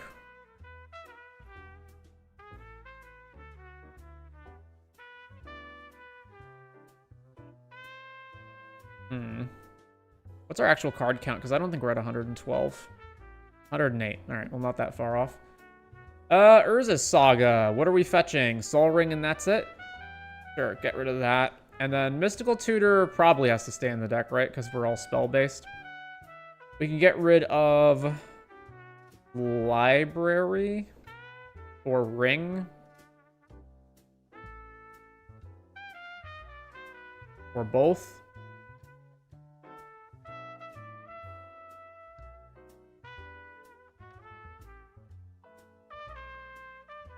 Get rid of those.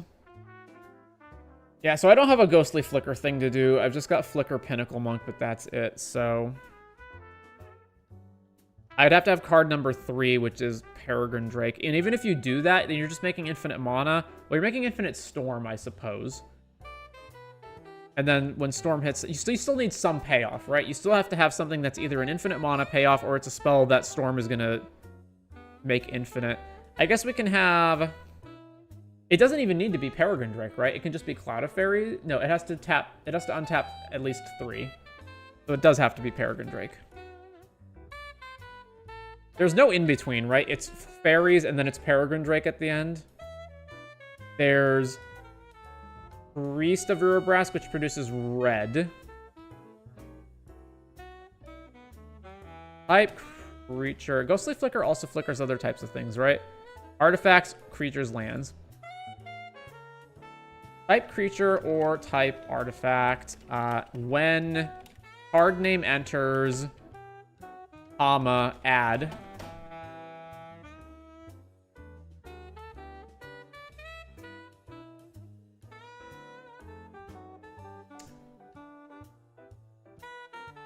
Love the idea of a Brain Freeze for WinCon. It's such a boring WinCon, though. It's the WinCon for every Underworld Breach plan. I would say the main combos in EDH are Thassa's Oracle and plus Demonic Consultation or Tainted Pact. Like, that's the most boring one, right? Then after that, it depends on what colors you have access to, but it's mostly Underworld Breach, LED, Brain Freeze, or if you don't have access to blue, it's Underworld Breach, LED, and then either Wheel of Fortune or Grinding Station, and then you just have Grape Shot in your deck or something. There's Dualcaster Mage, Molten Duplication, and then after that, the combos get a little bit less generic. I guess the easiest combos after that are Hermit Druid plus no basics in the deck, and then Dread Return into Oracle with however many creatures you have out. Possibly adding Narcomoeba or whatnot in order to get the necessary Dread Return fodder. And then there's Dramatic Scepter, Isochron Scepter plus Dramatic Reversal to make infinite mana, and then you need an infinite outlet. Or there's just Hullbreaker Horror plus Mana Rocks that can produce infinite, which is typically Sol Ring and then something else. And then after that, I think all the combos are like more commander specific and not just generic stuff. Never used Underworld Reach. That will be fun to learn. It ain't hard. Red, red, red, and green. This is only 1 mana, and this is triple red, and this is only 1 mana. So it's not add, so when enters, untap. Oh, I'm new. I haven't played against any Underworld Breach decks, although I am aware of the process. Gotcha. So yeah, it's Cloud of Fairies, and then there's no other there's no other creature at 3 or 4, so it's just Peregrine Drake. Yeah, okay. All right, so it's Ghostly Flicker, Pinnacle Monk, Peregrine Drake, and then go off.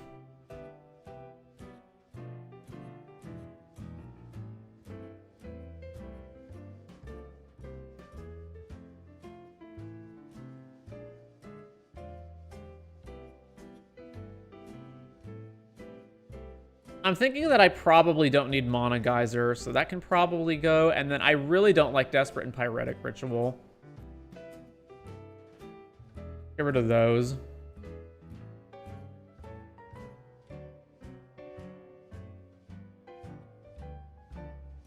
I can possibly also reduce the amount of ramp that I have because of all this fast mana. So if I was going to reduce it, I would get rid of...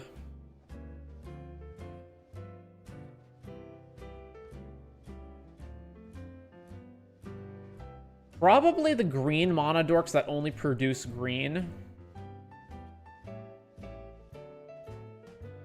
And it's a 3-color deck, so it's less likely that we'll be able to have untapped exactly Forest on turn 1.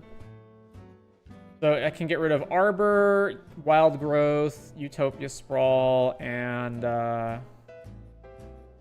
it's actually cutting a lot, right? Llanowar Elves, Bindhorn, Elvish Mystic, and then if you're cutting that many elves, you also cut Priest of Titania. And then our ramp is too low, because we need more. So then it would be... we would add in the multicolor stuff. So Arcane Signet, Belwar Stone. What else do I want here? I could play Planar Genesis, I suppose. Come on. What's in the ramp package?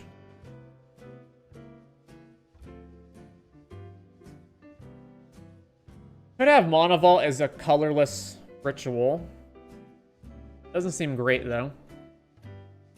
There's just all the other rocks I don't care about, really. And then there's all this stuff.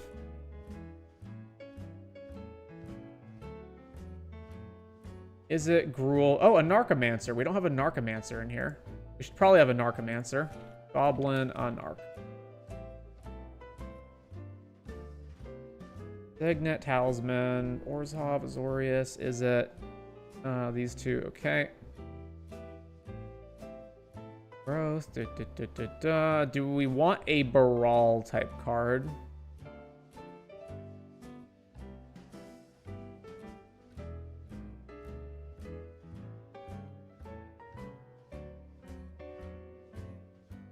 So Electromancer, then there's the one with Prowess, then there's Baral, and then there's the Drake, and there's Ral. So we probably want Ral. Monsoon Mage, and then is it Thunderclap Drake? Thunderclap Drake. What does it do again? It copies stuff? Sack it. When you next do the thing, copy it. Okay. And then possibly Baral.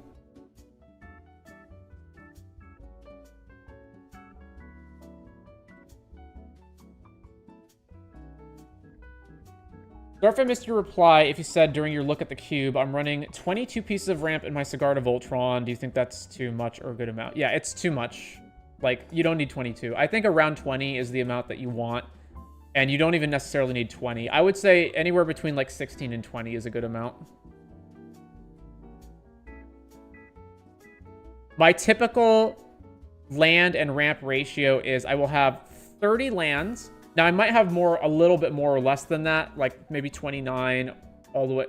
I usually don't go lower than 29, and I usually don't go higher than like 32 lands. And then ramp, I usually like to have between 16 and 20 pieces.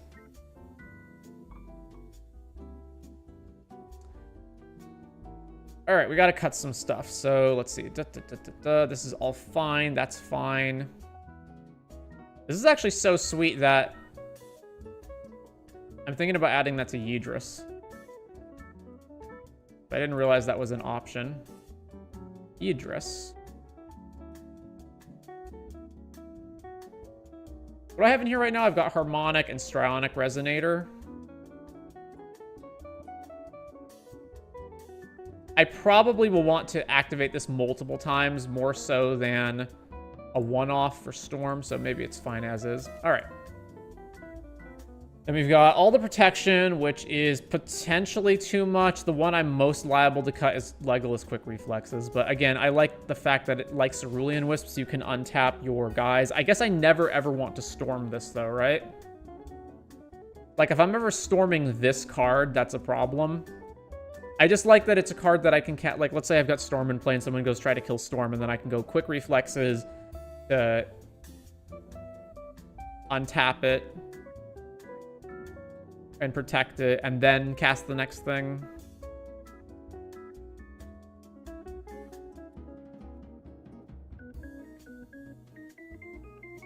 Welcome, Ulick Norman Owen.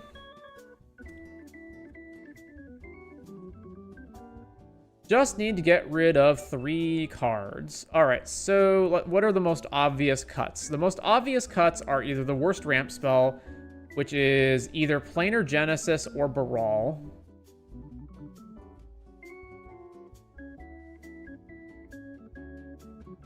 Or Thunderclap Drake. It's one of those.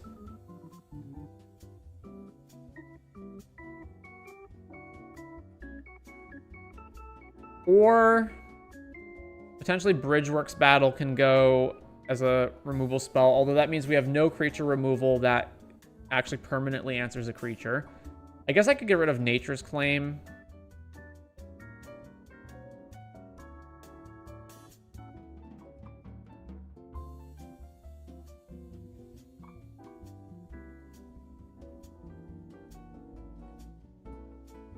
Also, maybe one of the counter spells. There's actually a lot that is potentially cuttable.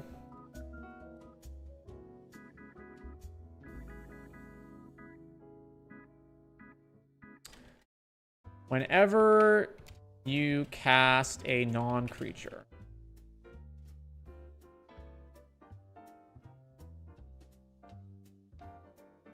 Artist Talent.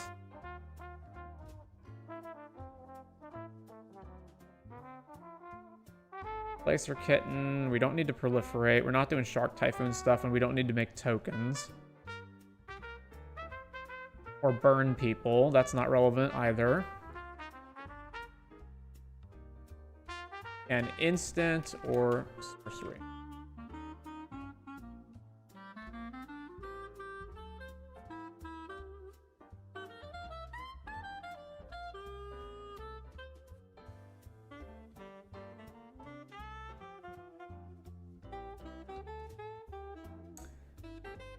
Yeah, we don't need to make tokens or burn, so that's not relevant. I'm not going to play 1000-Year Storm or Swarm Intelligence.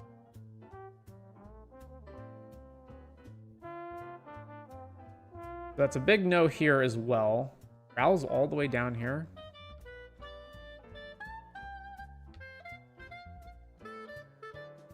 Whenever you cast or copy. Stormkill and Emeritus. Alright, let's add Archmage Emeritus. And then let's cut Spell Pierce, Genesis. Which one's worse, Thunderclap or Baral?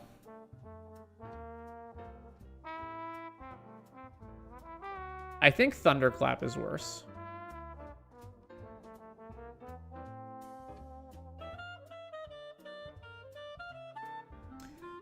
And do I want the Spirit Guides and Lotus Petal? Those are also cards that could all potentially get cut, although we want to get Storm out as fast as possible and then go off, so probably not.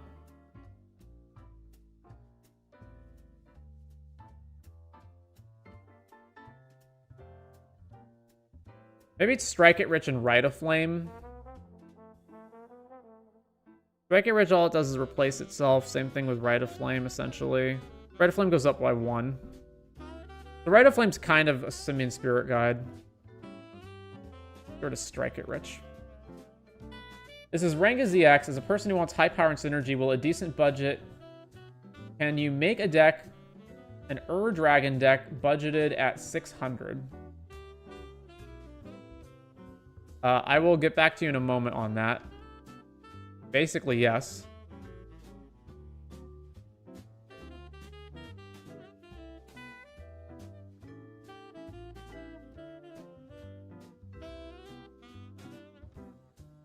I assume you mean this Ur Dragon.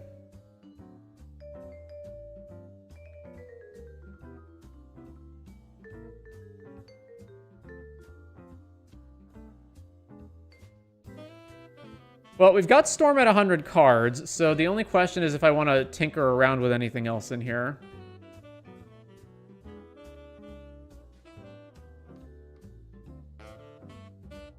I think this is probably fine where it is.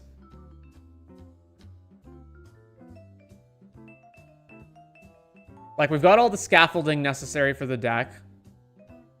Like, all the necessary ramp and counter spells and protection, and then we've got our win cons and our synergy pieces, so it's probably fine. I think I just want more payoffs, because right now the only payoff we have is we've got combos that we get to, right? It's either Ghostly Peregrine plus Pinnacle Monk to gain infinite mana, and then we can just Brain Freeze our opponent to death, or we do Breach LED Brain Freeze. We could also do Breach LED Wheel of Fortune. Is there another way that I can win that is, like, if I have Peregrine Drake in play, right? And then if I've got Peregrine Drake, Pinnacle Monk, Ghostly Flicker, is there a way that I can win the game without actually spending the infinite mana, right? Because, like, Storm doesn't win the game from the command zone. I guess there is... Any cantrip at that point becomes draw our whole deck, right? Because...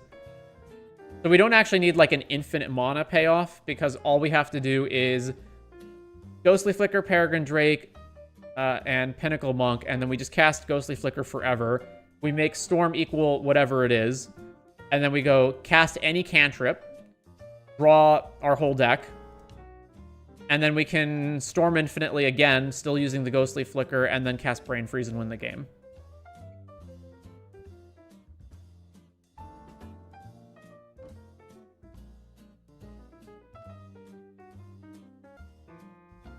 Love the build, broski. I would have to play it a bunch to really learn it, but it looks spicy. Thank you.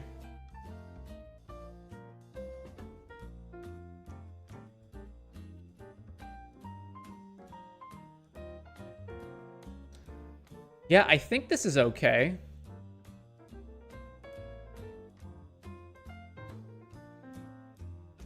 I could also... If I was going to add another card to the deck, I could cut Grove of the Burn Willows and be at 30 lands, and then that would be all right. I think we're good, though. I think this is fine.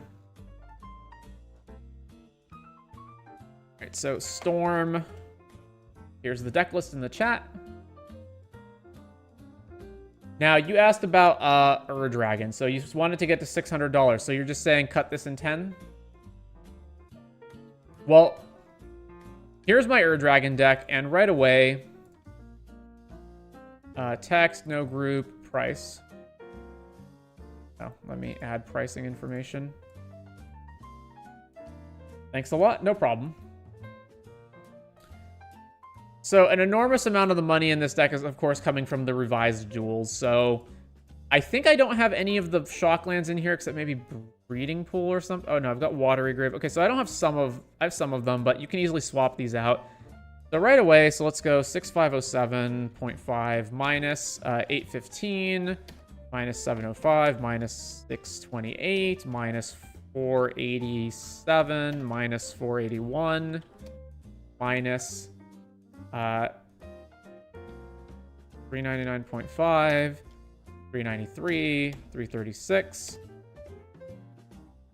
Another 336, a 331, and then that's just the revised duels, and then we've got Chrome Mox, minus Ancient Tomb, Gemstone Caverns, Vamp Tutor, Cavern, Demonic Tutor,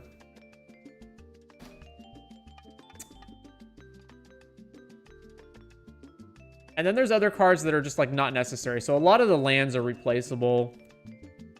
Mana Confluence. A lot of the counter spells can be swapped for other cards.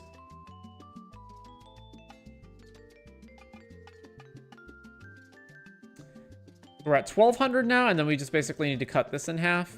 So I would just go through the rest of it and cut down on basically the lands and then play cheaper lands. And then, like, none of the dragons are also necessary either. You could just play cheaper dragons. So I don't have the exact list for you, but basically what I would just do is if you're looking to make Dragon at $600, take this deck list. So here it is, Dragon. Go in here, price sort it, cut all of the revised duels, or like all of those immediately go away, and then cut all the other super expensive stuff like Mox Diamond, Chrome Mox, etc. There's going to be a handful of cards. Do I have the One Ring in here? I do not. So you can cut all the expensive cards, and then there's a lot of times where you can just cut cards for cheaper cards. Like Flusterstorm is $28 apparently. Just play a different counterspell. Play Negate or something. I think you can easily get this to 600. You're gonna have a much worse mana base, but one that's still technically functional.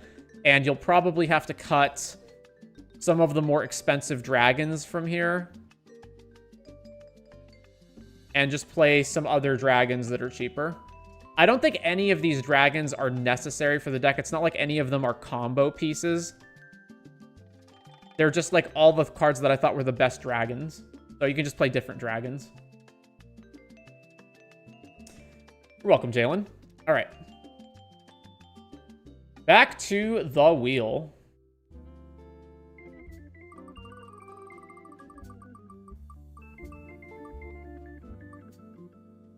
Queza and Sephara critique requested by Astury.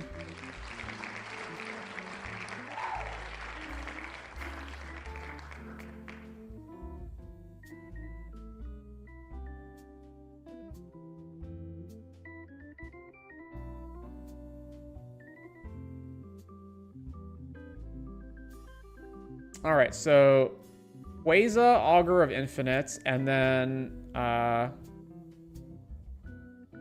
assume this is Sephara because it's the mono white deck. Yeah, there we go.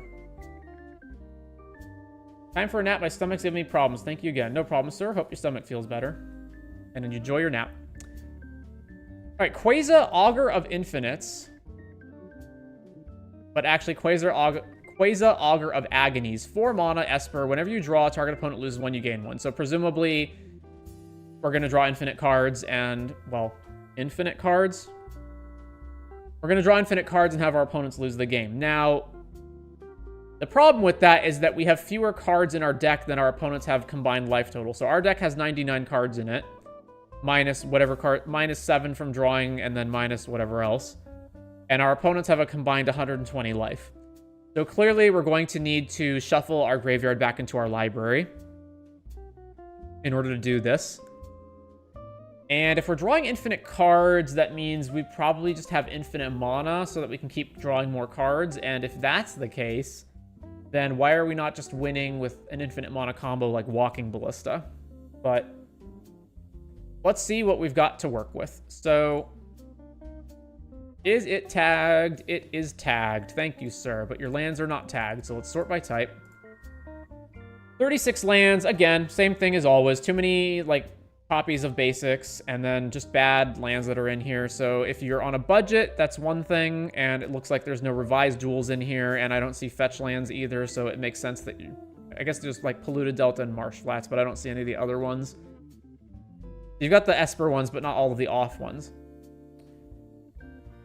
So yeah, I would probably fix that up. And then Bojuka Bog's bad, Fabled Passage is bad, and I don't know why Glacial Chasm is in here. This is also bad. Guys, Glacial Chasm's not good. Your opponents can win in many ways that do not involve having to hit you. And it requires that you play a substantial amount of things so that... because you need a way to keep resetting the cumulative upkeep on Glacial Chasm or pay the life.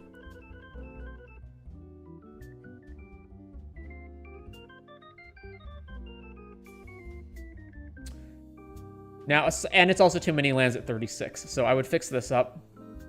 Now let's look at the actual cards in the deck. So you've got Wizard class.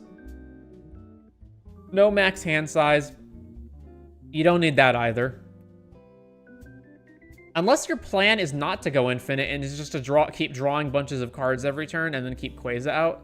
But that's going to take you a really long time to kill your opponent. But regardless, you don't need no max hand size. Esper Sentinel, Fairy Mastermind, Jace's Archivist, okay, obviously Wheels, Lotho, Loyal Warhound, that seems pretty bad. Oh, a lot of these are just untagged as well. Michiko Kanda, whenever a source opponent controls deals damage to you, the player sacks a permanent. This is not good. Orcish Bowmaster's Scheming Fence, what does it do? Choose an online permanent, activated abilities, chosen permanent can't be activated, has all activated abilities of the chosen permanent. Not really sure why this is in here, because this card's not good either. All right, Shieldred, Starscape Cleric. Whenever you gain life, each opponent loses 1 life. Is there a life gain theme in this deck? Doesn't seem like... Wow, there's so many tags. Okay. Counter. I'm guessing this is the only counter that you have, then? Bounce a spell or non-land to the second from the top. Drogskull Reaver. Folio of Fancies. This is also bad. Also, Drogskull Reaver is bad. Also, Commit to Memory is bad. Even if we're doing the memory side. So I guess you want Wheels because of Queza, and I'm assuming Time Twister's off the table because that's too expensive. I still feel like there's a lot of better Wheels that you can play before you get to this one. Necrologia.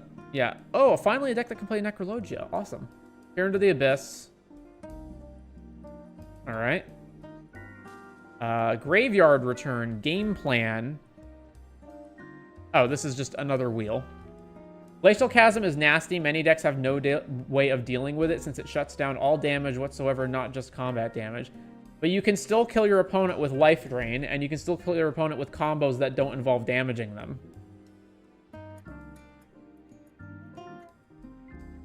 So I don't really like it.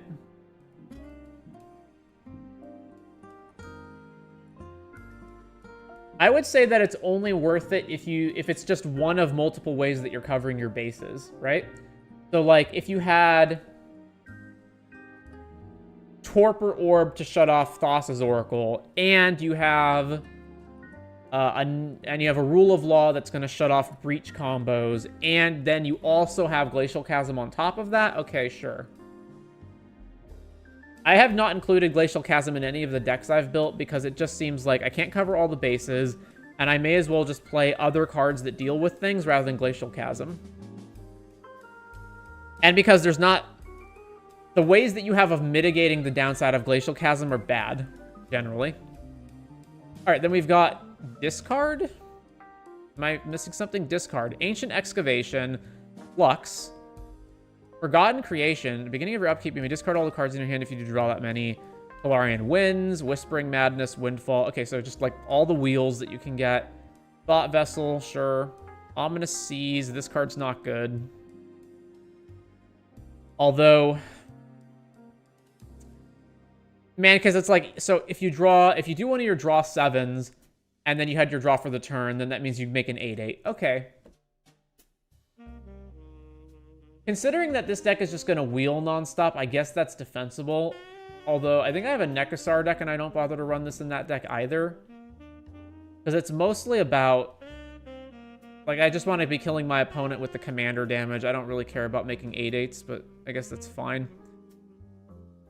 Folio, Reliquary Tower, okay. Step Between Worlds. Each player may shuffle their hand and graveyard... Okay, so this is another wheel. Draw spells. We've been through all these cards already. Teferi's Puzzle Box. Whirlpool Rider. ETB. Shuffle your hand, draw that many. Madness, Windfall, Wizard class. Alright, Blight Priest. Why the life gain stuff? 2 pieces of life gain. Drogskull Reaver and Marauding Blight Priest. But these... Okay, so this gains you life when you hit people. This doesn't gain you life. The bat doesn't gain you life. So what is gaining you life? Just Drogskull and Shieldred? No Mercy. You don't need to bother with this either. It's the same issue as Michiko. Reeves wheels. All right, 11 wheels. Midnight clock. I would barely consider that a wheel, because it takes so long to actually set up. Sideboard. Deal 1 damage to target creature's controller for each 1 damage dealt to you by that creature. Well, it's a good thing that's not in the main. Removal. Commit, fracture, path to exile, swords.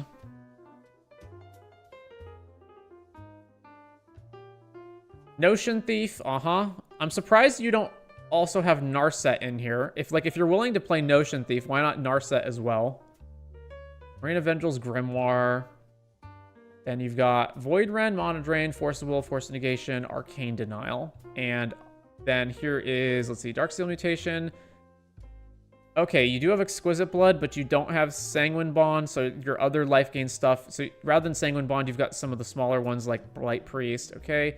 Lich's Mastery, Necrodominance, Rhystic, Trouble in Pairs, Underworld Dreams.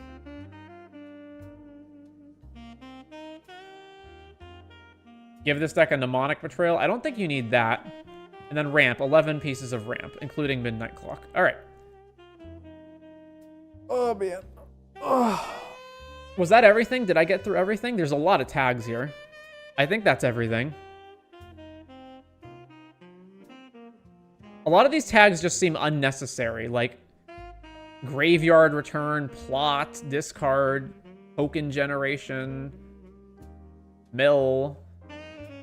Anyway, the cards that are just straight up bad that you should not be playing, apart from fixing your mana. Drogskull Reaver, Loyal Warhound, Michiko, Scheming Fence. If you have one piece of life gain, like whenever you gain life, opponent loses life, you don't need multiple. So Starscape Cleric is the cheapest one. You can cut Blight Priest. And then these ones are, let's see. I don't think I'd bother with Force of Negation. I guess, no, you know what? It's actually fine because you're wheeling a whole bunch. Yeah, Force of Negation's fine. There's better removal, though, than Fracture and Path to Exile. You know what? Fracture's fine. You can keep Fracture. But get rid of Path to Exile. And then, let's see. You're not playing enough ramp. You only have 11 ramp spells. You definitely need more ramp in this deck. Marina Vendrill's Grimoire just sounds way too expensive for what you're doing. Midnight Clock also. It's going to take forever for you to get to the point where this is actually going to wheel, so it's blatantly worse than every other 2-mana rock that you could play. Let's see. I want more sweepers in this deck, especially ones that don't kill Queza. So you've got Deluge and you've got Farewell. You could play... Let's see, other potential options are like Ritual of Soot to kill all the 3 mana and under creatures, which wouldn't obviously kill Queza. There is... You could also play cards like Extinction Event, Name Odd. You could... There's tons of black cards that are like 3 mana, everything gets minus, whatever, that Queza will survive. You can also technically play Time Wipe in this deck, which is 5 mana, bounce a creature, blow up everything else. There's other things that will dodge hitting Queza, but kill all the other creatures in play. Ominous Seas is okay. I personally wouldn't play this, but there's not like a hugely strong reason to get rid of it. Although there is if you plan to put more sweepers in the deck. No Mercy is bad. And Lich's Mastery is also bad. Wizard class is unnecessary, as is Reliquary Tower. Thought Vessel's fine, because it's just a rock. And then obviously Smothering Tithe is really good in this deck, as is Underworld Dreams. There's other versions of these effects that you can play that I don't see that you're running, but you could run them if you wanted to. I think that's everything. Mana Drain, obviously good because we need to spend a whole bunch on these wheels. How can I request a deck review? Post your username or deck in the... Yeah, post your username of wherever your deck is on Moxfield or whatever in the chat. So, it's not going to be 1-for-1, but because obviously it's going to be red and not white, but I can compare this to Nekusar, which I have built already, and it's the same basic premise. We just want everyone to draw everything. So one of the things is, okay, Turgid's not going to be applicable because all the blue spells, I don't think they discard your hand. They're always like shuffle in. If any of them are discard, you can play Turgid, Waste Not, those kinds of effects. And then obviously ignore the red cards. Dothy, you know, that's again only applies if your opponent's discarding. In particular, yeah, do I have Narset in here? I should. Yeah, there's Narset. So you are already playing Notion Thief, so I don't see why not just play Narset on top of that. Also, Dark Deal is one of the wheels that you didn't play. There is also, let's see. Memory Jar is another one that you could play that I didn't see in your deck. And let's see. Fate Unraveler is basically a 4-mana version of Underworld Dreams if you want that.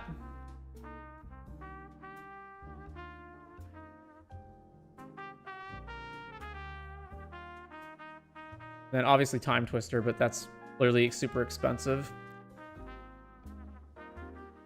Yeah, that's what I would say needs to be cleaned up here.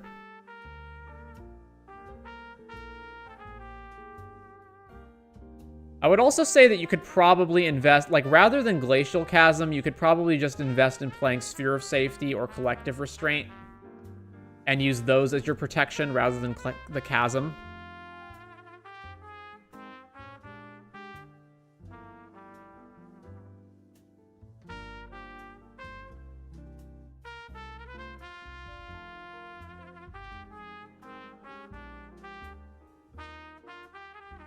A request for Death Aspect critique.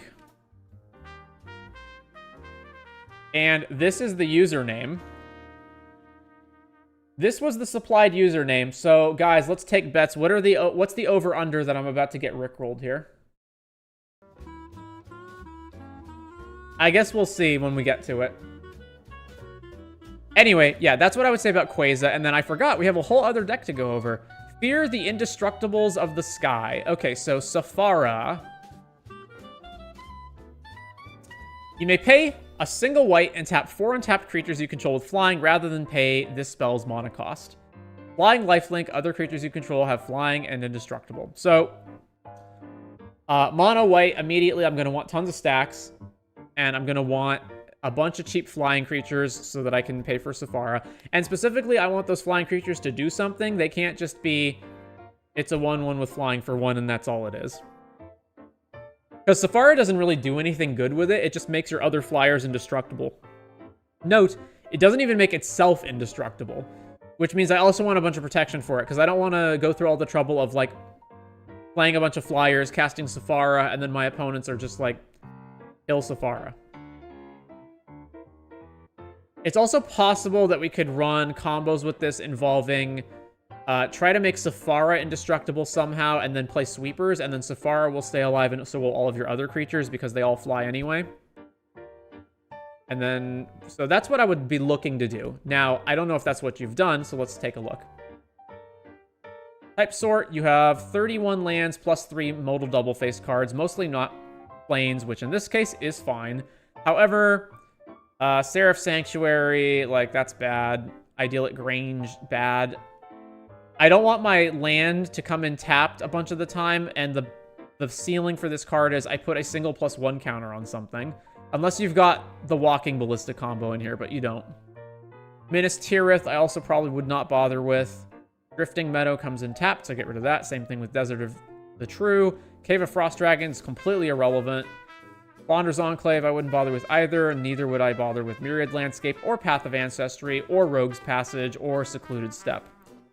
Windbrisk Heights, I guess, is fine, because this deck is going to have a bunch of creatures, right?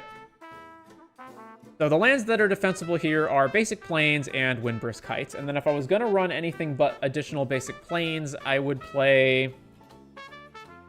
potentially... So it depends on whether you're going to play Land Destruction, which I don't think you're going to. But other white mana lands that are defensible are like Flagstones of Trocaire, both of the Agonjos, and... among the colorless lands, I would play like Urza Saga. Blast Zone might be doable. Emergent Zone might be doable. Like, there's a handful of colorless cards I think would maybe be fine. Obviously, Witch Enchanter, if that's in here, which it isn't. And is the deck tagged? It is tagged. All right. So what do we have? We've got Healer's Hawk, which is an example of a flyer that I wouldn't bother with because it's so bad. Sarah's Guardian. Other creatures you control have flying. Wait, you have a tag for flying, but I'm assuming more than just these creatures are flying. In fact, I can already see that more creatures than this are flying, so why is there this tag? All right, I'm going to stop looking at your tags, and I'm just going to look at types. 11 artifacts. Arcane Signet, Caduceus Staff of Hermes. Lifelink, as long as you have 30 more life, equipped creature gets +5 and has indestructible and prevent all damage that would be dealt to this creature. Okay, exactly the kind of card that I want in here because it gives Sephara indestructible. So definitely Caduceus. I don't know about Double Strike, though.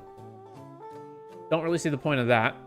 Reeves, Torque, Pearl Medallion, Soul Ring, Swiftfoot, Trailblazer Boots. Our creatures fly already. Why do we need this? Wedding Ring, definitely not. Whisper Silk Cloak, again, our creatures fly already. Why do we need this? Spectral Procession. Sure. Secret Rendezvous. I don't want my opponent to draw cards. I would rather just draw the cards. Rousing of Souls. Each player reveals the top card of their library. For each non-land reveal this way, you get a 1/1. Then each player draws a card. So I might also just brick. Because a third of the time, my opponents will have a land on top. So I'm going to cast this, and then I'm going to get, on average... Probably on average, I would get 3 creatures out of it, right? So it's the same rate as Spectral Procession. That's probably fine, then. Ondu Inversion. This is not good. I get that it's also a land, but it's also 8 mana, so it's just not worth having. And it comes in tapped. Each opponent draws a card. Then you draw a card for each opponent who drew a card this way. This also seems... not great. Battle Screech, sure, but it's 4 mana to get it initially. Austere Command. Aegis Angel. I get that we want Sephara to be indestructible, but this is 6 mana. There's got to be better ways to do it. Angel of Destiny. Yeah, I'm not really interested in, like, these flyers that are this expensive. Everything gets First Strike, Vigilance, and Lifelink. I'm assuming there's a Lifelink theme in this deck, considering how much life gain stuff I've seen so far, and that Sephara also has Lifelink. Archangel of Tithes, you don't need to bother with that. Archon of Absolution, you don't need to bother with these propaganda effects. You have a 7/7 Lifelink flyer. Like, you getting attacked is not going to be a problem. And your other creatures are also indestructible if you need to block with them. What do you think about the Triumph lands? They're okay as, like, one-ofs in 3-color decks. So... I personally don't think I use any of the Triumphs, but part of that is because the revised dual lands fill out the like rest of the lands. So especially if you're budgeting and you don't have the revised duals or you're not willing to proxy them, then I think they're fine as a one-of fetchable target. I don't think I would ever play more than 1 Triumph, though, if you were in a 4+ color deck. Same deal with, like, the Surveil lands. I would only run a Surveil land if I was in a 2-color deck and didn't want to proxy or pay for the revised dual of that color. And even then, I might not run it because there's enough other dual lands to play instead. Skirmisher, Ties, Archangel, Battle Raptor. Again, this card just doesn't do anything. It's a 1/1. Breathkeeper Seraph, Flying Soulbond. As long as it's paired with a thing, when this creature dies, you may return to the battlefield and its owner's control at the beginning of its upkeep. Okay, that also doesn't sound good. Cartographer's Hawk, Cloudsteel Kirin. I get that Cloudsteel Kirin's really cool, guys. This card's not good. Not only does the card stop working if the creature that it's attached to dies, which indestructible doesn't mean much anymore. They don't even have to kill the creature. They can just kill the Kirin, and then it will still stop working.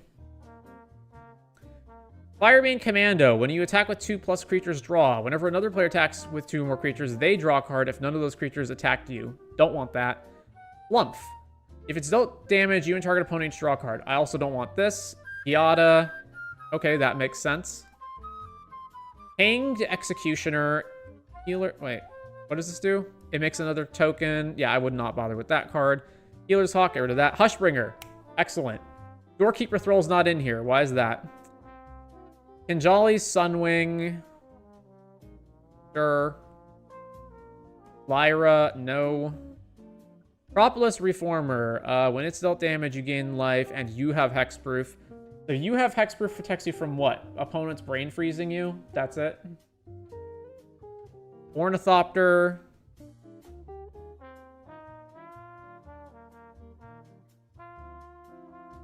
That's sus. Ornithopter of Paradise. Alright, that's solid.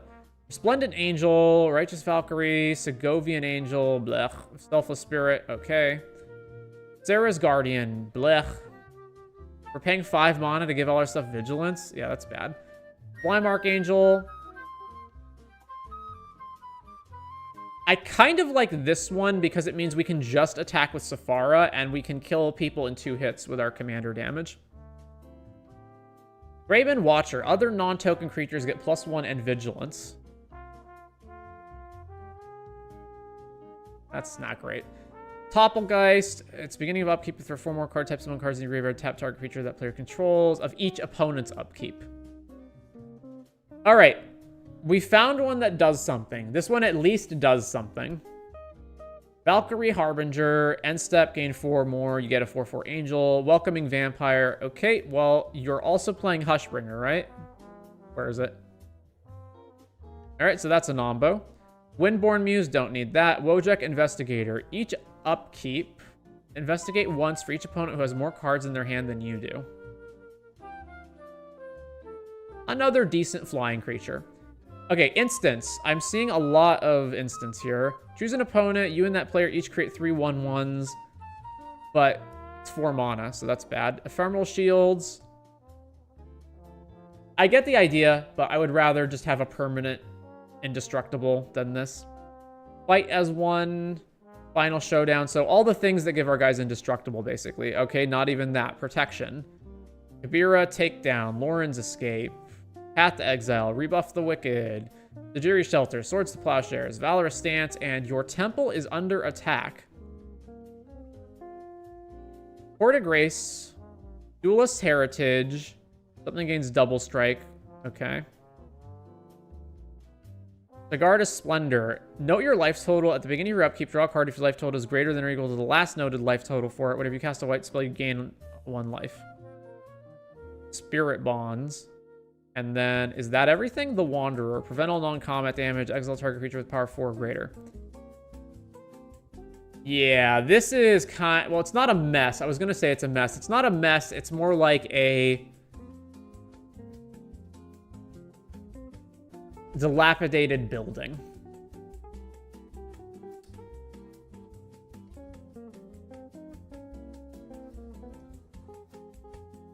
Angel human deck. It's Angel on the profile. Critique would be nice. Sure, we'll add that. You already are on the wheel, so we'll add plus Angel human.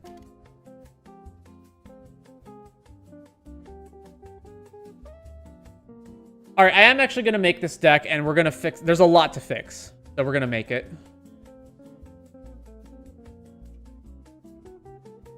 Sephara.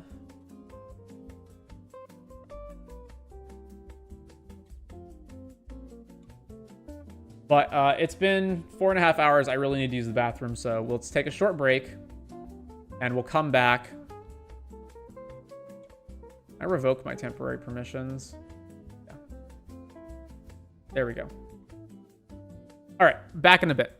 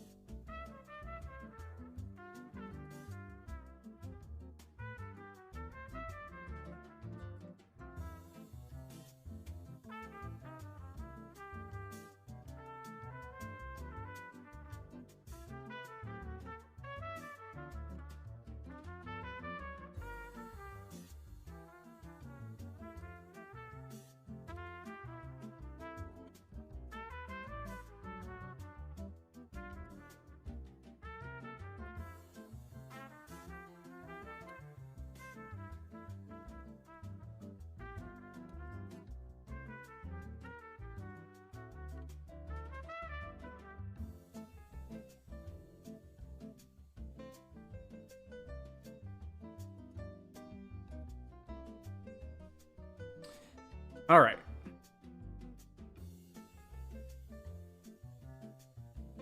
Add our starter kit. Add 1 color mana base. And we're going to want protection for Sephara. I'd preferably like haste for Sephara, but I don't think we're going to have many options for that in colorless. So protection. One thing I did notice in your list is that you're missing all the mom effects. Card draw. Haste. Removal. Stacks. Ramp? Alright, so this is a lot to get removed. So as usual with the lands, we're going to get rid of all the ones that are not applicable. So all the fetches, all the rainbow lands. We're not going to want Hall of the Bandit Lord in this deck. Get rid of this, get rid of this, get rid of this. Nykthos, we might want. I mean, we got to get 4 things into play, right?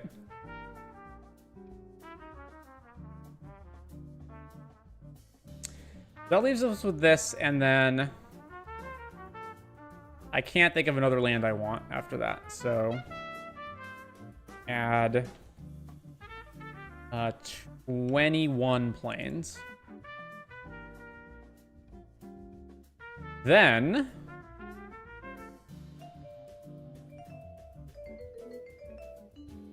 Mystic Forge out because we're not using that. Then on to the ramp.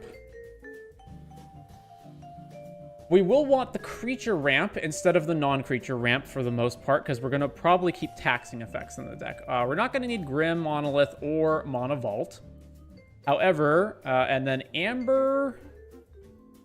I mean, we are casting Sephara hypothetically for cheaper. In fact, we may be able to get rid of most of this if we just rely on our stacks plan.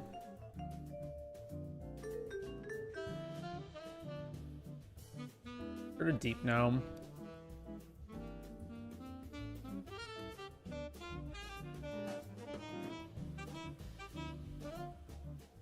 I may be able to get away with not playing most of this stuff, actually.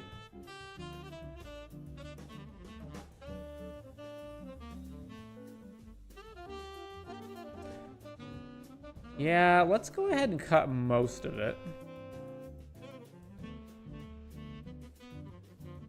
So let's get Arcane and Felwar out of here, and let's play Goldmer.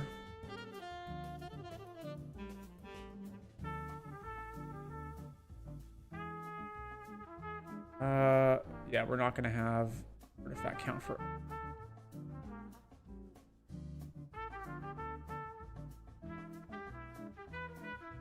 So get rid of all that, and then the stacks cards. All right, we're not going to play... I guess we could play Armageddon.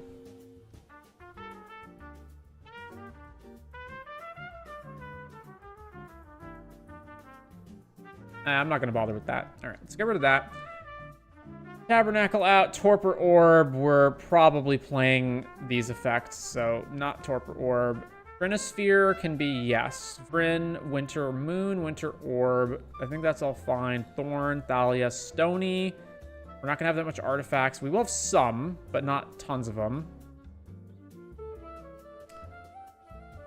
So Stony's fine. Static Orb, get that out of here. Spirit of the Labyrinth. We will have our own cards that draw cards. So, not Spirit. Sphere, get rid of that. Rule of Law. Cut Ravages. We've got Censor, Linvala, Kataki can... Kataki? Kataki is not flying. I guess we have a bunch of stuff that doesn't fly, right? And there's not going to be any way of getting around that. I'll come back and reevaluate this at a later point. Because like Hushbringer and Doorkeeper Thrall fly, but they counteract all of our card drawing is the problem. Elish Norn, get out of here. Eidolon out. And then Curse Totem out. Welcome, Tentative Work. Alright, then we got Skyclave. Let's go to Stroke and Darksteel Mutation, and then just keep this stuff.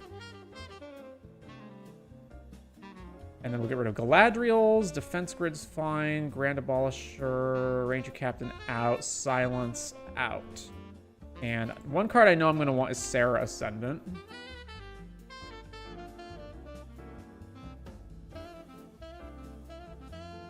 Kind of forgot, but you still play Commander.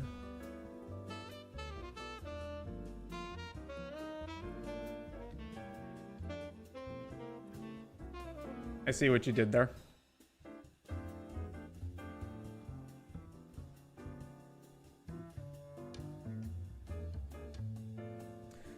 Alright, so the problem with our stacks plan is that not all of our stacks pieces have flying. Get rid of Angara. Let's get rid of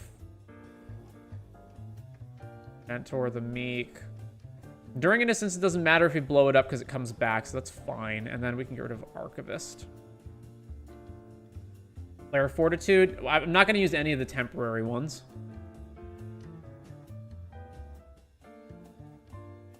Ranguszx, we're planning to blow the field up a whole bunch, aren't we? Actually, that means I can get rid of my taxing, right? Because all of our sweeping explosions are going to be spell-based, so we're not actually going to use the taxing effects. So that means we can get rid of Thalia, Thorn, where's the other one? Glow Rider. But Trinisphere can stick around, because that's fine.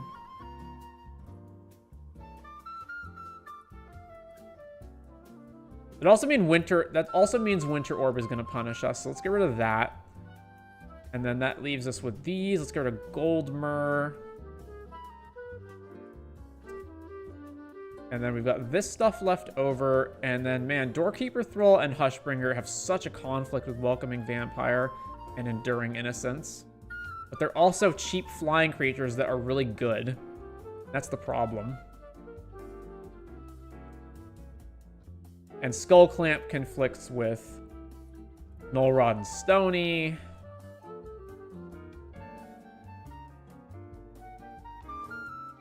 Alright, get rid of these. Everything that doesn't fly. So Hushbringer, Censor. Yeah, Drannith. Let's get Drannith out of here.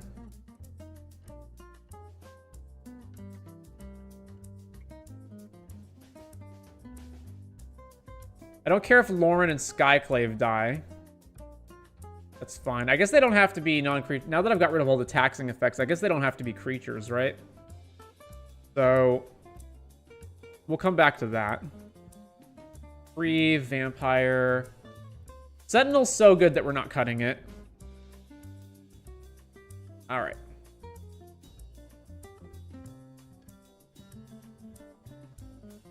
So let's go ahead and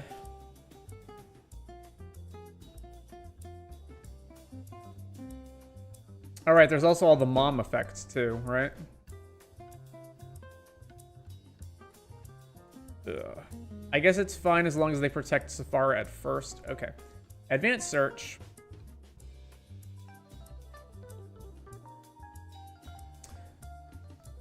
Oracle text contains flying.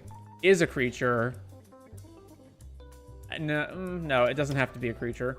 Because there's things that like put flying tokens into play, so we don't want that. Color identity is white.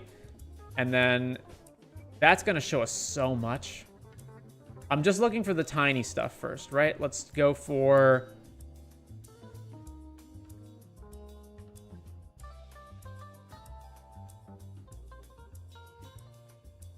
less than 4.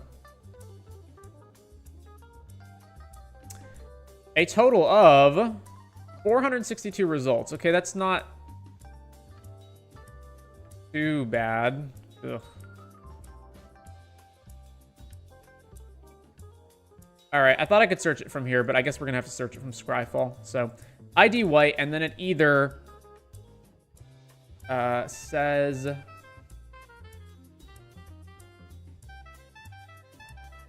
How do I say it's a creature with flying or... makes a creature token? I guess it has to be 2 different searches. So it's a creature. Yeah, it's a creature and it has flying. 820.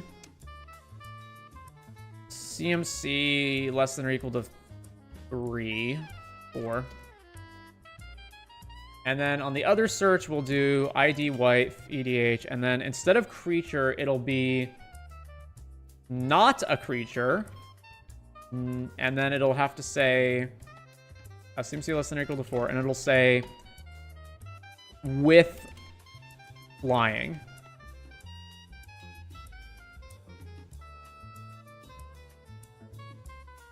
All right, let's do the with flying first because it's less cards. You have Yada yet? No, I don't, but that'll be on the list. But thank you for reminding me. Yada. Font of Hope.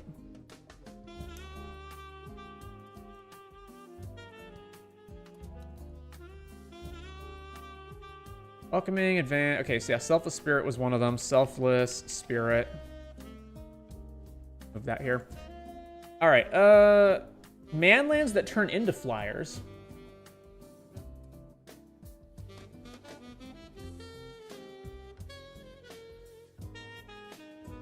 I still don't think I want Blink Moth or Ink Moth even in that case.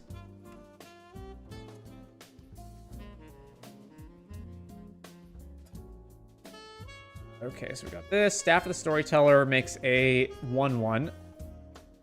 Staff of the Storyteller, there we go. Staff of the Storyteller. All right, we're going to have too much ETB triggers for Hushbringer and Doorkeeper Thrall to work, unfortunately, because we got Welcoming, Tukazia's Welcome, Enduring Innocence, and now Staff of the Storyteller.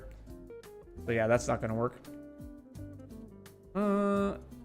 Gained life, don't care about that. Whenever a equipped creature attacks, create 2 1/1s. Okay, not relevant to what we're doing. I mean, it's relevant, but it's not good. Sarah the Benevolent, create a 4/4. No. Whenever this or another non-token enchantment enters, create a 1/1. Whenever the final chapter. Okay, no. Man, most of the 4s are not going to be good, eh? Yeah. Arnheim Unleashed. There's Battle Screech. I don't want that because I don't want to pay 4 to make 2 1/1s. What do you think is the best Angel Commander? Is it Mono White? The best Angel Commander? Like the best commander that is an Angel?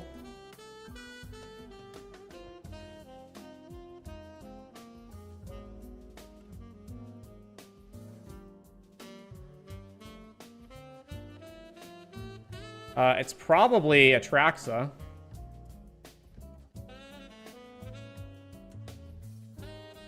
Yeah, Atraxa.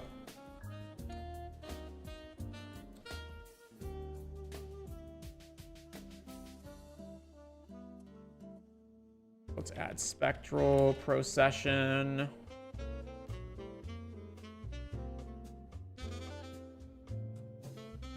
There's going to be some cards you had in your deck that I'm going to want to add, so let's just go ahead and compare.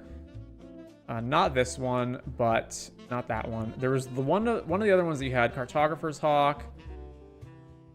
Is like, at least this does something, so add that. And then there's the other 3-mana one that you have that makes 3 tokens.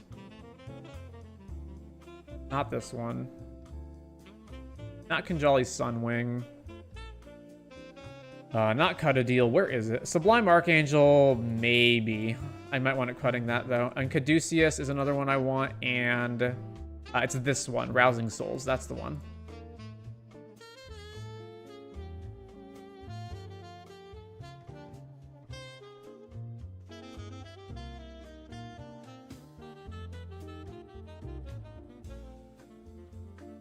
Yeah. So then back here, and then I forgot the other one we're going to want to search out is ID White, and it's going to want to say has or have indestructible.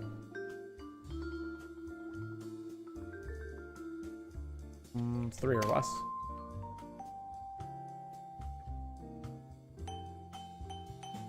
Only with flying have indestructible, right? Yeah.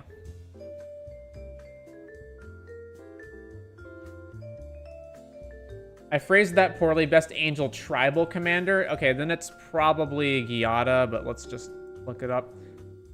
Format EDH is a commander. It doesn't have to be type Angel, but it has to say Angel in the text.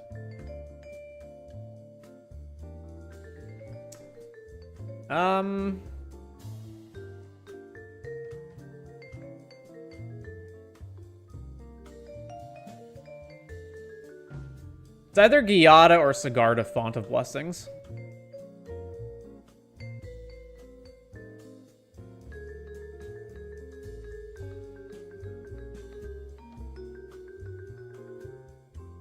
I don't know if you saw my last message, but I would like you to check out my Angel and Human deck named Angel on Ranguszx. Yes, I did see that. For Angel Tribal, Giada is good and Lyra is less good, but okay.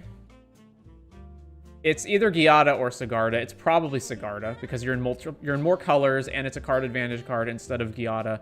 Yeah, I'm just gonna say it's Sigarda, it's Sigarda Font of Blessings. That's the best one.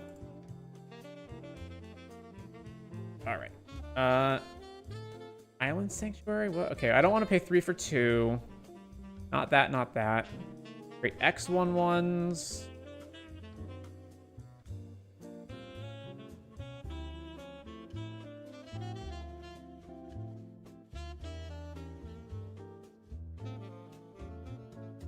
There's Rousing of Souls. Bat Colony. ETB, make a bat. For each mana from a cave spent to cast this. Okay, well, we're not doing that, obviously.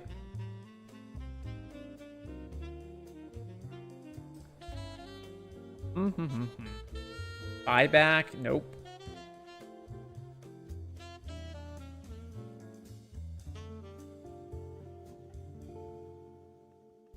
That's all the with flying stuff.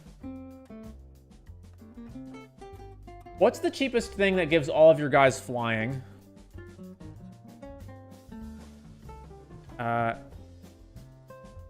You control have flying. I know Eldrazi Monument's on 5. I doubt there's anything cheaper than that. Yeah, there isn't. I guess it doesn't have to not be a creature. Vehicles have flying. As long as you control 4 or more creature tokens you control have flying.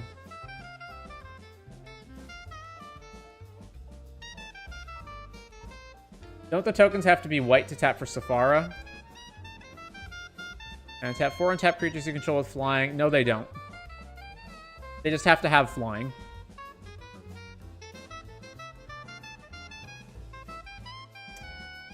All right, indestructibility. So we've got Mithril Coat. Is that going to be the cheapest one? There's also Bastion Protector. The problem is Bastion Protector is a creature that doesn't have flying. So if we start sweeping the board, then that's just going to die, and then Sephara sticks around. So Mithril Coat is one of the cheap ways to do it. We need it to permanently have indestructible. Timely Ward. You may cast it as though it had flash if it targets a commander. So that's the same mana, but it's an aura, which means if Sephara goes away, then this goes away. Whereas Mithril Coat at least sticks around. But I guess it's the same mana cost. Timely Ward. Protection. And where is that? This is Beatdown. Timely Ward, Protection. Then I'm not going to bother organizing the token generators. Shielded by Faith. Whenever a creature enters the battlefield, you may attach Shielded by Faith to that creature. You could hypothetically cast this first on something, cast Sephara, and then move it over. So sure, Shielded by Faith. Anytime now, Moxfield. There we go.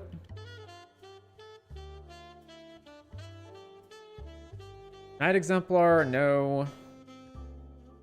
There's Caduceus. Redemption Arc is indestructible and goaded, and you can exile it. Not that. No, no. That's lands only, and then that's the end of that.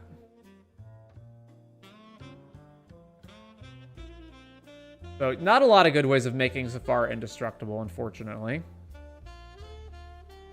Then I guess we play all the sweepers. So, sweepers. Not Dust, not Ugin. Vanquish, Wrath, Temp Lockdown, unfortunately gets around Indestructible, and not Serenity. Is Planar Collapse lands, or is it creatures? Where is it? Destroy all creatures. Devastating Mastery, nope, and then Day of Judgment. That can't be all of them. There's more than that. ID White CMC is 4 or less. Destroy all. And it says creatures in it. I guess destroy all. Destroy all creature. Wrath, Day of Judgment, which we have. And then there's Battle Bywater. The Battle.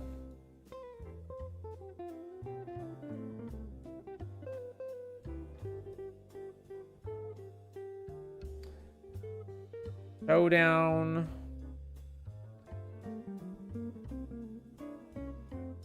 Final Showdown. Expensive, but it's fine. Then there's Citywide Bust. That misses too many things, I think. Battle of Bywater. I'm not sure about that one either. Shatter the Sky is good. Shatter the Sky. And then depopulate. Don't want that one. No witnesses. Each player controls the most creatures, investigates, then destroy all creatures. So that's going to be us. So no witnesses.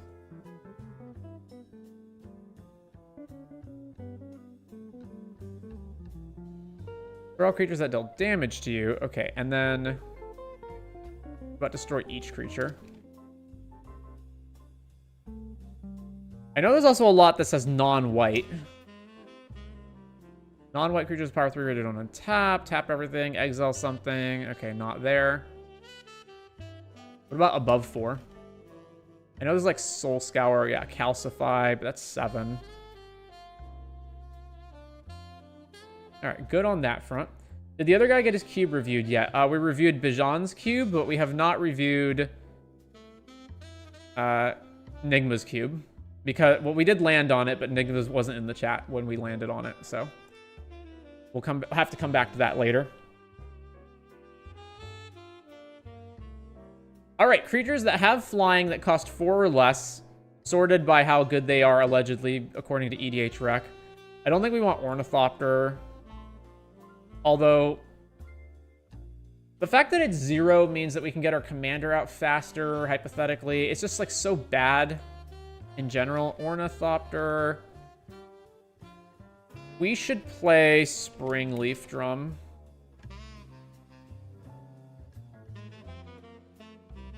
I wound up taking out Stony, right? Yeah. Stony and Null Rod. So let's put Arcane Signet back in here. Let's put Felwar Stone back in here. Let's put Marble Diamond back in. All right, Liberator, don't care. We have Archon. Teshar is not going to be relevant to what we're doing. This is whatever. Untap all of our guys. Who cares? We have Linvala already. Resto Angel, irrelevant. Proliferating, also irrelevant. All right, Valkyrie, Fireman Commando, Giada, Flicker Wisp. We have Giada, right? Yeah. Artifacts and enchantments you cast cost 1 less. I mean, it does something at the very least. Starnheim Courser. Sunwing, Junk Diver, Resplendent. We can't play ETB trigger stuff. Skyhunter Strike Force is exactly what we want in this deck because we're going to play a bunch of cheap stuff. Cheap creatures to get our guy going. Auras cost less. That's not relevant. Indicator, Paragon. We would have to put a bunch of fetch lands back into our deck for this, and even then it's not that good. Okay, no. Aven Interrupter, I also don't really want.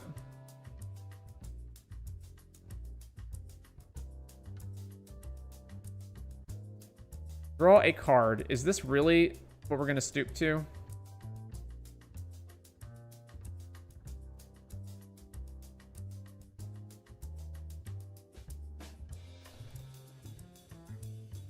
Sky Scanner.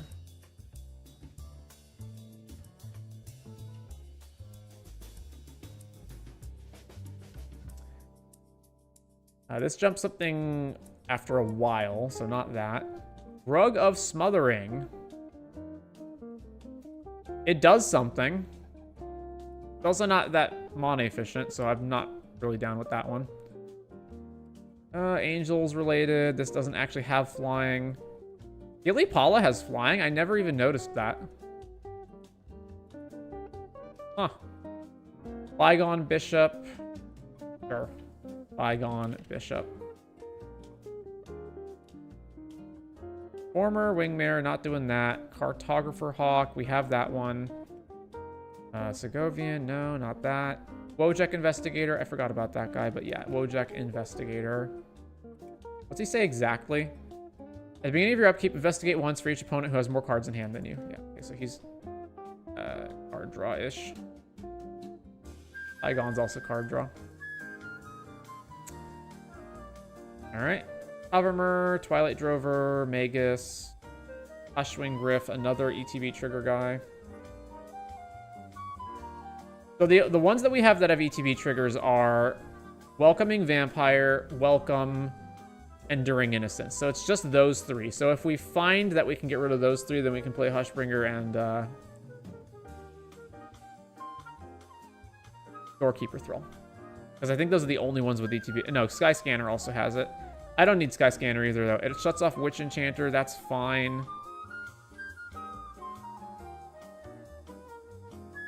Is there a non-flying sweeper? I don't think so. Redain is a good option for spell hate. Not really, because it's only 4+ spells.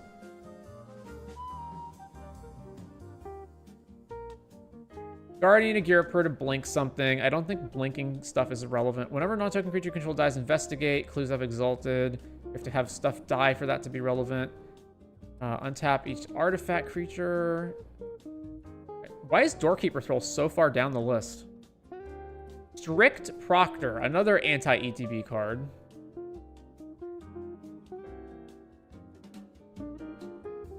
Alright, then this crappy dude. There's really not going to be a single 1-mana one that's good outside of Serra Ascendant, is there? Exile it, you gain 2 scry 2. Whenever legendary creature you control attacks and isn't blocked, if it's exiled, put it onto the battlefield attacking. That is not great. Rune Lurker back is also not great. Scry 1 occasionally. That's bad. Essence Channeler. Tomic. Also very, very niche. Whenever another permanent you control leaves the battlefield, if it had counters on it, investigate. Okay, no.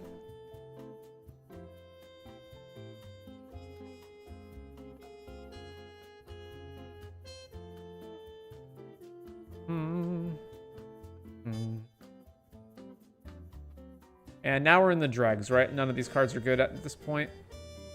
Wait, Spellbinder. Vesper Lark. Warden does not have flying to begin with. Salvation Swan, basically just a worse Resto Angel. Sort of. Exile up to one target creature without flying. Okay, yeah, no.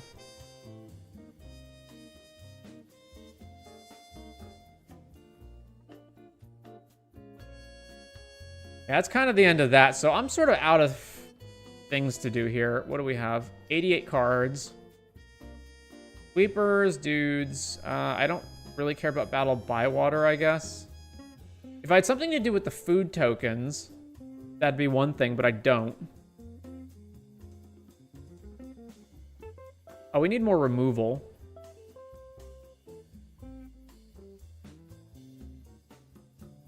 Get Lost.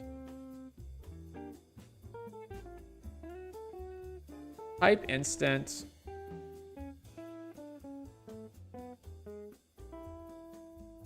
Exile target or destroy target. And I know we're going to find a bunch of blinking effects, so return it. Let's just cut that out immediately. A Stroke of Midnight. Do I have that? I cut it, right? Yeah. Stroke of Midnight. Actually, we don't even need that. That's fine. Get Lost. Turn to Dust.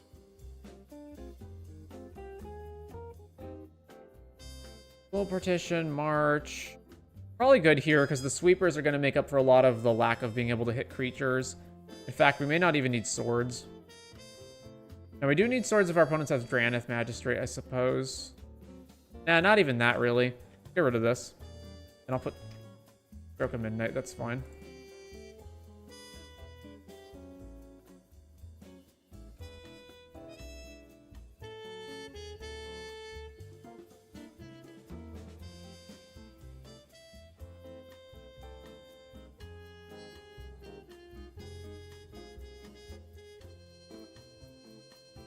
Ossification, maybe? No, I don't want O-Ring effects that can go away. What do you think of Get Lost in EDH? I feel like it's too narrow. I like it a lot. I think Creature and Enchantment are the most relevant permanent types.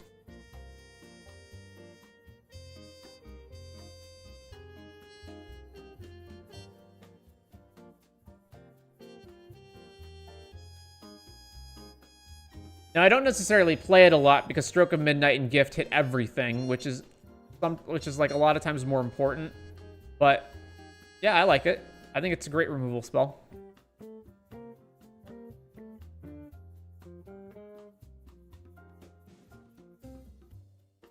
All right, what are other people running in Sephara? Hovership? Yeah, not really. I don't care about that. Jackdaw Savior. Whenever it or another creature you control with flying dies, return another target creature card with lesser mana value from your graveyard to the battlefield. So then Sephara has to not be in play, or... I get the incentive, but I don't think we want this. What do Spirit Bonds do? Whenever a non-target creature on this battlefield on control, you may pay white. If you do, put a 1/1 spirit into play. Sack a spirit.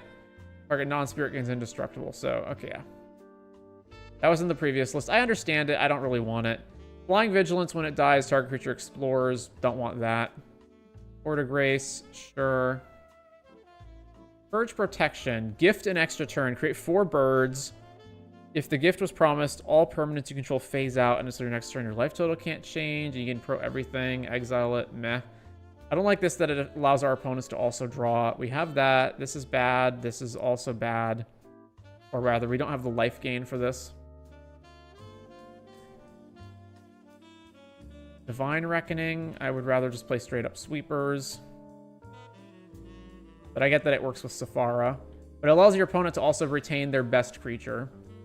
That's not relevant. We went through this. Ruin Lurker Bat would be like barely playable. I doubt it. And Remorseful Cleric, same thing. This is... I guess if I'm already playing Sky Scanner, then Inspiring Overseer's fine.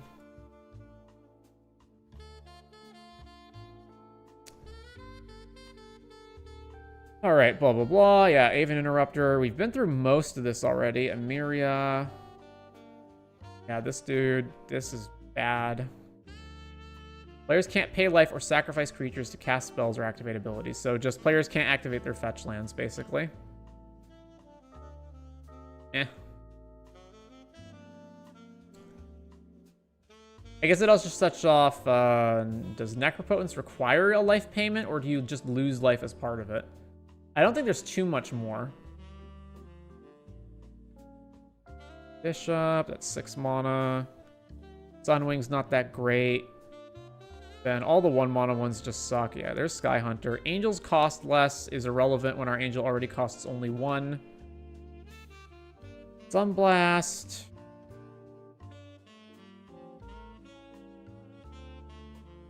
Angel enters. If you kicked it, do the thing. Steel Seraph. Beginning of combat in your turn, target creature gains an ability. All of our guys fly anyway, and our commander already has lifelink, so that's just vigilance. Is not relevant. Disenchant, Stroke, Dawn's Truce, Flare.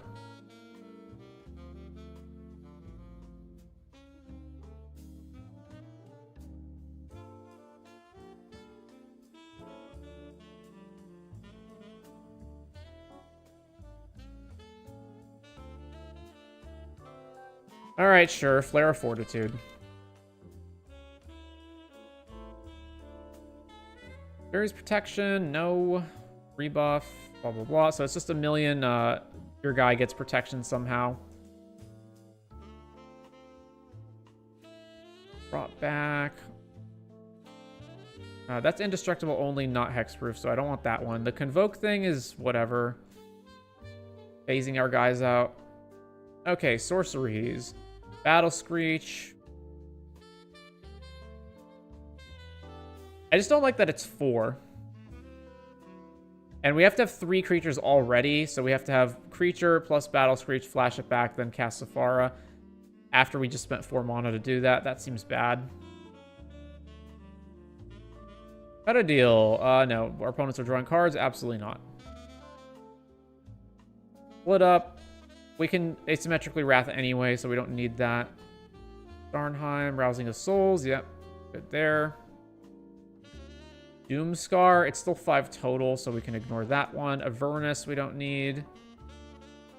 Oh, Pearl Medallion. I totally forgot about Pearl Medallion.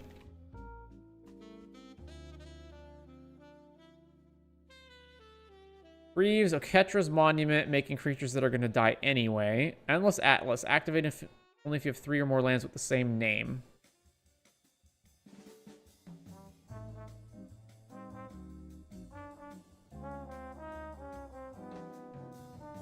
Vaguely playable.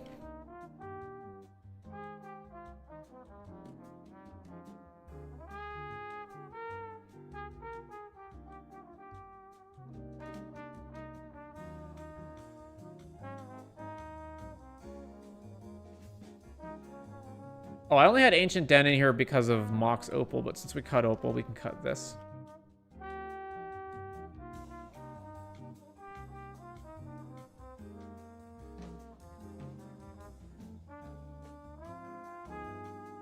Alright, Book of Exalted is just life gain related, and then you put a thing on a thing, and you can't lose until that thing goes away, but your opponents can get rid of the thing. Caduceus, got that. Herald's Horn, choose a type. Upkeep, look at the top. Okay, no, we got Skull Clamp, right? Yeah, we got Skull Clamp. There's Staff. Commander's Plate, don't care about that. Urza's Incubator. Also not relevant when our commander only costs 1. Halo Fountain, no. Mind's Eye. It is on the expensive side, but sure.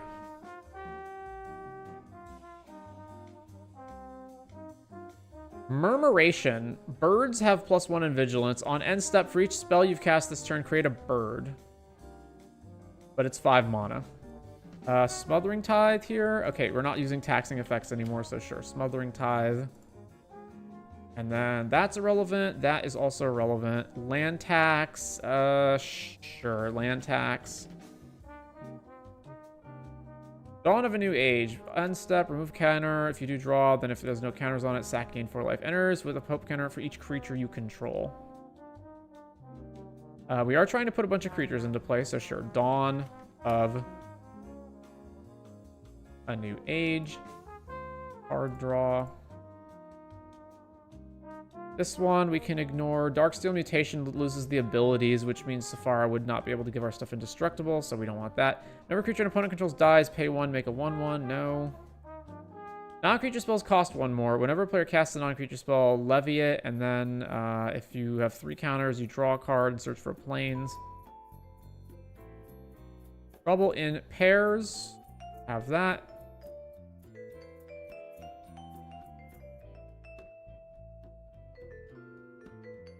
Paladin class is like the much crappier version of Defense Grid. And the other things that it's doing...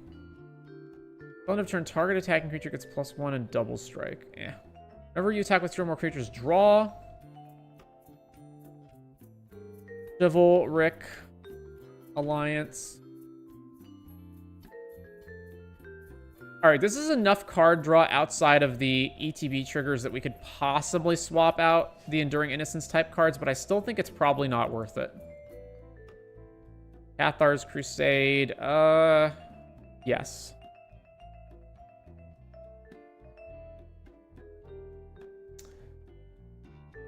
And then what else is there? End step, draw a card for each opponent, enter 2 or more, then create a treasure for each opponent who has more lands. Don't care about that. We have that. Creature attacks double strike.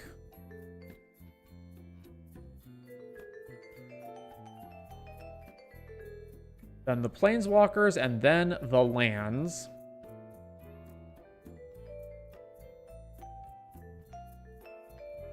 We're gonna play War Room. No. I don't think we're playing any of these. Oh yeah, Wind Brisk Kites. I forgot about that. Wind Brisk.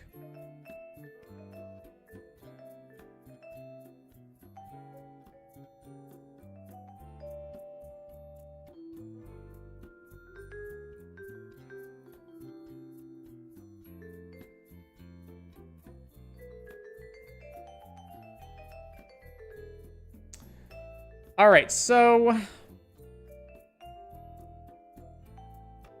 you have a mono black Reanimator deck on your Mox field. Need to take a look for inspiration if you do. I don't know offhand. Let me see. Filter, Commander.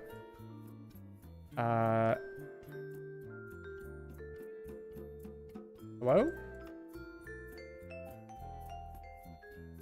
Filter.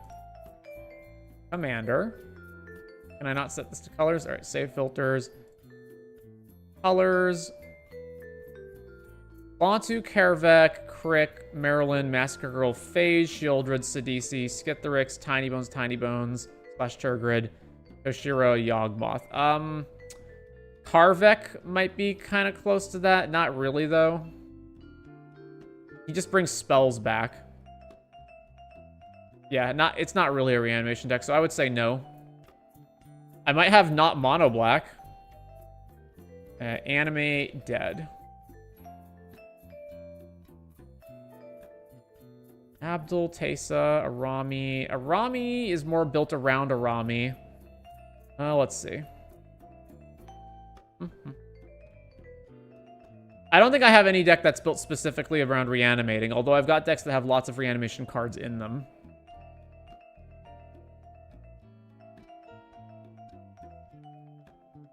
Archivist of Ogma for card draw. I don't want non-flying creatures, because I want to be able to wrath the board and retain all of my board. All the creatures that I have need to have flying. The only exceptions are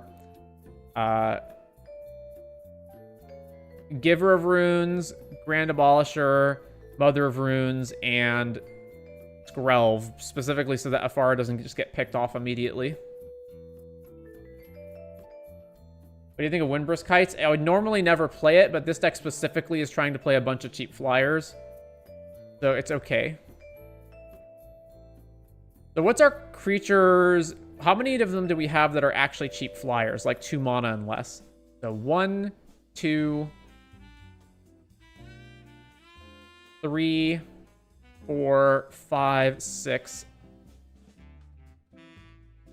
So not a lot. Oh, and then there's that's if you say 2 or less specifically, but if we count 3 or less, then it's a lot more. And we don't need to like turbo Sephara out into play. The problem is if we run the 2 mana or less flyers, like most of them just absolutely suck. And I don't think we can afford to do that.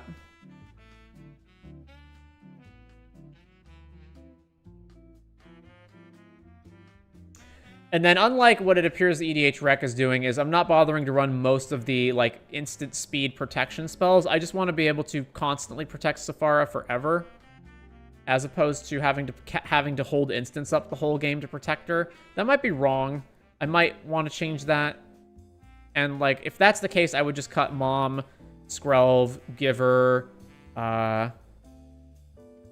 probably Grand Abolisher does different stuff. I would want to cut those 3 at least, and possibly other things, and then I would play the best versions of hexproof things for this, which is what?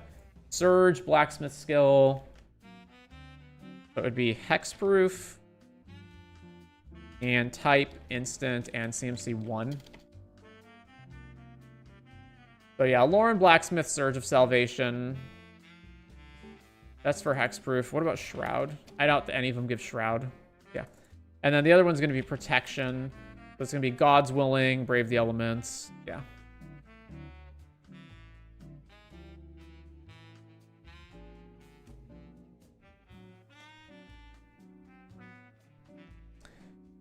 Is there some cheap stuff that lets us gain flying? So let's say 3 or less, and so none of them make us have flying permanently.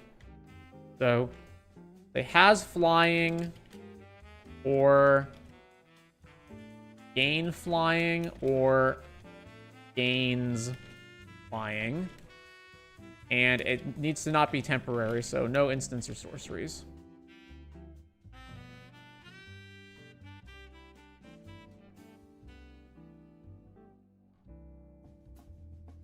And it must say creature in its Oracle text. Because I know there's auras that do that, like Angelic Gift. With a +1 counter on it has flying. It itself can give itself flying, but that's it. Maul, Cloudstone, Kieran, Angelic Gift. I'm looking for ways of giving Mom, Giver, Grand Abolisher, and Skrelv flying so that they don't die when I go to sweep, which we probably want. There's Angelic Gift's the best one, right? Then there's Zephyr Boots. Zephyr Boots is Saga-able. Zephyr Boots.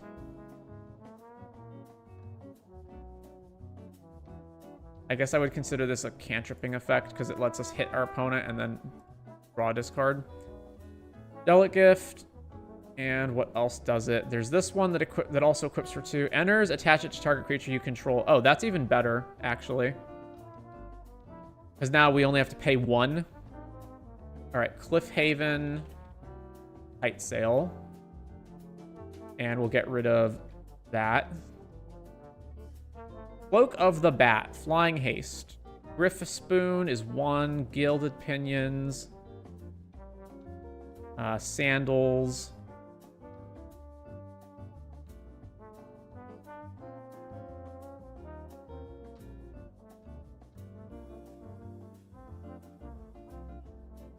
ETB, attach to target creature you control, but this one's 2 mana. Okay.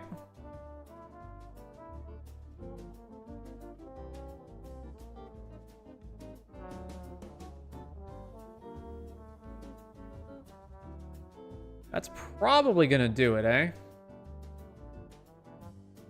Sack this, creatures you control gain flying, so that's only once.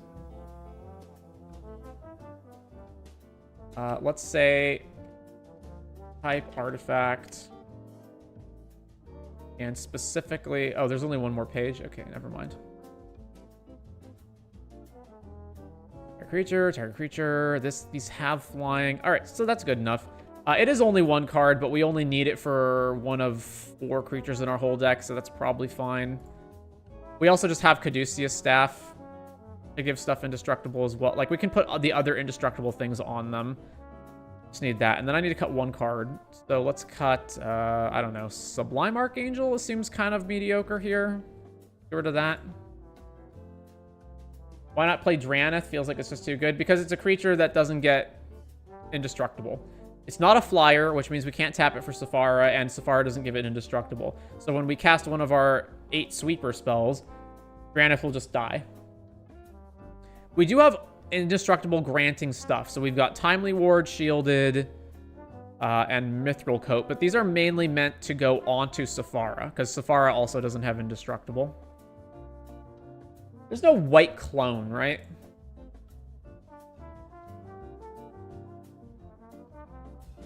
Creature copy.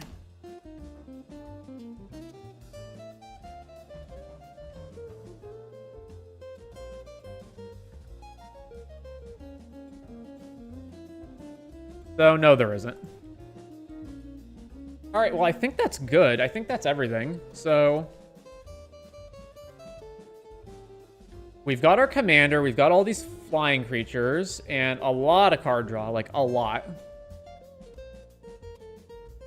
I did have to cut way down on the stacks because we had too many cards that were non-creature spells, so we couldn't play taxing effects. And also, the taxing effects are not flyers except for Vryn Wingmare.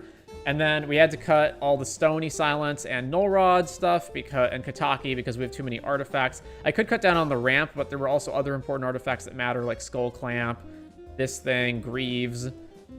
And then we had to cut the ETB trigger guys out because there are ETB triggers over here with Welcoming Vampire, Enduring Innocence, and there's one other one.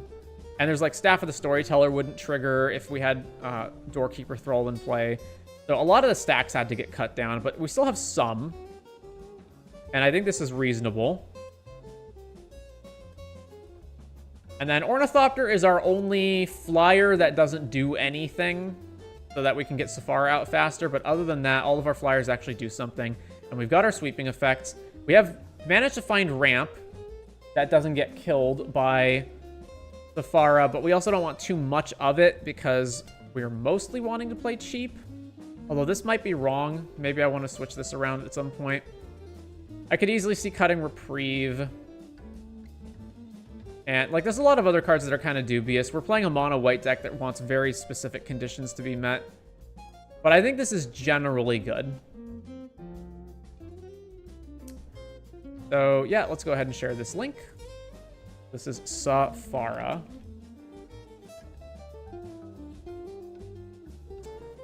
All right, back to the wheel.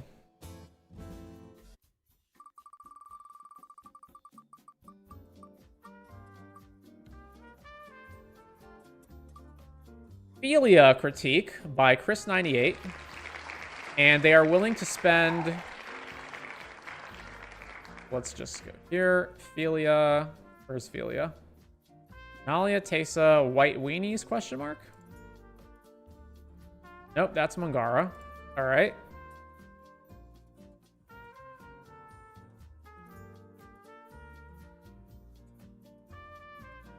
Phelia, there we go. So a Phelia deck, whenever it's a 2-mana, 2/2 flash, whenever it attacks, exile up to one other target non-land permanent at the beginning of the next end step. Return that card to the battlefield under its owner's control. If it entered under your control, put a +1 counter on Phelia. So mono white blinks. Obviously, we're going to want all the ETB or leaves, but mostly ETB triggers, so that we can keep doing that. And we're going to want to get Phelia out as fast as possible, although we don't have really ramp into us in a mono white deck. And Chris has specified that they are willing to add another $150 onto the deck, depending on what we say they should add. So let's work by types. We have 36 lands, including 3 MDFCs. Once again, you don't need Reliquary Tower. Scavenger Grounds is only a good card if, for some reason, you have a local metagame full of, like, Reanimator stuff. Otherwise, it's not worth it. I would say Emiria the Sky Ruin is also not worth it, especially since you have other cards that are not planes. Yeah, sometimes... Like, what are the odds that every single land that you're going to play all the way up to 7 is going to be a basic planes, and you're not going to have one single land that's a different non-basic, like War Room or something? And on top of that, it's also a land that enters tapped, so that's pretty bad. And there's, like, Demo Field, which I don't really like. This depends on how many enchantments you're playing or how important they are.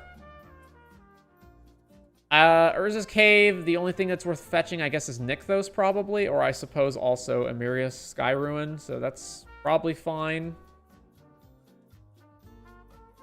Bone nearly is dead, but I'll watch till the end of its life. Oh, I appreciate it. So this one's a bit weird in that, obviously you're not really ramping into Phelia because it's 2 mana. But you probably need to ramp into the other things that it is triggering off of. So we're going to want all the ETB triggers and then all of the things that double up on them. We've got Thought Vessel, Sol Ring, Pearl Medallion, Panharmonicon, Conjurer's Closet. Sure. There is also... Do you have... where are the enchantments? You have no enchantments.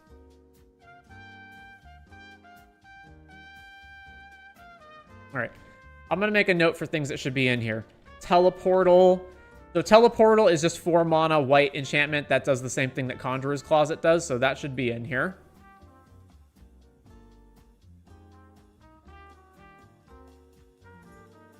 What else? You could also run Roaming Throne, because then you'd get twice the triggers on Phelia, so that's effectively the same thing. So Roaming Throne. What else? There's all the token doubling stuff that doesn't have to do with triggers, so that's not it. We've got Ascend from Avernus, Austere Command, and Dusk to Dawn. I'm not really sure why you have these. Avernus, maybe, but these sweepers, Dusk to Dawn, I guess if the cards count it. I don't know why Austere Command, though. And then we've got Chroma's Will, Clever Concealment. For the amount of creatures that you're going to want, obviously you have 39, which is a pretty impressive amount, but I would be really dubious on a lot of these instances. So Chroma's Will, Clever Concealment. I don't want stuff that phases out. Okay, Cloud Shift makes sense. Eerie Interlude, Enlightened Tutor, Ephemerate, Generous Gift, Ghostway, Ibira Takedown, Path to Exile, Sajiri Shelter, Swords to Plowshares, and Teferi's Protection. You got Giver of Runes? Yeah, we got Giver. Skrelva's in here. Skrelva's in here. Good, good, okay. Not Karmic Guide, though. That's in the sideboard. You have Skyclave? Yep, we got Skyclave. What about Lauren? Yep, we got Lauren. Okay, and then what else are we doing? Abdul. Enter the battlefield exile number non-lands until it leaves. So you would Abdul, eat your whole board, then Phelia, flicker Abdul, and then get everything again. Okay. I'm going to say probably you're going to want more ramp and more stacks pieces so that you can prevent your opponents from interacting with you again. And then the lands are probably, again, too many at 36. Although, depending on how low you go with this stuff, you may want more lands than normal. In particular, for the stacks cards, I would be looking at rule of law effects like Archon of Emeria, and I would be looking at the taxing effects like Thalia. We have Boromir, Charming Prince, Claim Jumper, Containment Priest. This is anti-synergy with your guy, right? Yeah, so if you've got Containment Priest in play, this straight up kills anything that you try to blink. So, yeah, this is like an anti-card. So get rid of Containment Priest. Remove Containment Priest. Dawnbringer Cleric, Drannith Magistrate, Elish Norn, Grand Cenobite, Elish Norn, the other Elish Norn, Elesper, Evangel of Heliod to make 1/1s. I think there's one that's like this, but it's only 5 mana.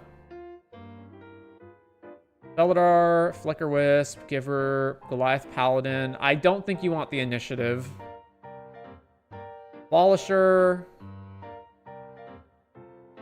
Overseer, Knight of the White Orchid. Not great. Lauren, Loyal Warhound, Moonshaker Cavalry. Okay. Mom, Preston the Vanisher. Whenever another non-token creature enters under your control, if it wasn't cast, create a token that's a copy of it, except it's an 0/1. Recruiter, Resto, Reverent Hoplite. Oh, yeah, here's the 5 mana one. Dungeoneer, Skrelv, Skyclave Solemn, Solitude, Companion, Sun Titan, Wall of Omens, Welcoming Vampire, White Orchid Phantom. I don't think we care about that either. Although they go fetch for a basic, so if you keep blinking this, eventually you can start strip mining your opponent, so that might be fine. Plume Adventurer, yeah, I really don't want the initiative in this. So, and then I see that you're trying to mitigate getting swept, which in a Phelia deck might actually be relevant. I think the main ones I don't like are these one-off protection spells like the Jiri Shelter. Oh, there's Teleportation Circle. How did I completely miss enchantments? Cathar's Crusade, Deafening, Reconnaissance. Yeah, that's fine. Reconnaissance for Phelia, so you can attack.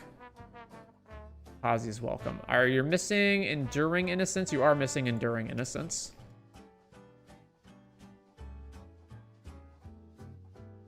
And Mentor the Meek. Yeah, and Mentor the Meek. Well, other than what I would say is, so a lack of good scaffolding. So, like too many lands and too many lands that are bad. Not too many, some lands that are bad. And not enough ramp spells and not enough stacks. But aside from that, your card choices are spot on for most of this. I think I could probably put this into its playable state easily. And you said you wanted it to be, you're willing to spend plus 150 on this. So we're at 450 now. So you're like 600 max on this. Let's go ahead and build Phelia. So Phelia, Exuberant Shepherd.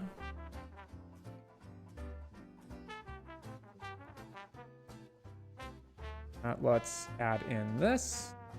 Then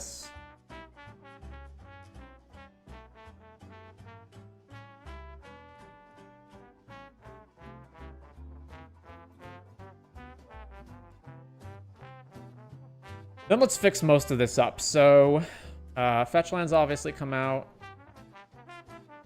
Rainbow lands.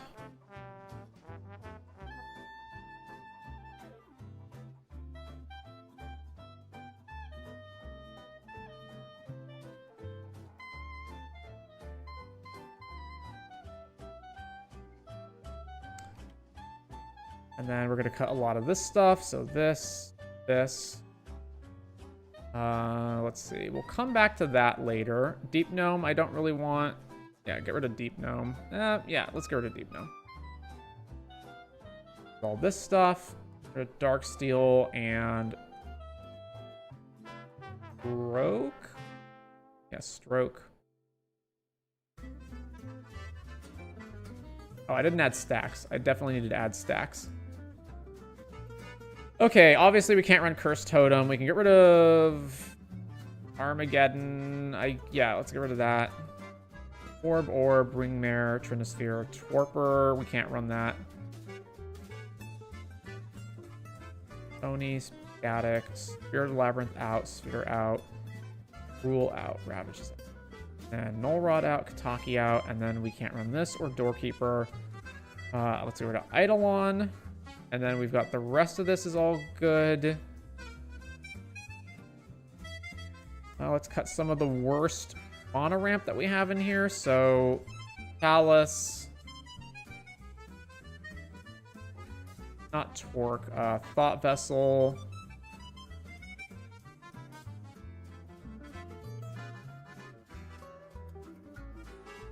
Mindstone.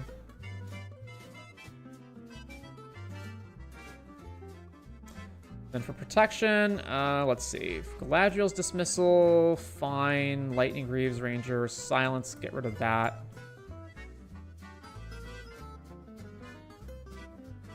Then we got this. Mangara, Takazia, Welcoming Vampire, Skull Clamp, Forge out. Archivist, we can get rid of that. Grieve, I'm going to get rid of that as well.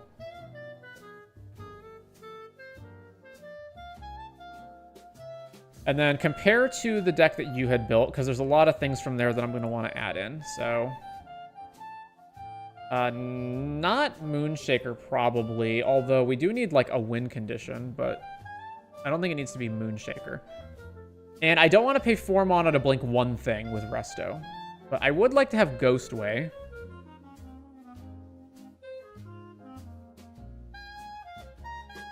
Not that, not that. Preston's good.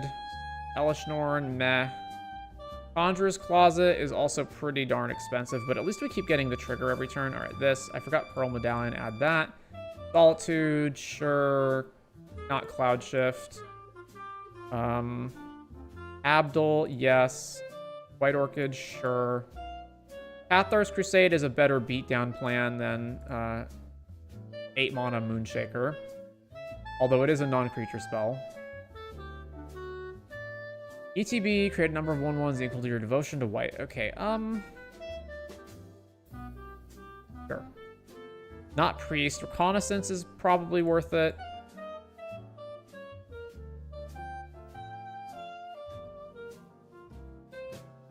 Yeah, we're going to want Wall of Omens types of effects for cards to blink, so we want that. I don't want Teferi's Protection. An Eerie Interlude. And Spirited Companion, Recruiter, Boromir. And is Dawnbringer Cleric the best one, or is there another one? Let's add Dawnbringer temporarily. I don't want Ephemerate. And Urza's Cave for Nykthos is fine, I guess. And Harmonicon. Yeah. Not this one. And we can go back to the list and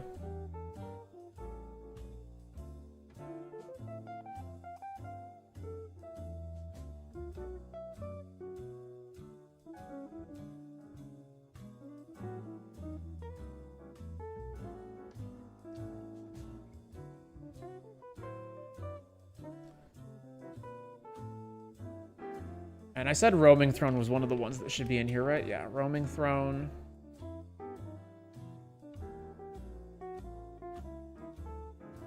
We might not even need Cathar's, actually. Let's just take that out.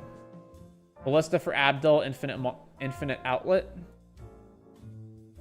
Well, there's no infinite loop with Abdul, is there?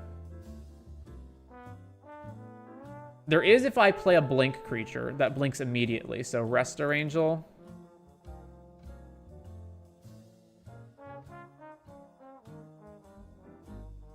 Is Restoration Angel the cheapest one that does that? Because all the other ones, Flicker Wisp, Girpur, Angel, they all are on end step, right? Resto and Felidar Guardian are the only ones that do it instantly. Actually, between that one and Felidar's the better one. So Felidar Guardian.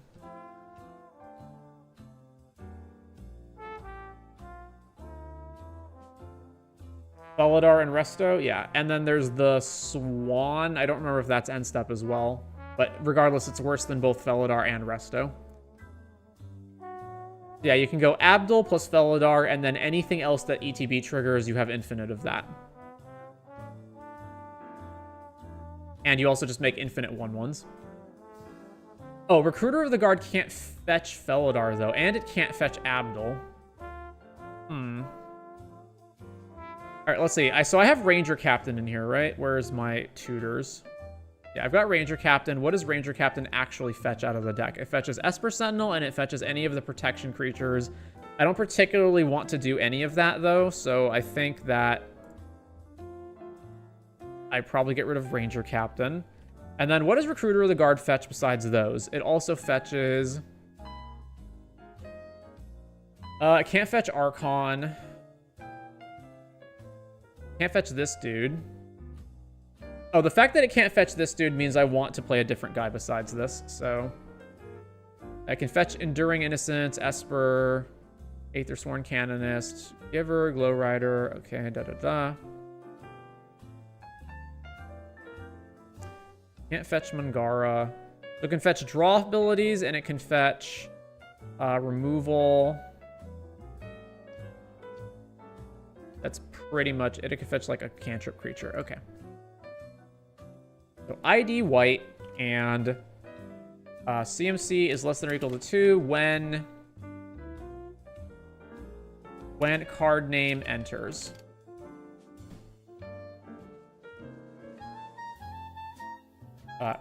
And then Phelia actually blinks anything, right? Non-land permanent, so it doesn't have to be a creature. But the other blink spells have to be creatures.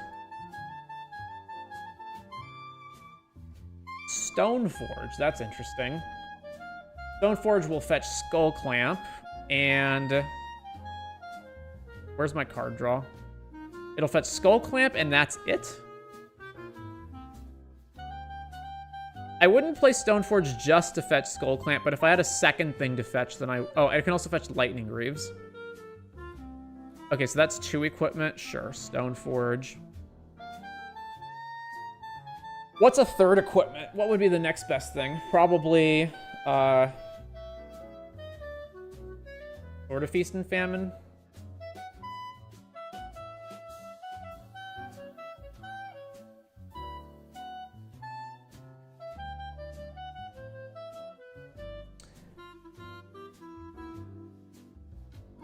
Charming Prince. Yeah, that's on end step, so that doesn't work. They not lands.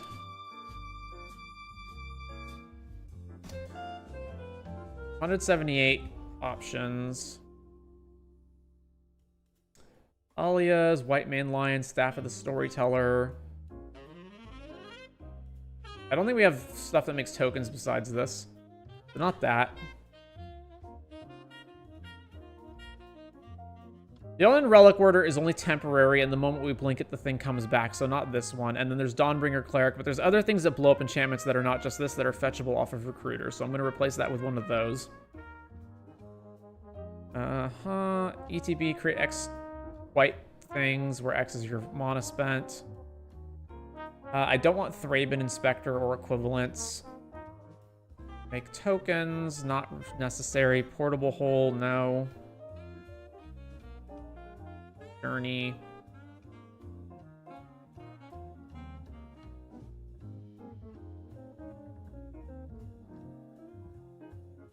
Dusk Rose Reliquary. It's until it leaves, though, right? Yeah. Sheltered by Ghost, also until it leaves.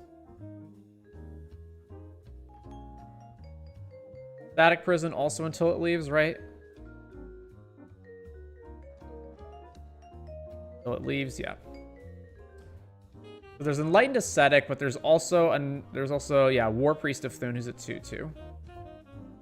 So War Priest. None of them blow up artifacts and enchantments. So it's just one or the other. And I think that's most of it. There's also Split Skin Doll. Unless you control another creature with power 2 or less, we'll probably have that most of the time, but we may as well just play Wall and Spirited Companion, which always draw a card, as opposed to this, which sometimes draws a card, but doesn't always draw one. And I think that's the good. What does Wall of Mourning do again? ETB, exile card from the top of your library face down for each opponent you have. At the beginning of your end step, if you control 3 or more creatures with different powers, put a card exiled with this into your hand. Wall of Mourning's another good one. Wall of Mourning. It does require that we've got a little bit more than just... So there's that plus Phelia, and then anything else that's 1 or 3 power, we'll get that to trigger. Hearth and Home, since they get around hexproof with Phelia, but that's just 1 more blink, right? Although I guess that's what you want to do. I feel like I would rather untap all my lands than get 1 more blink, though.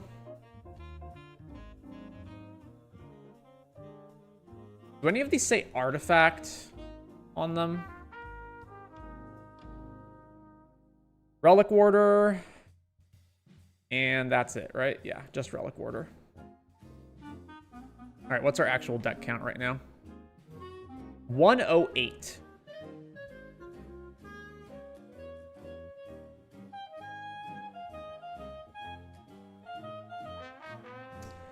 I'm going to cut... where's Conjurer's Closet?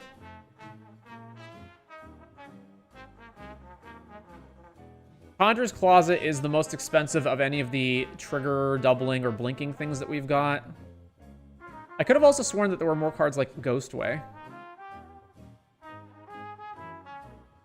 Ghostway.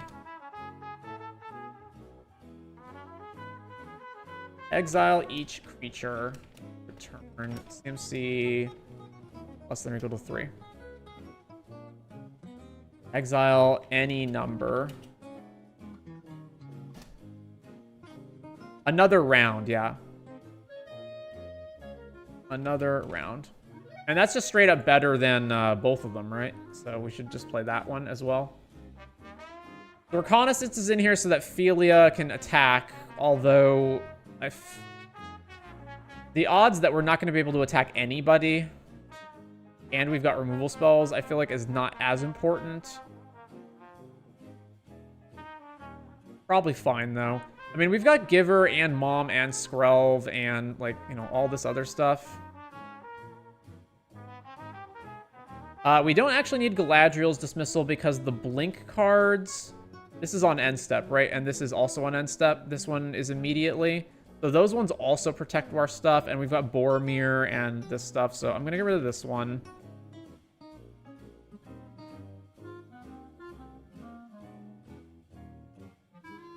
Got Grand Abolisher. Our guy also comes out for 2. I'll get rid of Defense Grid. And then what do we got here? Skyclave, da-da-da, War Priest. You know what? We don't need War Priest because we already have Lauren. So yeah, let's get rid of War Priest. 5 left to cut. I really feel like the strip mine your opponent plan slowly over the course of the game is probably not very good. Let's get rid of that. And then that leaves us with, we have a lot of ramp, and we don't necessarily even need all of it, although Sword is being counted in there, as is Smothering Tithe. Get rid of Tithe, because again, it's an expensive non-creature, and we have 3 taxing effects. And then let's get rid of, or we have 4 taxing effects, sorry.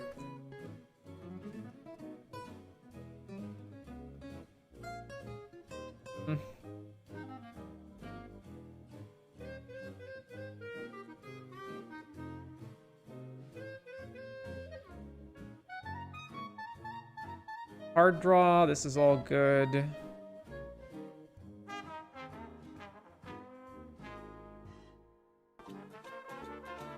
Alright, I don't think we need Reconnaissance, so I'll get rid of that. This doubles Phelia, and it only doubles Phelia, and that's it.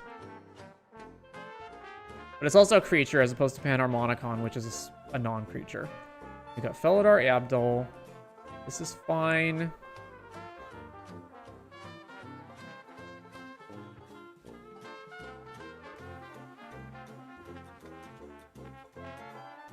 If I play Stroke of Midnight, I can get rid of Fragmentize and Swords, because then I'll have 1 card for both of them. I don't think I want to do that, though, because I want these 1 mana spells under my taxing effects.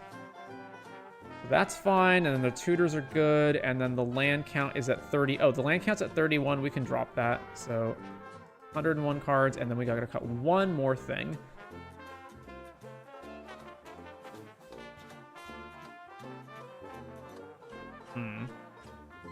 One more thing.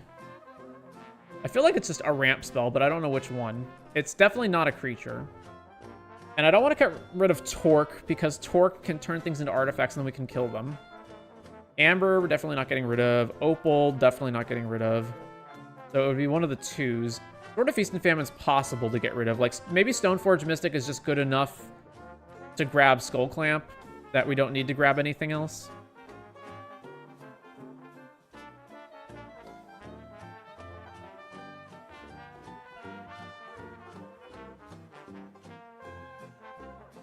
I just feel like I want three things, because I want... The first thing to grab is almost always going to be Skull Clamp. Then I want a second thing, and then a third thing for... basically for insurance, just so that if I blink Stoneforge multiple times, I have at least have a third one to go get with it. What about our stacks cards? We've got Archon, Aven, Boromir, Deafening Silence, Drannith, Elishnorn, Canonist, Glowrider, Linvala. Linvala's probably the most expendable out of any of these, but I still like it. Censor, Thalia, Thorn, Trinisphere, Bryn, Winter Moon, Winter Orb.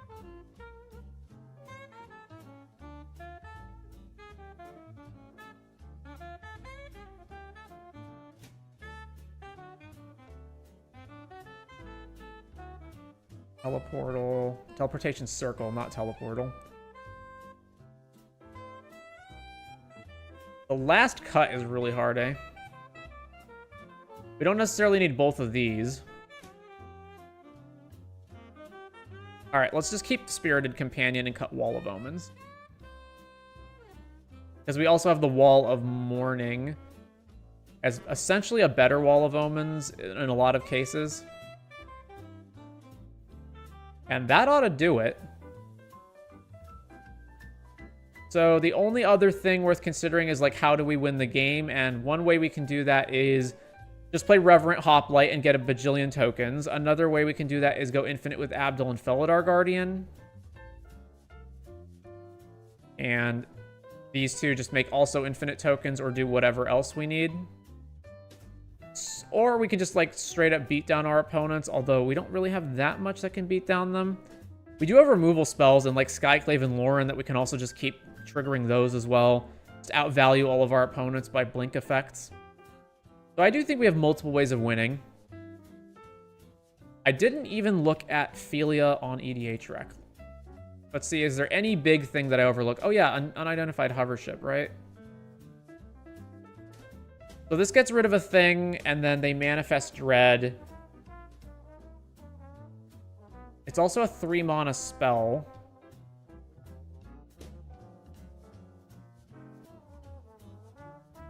So between that and swords, it's more expensive and is worse under our taxing effects. It's also permanent. Well, it's... And they get to manifest Dread, so they get a thing back if we blink it. We don't have to blink it. It also doesn't hit every creature. It only hits creatures with toughness 5 or less, which admittedly is probably most of them, but it's not all of them. I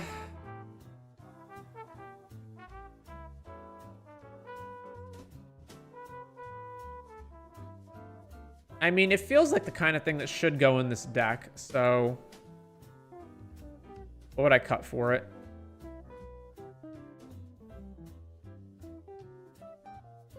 Mangara, especially because we've got all these rule of laws. Okay, Mangara out. To that extent, Trouble in Pairs would also work, right? Unidentified hover ship.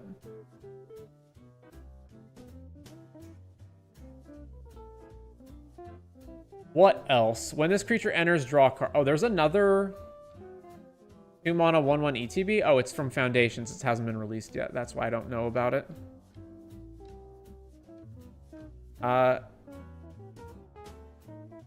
Is it better than Spirited Companion? Because it's... No, it's not. And it's not better, specifically because Spirited Companion is a dog and will therefore trigger off of Roaming Throne. If we name dog. That's why it's not better. Flickerwisp, Charming Prince, Biza. Abdul Adrian, Teleportation Circle, Cloud Shift. Okay, then there's all these cards. We don't need Sun Titan. ETB Draw for 3. Polish Norn. We don't need Warhound. Karmic Guide, I think, is also whatever. Moonshaker Cavalry is a big ender. I guess is Cavalry better than Hoplite? I would say no because of the mana cost. Fortune. Saddle's a thing. Oh, Delny, right. Delny. Delny should definitely be in here. Revelark. What is Tax Collector? Until your next turn, spells your opponents cast cost 1 more or detain and a creature an opponent controls.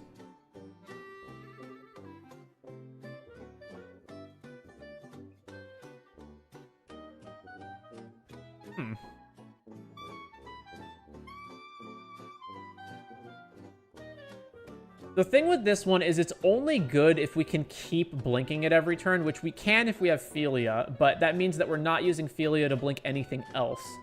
And I would rather blink other things that generate more value, I think. But it's still very tempting. What do I have that I can cut for that?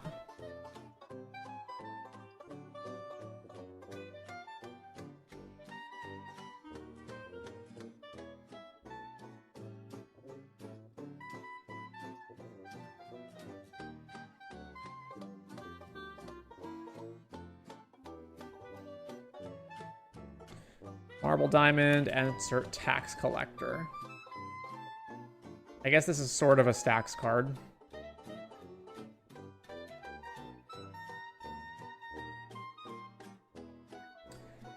Angel of Indemnity. When it enters, return permanent with value 4 or less from grave to the battlefield. So it's another Sun Titan-esque card. It doesn't get the attack trigger, but it gets something back that's higher value. Maven Interrupter, no. So is the only difference between Evangel and Hoplite is that 1 mana cheaper, 1 toughness less, but otherwise their effects are the same? Yeah. ETB, put a shield counter on something or proliferate. Don't care about that. This is delayed until end step. This was the obvious one, but I think Lauren already satisfies this slot. Selfless Savior, nope. Abolisher, Angel of Ruins. Counter each other creature you control. Counter 7 mana, Stonehorn, Containment Priest, Eldrazi Displacer, yeah. This fucks up all of our own exile, and this, we need Colorless, which admittedly we have a lot of, but it's still very expensive to use it. 6 mana before you've even blinked your first thing. Alright, Parting Gust. Exile all non-token creatures you controlled and roll d20. So this is a 4 mana version of the Eerie Interlude effect, so we're not going to run that. Semester's End, also blinking all your stuff. I think 3 blinks is good enough, and we've got Eerie Ghostway and another round.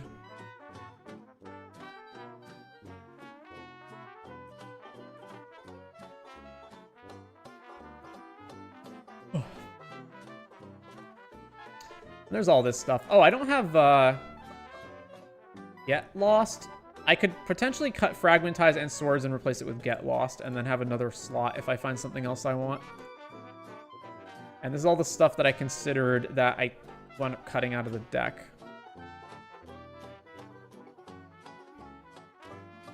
We have 7 removal spells.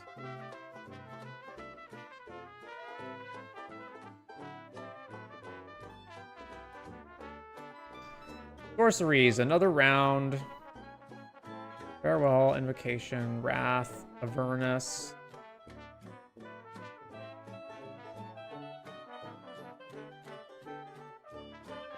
Dusk to Dawn, yeah.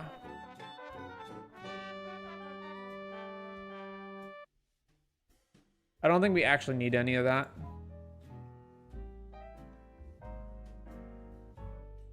Map. Search your library for 2 planes. Whenever a land enters under an opponent's control, if the player has more lands than you, you may put a land from your hand onto the battlefield. So it's 3 mana burgeoning, but it gets 2 planes. Sort of Hearth and Home.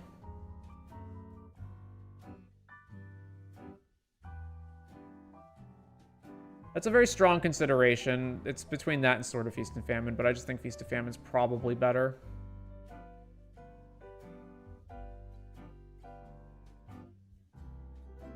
Ring. Why Sundial? Not sure why Sundial. Cryonic Resonator. Yeah, I'd rather just have the card come in and be used immediately. Not have to keep activating it every time I want to copy Phelia. Our creature control phases out. Burn a value 3 or less thing. Soul Clamp, got that. Takazi's welcome.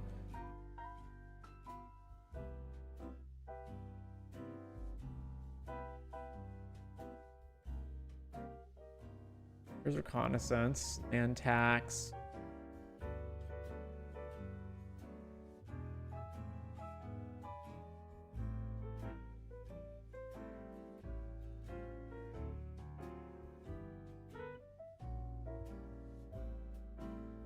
All right, I think that's good. All right. Yeah, I think we're good on Phelia. There's like a handful of cards that are potential swaps with other cards in the deck, or maybe you can cut 1 or 2 things here or there and add something else. Never host a game with casual in the name. Had to walk away from a fella using Land Destruction, a Mind Slicer, and Muldrotha with tons of reanimate. Only thing in my hand, sacks my creatures, sorry. I'm not sure I got all of that. You made a casual game, and a guy was using LD, Mind Slicer, and Muldrotha with reanimate. Okay. I assume by host a game you mean like on Moto. And then you just have people not respecting... I imagine they could fix that on Moto if they implement this bracket system. They'll just say insert your deck into a bracket, and Moto would just automatically tell you what bracket your deck is in, and then you could make...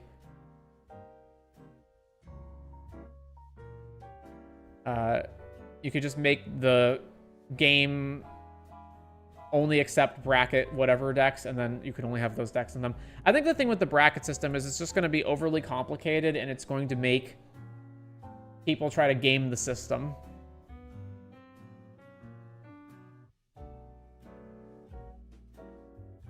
Anyway, let me copy this down. So this is Phelia.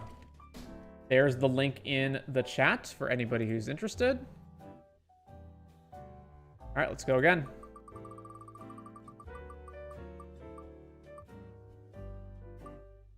Death Aspect critique by Never Gonna Give You Up. All right, so...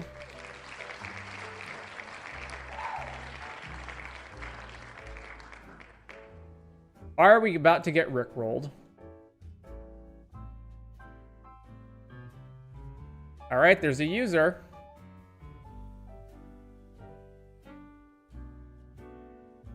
I assume a name. Because it's a name Death Aspect. Oh my god, it's a legitimate deck. I'm very curious about this as well, but we'll come back to that. All right, so a name Death Aspect, mono black commander. When it enters, you may search your library for any number of spirits and put them into your graveyard. Interesting. What can you do with that? I can't think of any spirits that, like... No, that's not true.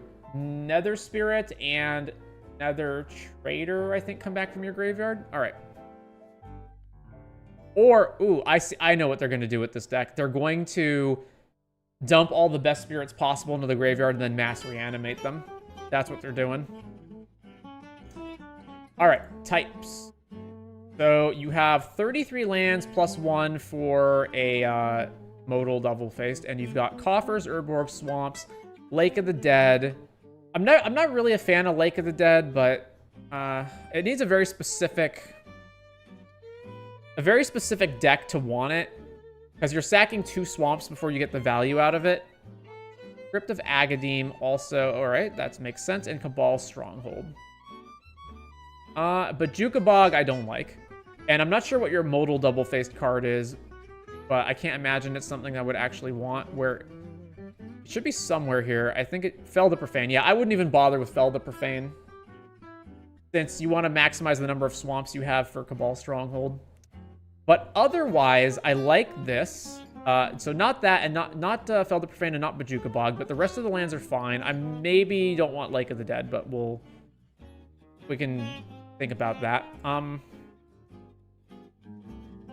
Also, the land count is a bit high as well. I would rather just have tons and tons of ramp to get to Iname Death Aspect than to be at 34. But otherwise, that's good. This, I'm already seeing this. I haven't looked at every single card in the deck, but just from glancing at it, it looks very well put together. Is it tagged? It is tagged. All right. Not enough ramp, again.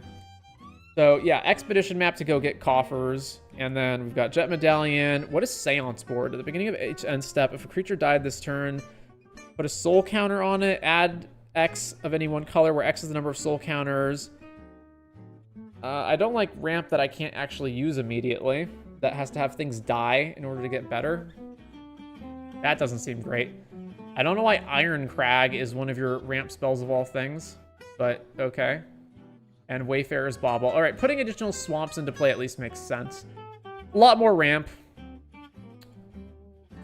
Tutors. Dark Petition, Demonic, Diabolic, Grim Tutor, Insidious Dreams. Discard X, search your library for X, then shuffle. Well, if this is 4 mana, ditch 2 cards, grab Urborg and Coffers, I guess that's maybe defensible, but that seems pretty bad. Search your library for a black card with value X or less, where it's equal to the number of creatures in your graveyard. So this only functions after you already name, but then you can go grab your Mass Reanimate. Okay, that's fine. Tutors that I like, obviously Vampiric and Demonic. And then Mausoleum Secrets, I guess. Tutors I don't like, all the rest of them. I feel like I would want... I obviously don't know how cheap the creatures in your deck are, but maybe Diabolic Intent or Beseech the Mirror.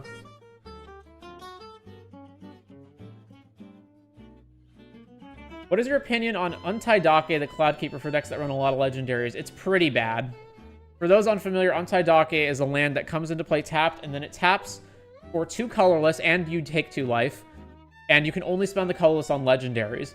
So one of the things is also that a lot of legendary cards... I don't remember if it's legendary permanents or creatures only. Let's look that up. Untitled. It's legendary spells. Okay.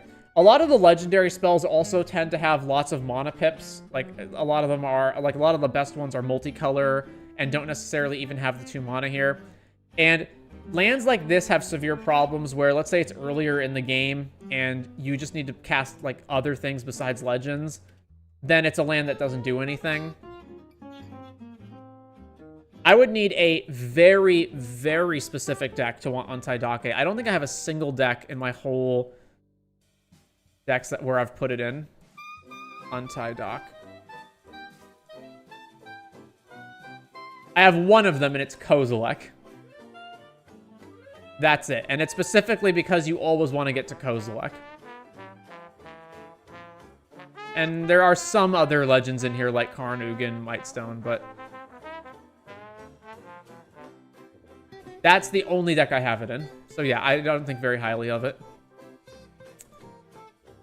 So back to Iname Death Aspect, we have... so there's the ramp. Yeah, I'd say more ramp. Songs of the Damned, Dark Writ, Cabal Writ, Bubbling Muck.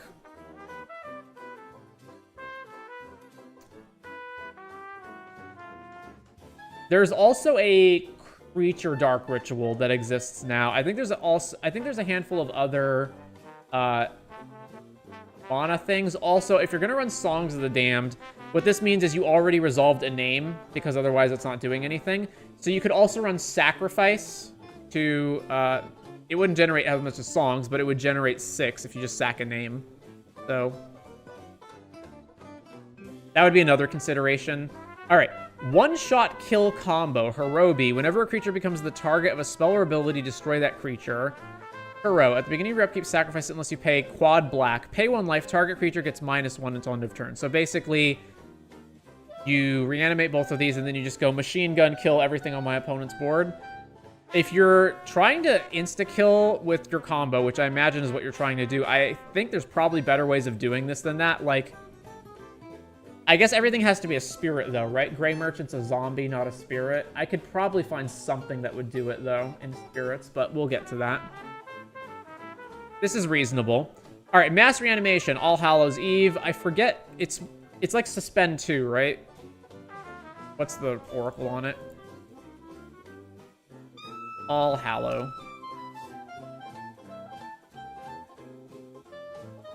No, this one.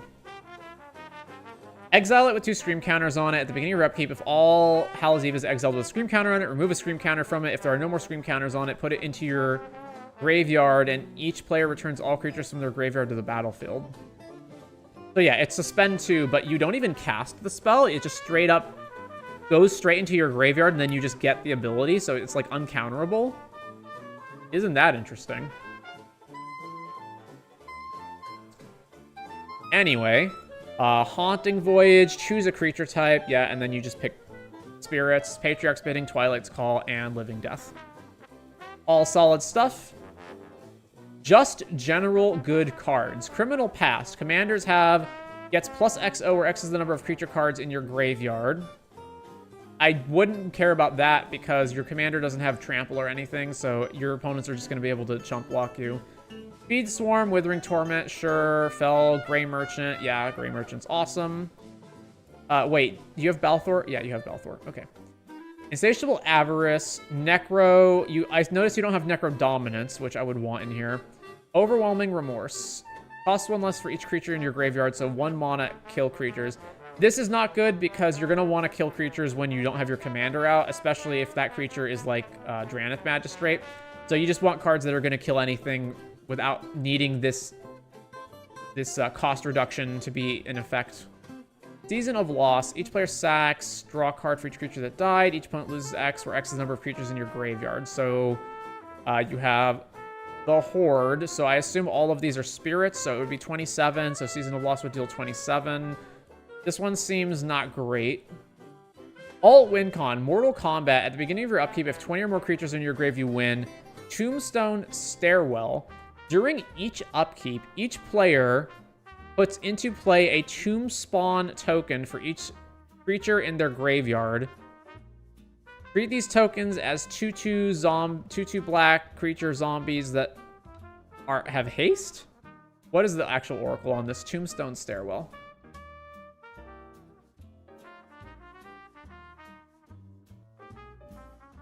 Cumulative upkeep 2. Upkeep. Make 2/2 zombie. If on the beginning of each upkeep, if it's on the battlefield, each player creates with haste named for each creature card in their graveyard. So, past turn, opponent's upkeep, everybody makes zombies. And then next upkeep, everybody makes zombies with haste. What a weird way of doing this. Beginning of each end step, and when this leaves, destroy all tokens created with it that can't be regenerated. Sure.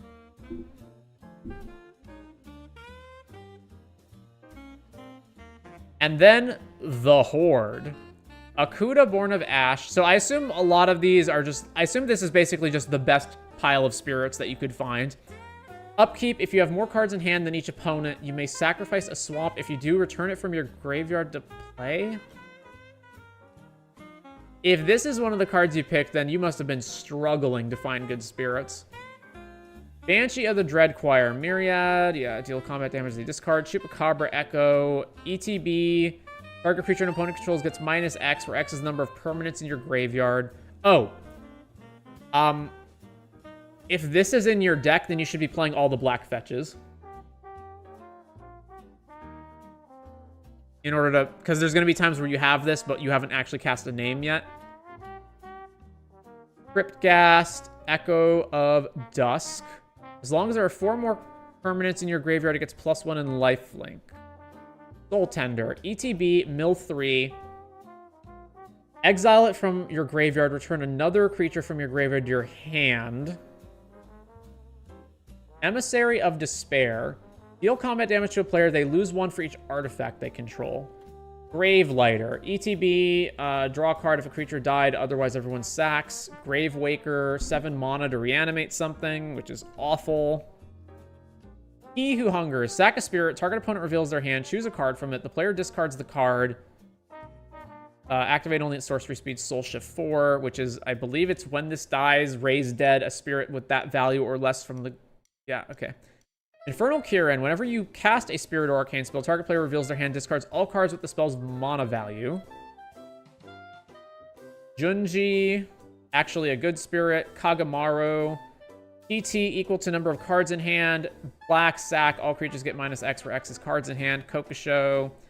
Yoki Sanity's Eclipse. Whenever you cast Spirit or Arcane, target opponent exiles a card from their hand from the game. Okay. Lost Legion. ETB Scry 2. Sure. Midnight Banshee. Beginning of upkeep. Put a -1 counter range on black creature. Moira Urborg Haunt. Deal combat damage to a player. Return to the battlefield target creature in your graveyard that was put there from the battlefield this turn. Myojin of Grim Betrayal. Cast from hand gets counter, remove counter, put onto the battlefield and control all creature cards in all graveyards that were put there from anywhere this turn. So hypothetically, another way of reanimating everything. Oh, no, it only reanimates stuff. It doesn't put them there in the first place. Okay. Plus Kami, sack, destroy target non-black creature, but it's 7 mana. Size-in, upkeep, beginning of each player's upkeep, the player loses 2 and draws 2. This sounds like an anti-card because our opponents draw the cards before we do. Spectral Snatcher, Swamp Cycling, Spirit of the Night is just like a big thing. Starving Revenant, ETB, Surveil 2, then for each card you put on top of your library, you draw a card and you lose 3. Okay. Whenever you draw a card, if there's 8 or more permanents in your graveyard, target opponent loses 1 and you gain 1. Thief of Hope. Whenever you cast Spirit or Arcane, drain 1. Urborg Scavengers, and Yargle.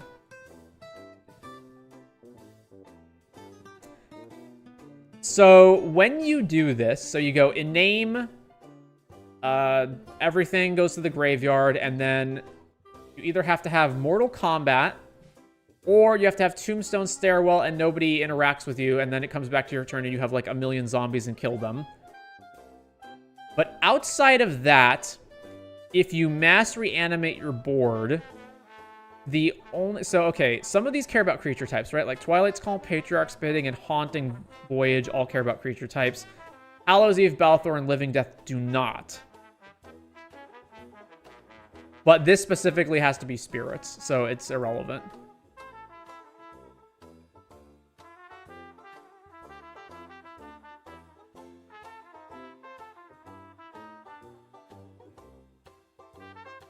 So let's say we reanimate everything. I don't think any of these cards insta-kill our opponent, right?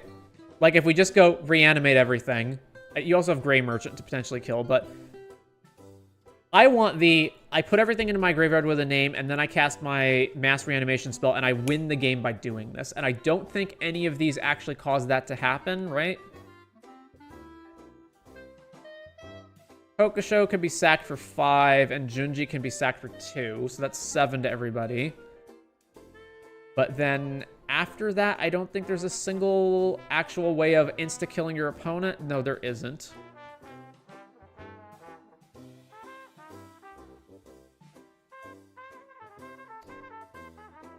All right. So yeah, a lot more ramp. In particular, I noticed you're not using Heartless Summoning, which to me, it feels like all that matters is getting a name out as fast as possible.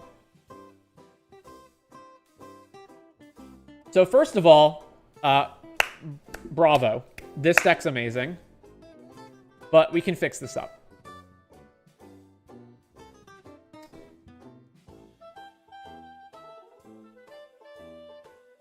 Iname Death Aspect. So add this. Fast mana. Protection. I think that's all we need. Possibly stacks. Card draw. Evasive turns, haste, not relevant.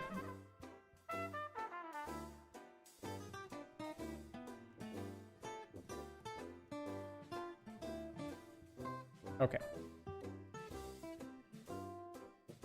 Well, let's fix some of this up. So this is not going to be a Yawgmoth deck, so let's just get that out of here. Bowmasters also can get gone. These cards... Deadly Rawlik is not relevant, obviously, because our guy costs 6. So let's do that. Let's cut the non-black fetches, and this one... Get rid of Fell the Profane. This... Yeah, that one. Get rid of this. Get rid of this. We're definitely not a Nykthos. Well, that's actually not true. We could be a Nykthos deck. I'll reevaluate afterwards. We're not a tower deck, though. Delta, Vista, Arn, Shizo, get that out of here.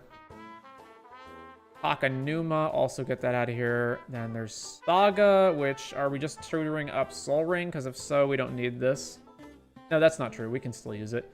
Vault of Whispers for the Opal, and then this, and this. And then card draw, we're not going to use Adnaz. Alter. That's fine. Bolus's Citadel is probably a card we don't want. Bob. Get that out. Disciple, Gix. Mindblade Render is a maybe, but probably not. Forge, Mindblade Render, no. Here into the Abyss, Skull Clamp is not a thing that we're doing, and then Transmogridd's Crown is also not a thing that we're doing. Lightning Reeves is irrelevant. Oh, I didn't add Ramp into here, so add Ramp. Then for stacks, let's see. Chains we probably don't want because we have card draw. Does Necrodominance... If a card or token we put in your graveyard from anywhere, exile it instead. Oh, okay. So it's not worded like Necropotence. This actually blanks our combo. All right, so get rid of that.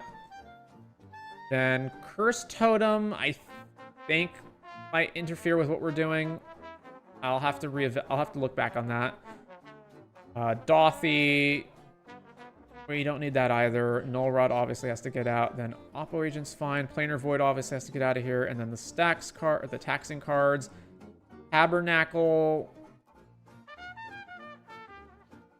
So the only time creatures matter is after we iname and do it all, although there could be times where we iname, put everything in, and then we don't mass reanimate. No, if we mass reanimate, we should just win. So Tabernacle's okay. And then we get rid of this. And then Torpor Orb is almost certainly going to interfere with something that we're doing. Oh yeah, it interferes with our commander, obviously. Oh yeah, so get rid of that. Get rid of Trinisphere.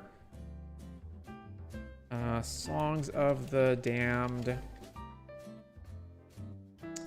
Then Winter Orb out, and then we've got these fetches. So if we don't count the fetches, then we've got Vault of Whispers.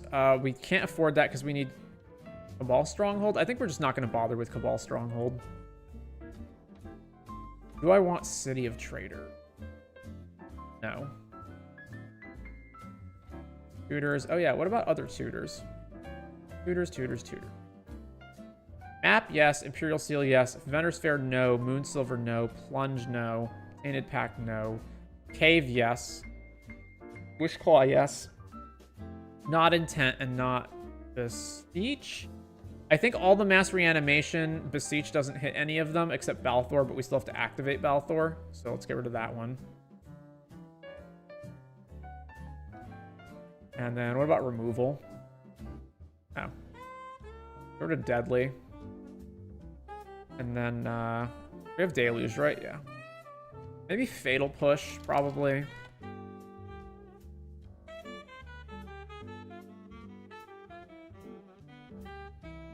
Now for Ramp. Okay, Basilisk fine. Blood Pet. It's worse than just playing Ramp. So no. Culling the Weak, I would do it if we had a bunch of cheap creatures, which we might have depending on which spirits come into the deck. And then Dark Writ, Lotus Petal, Rain of Filth. Sacrifice, Songs of the Damned. Okay, all that's fine. And then for the ramp cards, we are getting rid of these creatures. So Leadenmer, Hedron Crawler, The Ornithopter's good. We're getting rid of anything that dies under Heartless Summoning, so get rid of this. Amber out, Milliken out, Monacan out. And we have 17. Jet Medallion should be in here.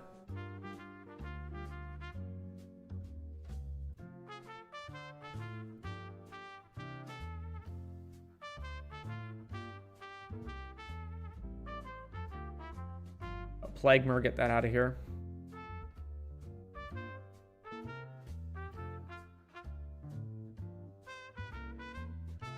Got Mischief, Duress, Thoughtseize.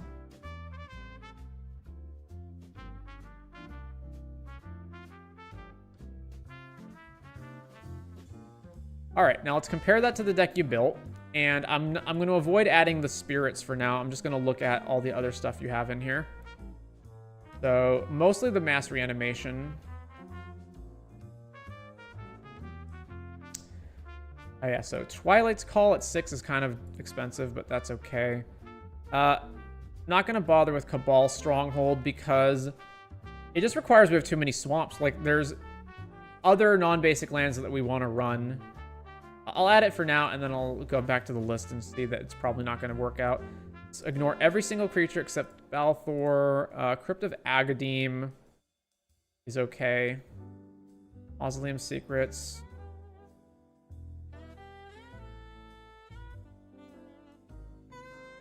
Not Petition, not Tutor. Haunting Voyage.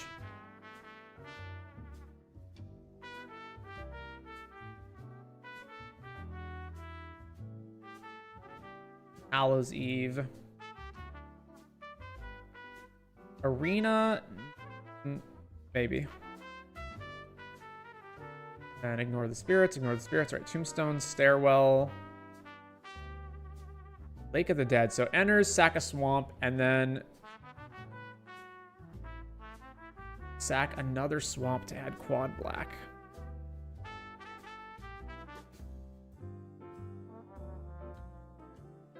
Okay.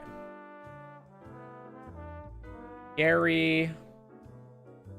So Gary doesn't do anything until we mass reanimate. So we have to mass reanimate and then also have Gary on top of it. So I think we don't want it. Patriarch's Bidding. This is 3 mana, tutor something to the top. That's bad. Bubbling Muck is another one that I don't want. Or no, maybe I want it. I don't know. Keep that, and then Living Death. Oh yeah, we do need Feed the Clan and Withering, or Feed the Swarm and Withering Torment, don't we? Where's Feed the Swarm?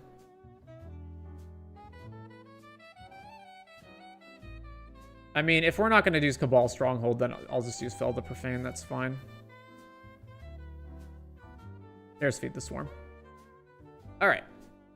Back to the list. No, not really. We're not at 100, right? Yeah, 78. That makes more sense. Okay, reanimation. Reanimation. Animation. Then this is, I guess, fast mana. And the Tombstone Stairwell is sort of a combo card, basically. And that's essentially what it is. Oh yeah, where was Mortal Kombat? I didn't see that there either. Mortal Kombat.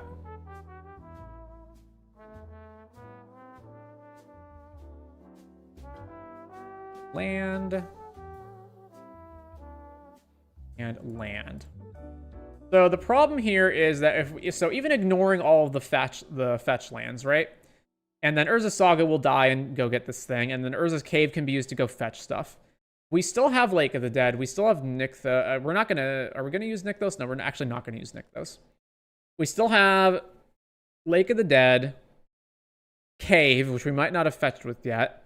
Gemstone Caverns. We don't need to face Fell, but there's Crypt of Agadim, Cavern, Cabal Coffers itself, and Ancient Tomb, and that ends up having too many things that are not basic swamps, so that's why we don't run Cabal Stronghold. All right, well, now that I have these other kill spells in here, I get rid of Fatal Push, I guess.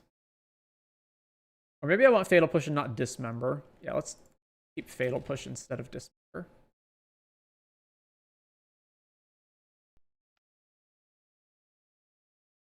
And then we're going to need the swamps at a sufficient amount. So we're at 17. Let's add in 12. That doesn't give us a lot of opportunities for spirits, but I can potentially cut a bunch of other things from the deck. So now let's do an advanced search. And we want color identity black, and it must be a spirit, because the name only finds spirits. There are 128 black spirits. Okay, so what are things that are actually relevant to some extent? When this dies, target opponent discards a card for each Zubra that died. Baleful Eidolon, Banshee.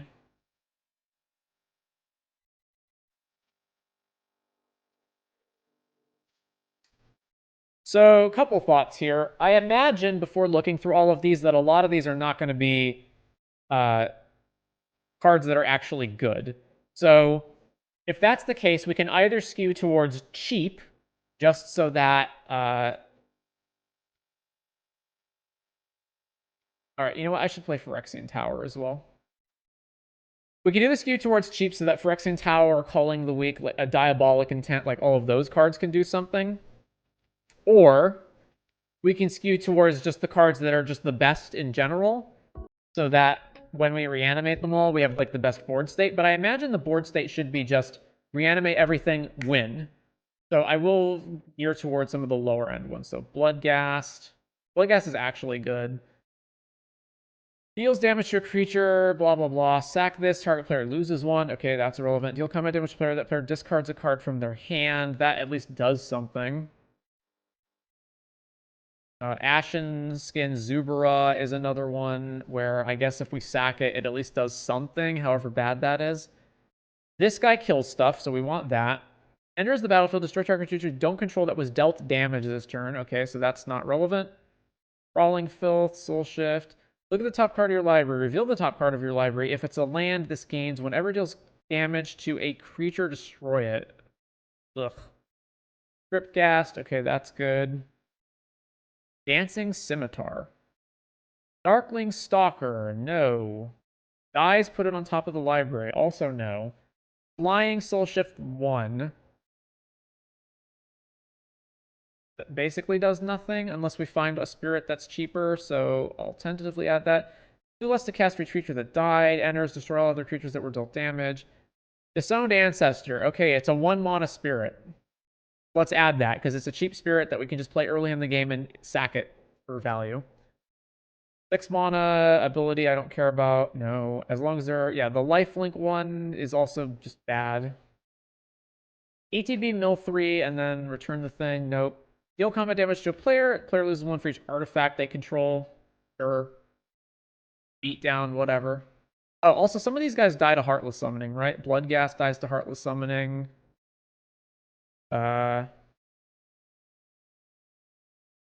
Bloodghast dies. This dies. I might just wind up cutting Heartless if that's the case, but we'll see.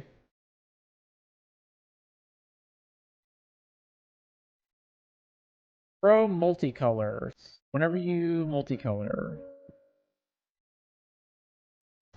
Bulk lifelink. Pay 1 life to bounce this to your hand, and then, yeah, okay, whatever. When it enters from your hand, destroy 1 of your lands? What? What are we working on now? We're working on Iname Death Aspect, which is a 6 mana black commander that when it enters, you search your library for any number of spirits and put them in your graveyard. If assigned to block a white creature or something or other. Okay, 2 abilities that cost about 1,000,000 mana. It is a 1 mana spirit, though. Target player discards 2 cards in their hand. Channel. Target player discards 4 cards. Alright, well, that's slightly better than Disowned Ancestor, because hypothetically you might have 7 mana lying around. Probably not. Actually, Disowned Ancestor is probably better, just as something that blocks. If combat damage would be dealt to this, prevent that damage and exile that many cards from the top. No. Graveborn Muse, it at least draws a card. Gravelighter does something. This thing doesn't do anything. At the beginning of your upkeep, discard a card if you don't control an ogre. During your upkeep, put a -1 on each creature, including itself and your stuff. Enters the battlefield, other creatures get -2 until end of turn, and you can ditch it to -2 something. Alright, there we go. A card that we can use. Hey, this thing has life link, I guess. Sure. Sacrifice a spirit, target opponent reveals their hand, choose a card from it. This at least kind of does something. What does this do? Whenever you cast Spirit or Arcane, get a key counter.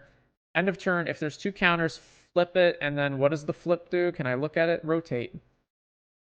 Wait, so what is it? Cast Spirit or Arcane, counter, get 2 counters on end step, flip. Remove a counter, target creature gains fear.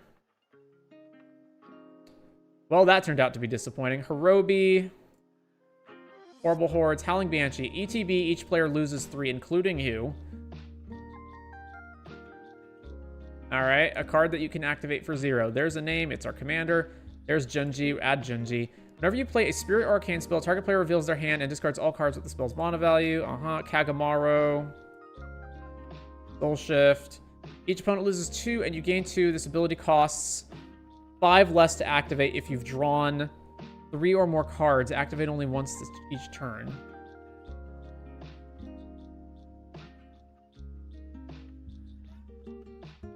Kami of Restless Shadows. ETB, choose one. Return up to 1 ninja or rogue creature from your graveyard to your hand. Put target creature from your graveyard on top of your library. No. Enters the battlefield if you control an artifact and an enchantment. You draw a card and gain 1 life. I guess hypothetically that will do that. Whenever you cast a Spirit or Arcane, something gets fear. ETB, target creature gets -2. Alright, it does something. Target player discards. Whenever you cast the thing, bounce it to your hand. Okay, Kakusho. Sack a creature to deal 1 to a creature or player. There's Kuro. Whenever you cast Spirit or Arcane, target opponent exiles a card from their hand. Whenever you cast Historic, you may pay black. If you do, return this from grave to hand. Persist. Try to. Okay. Beginning of your upkeep, put a -1 on each non-black creature. I didn't add the Banshee one. Alright, let's add the Banshee. Alright, back down here.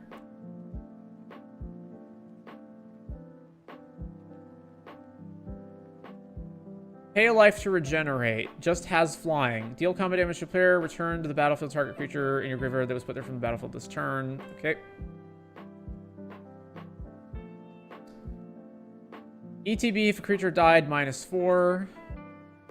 This guy who mass reanimates stuff. Myojin, what does this one do? Each opponent discards their hand. Sure.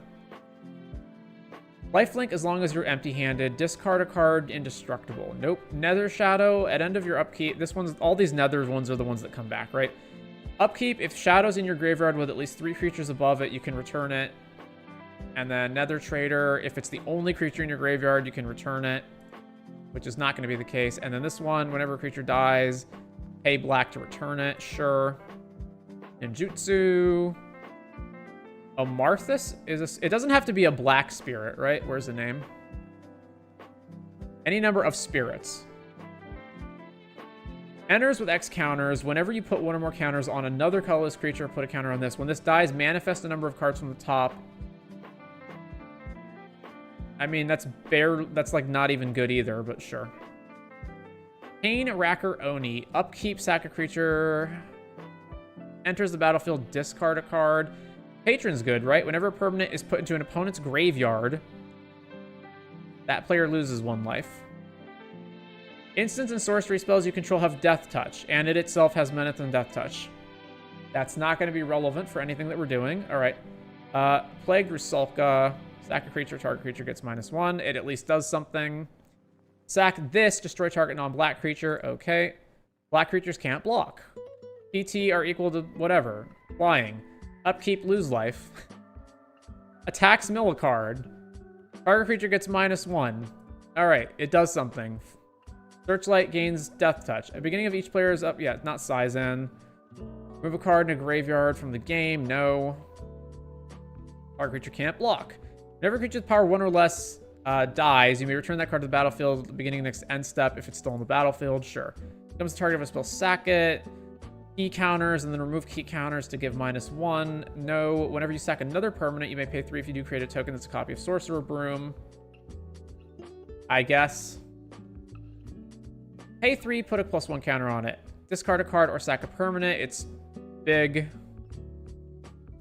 Slivers have regenerate, or no, they don't have regenerate. They have plus. This one swamp cycles. Okay, that does something.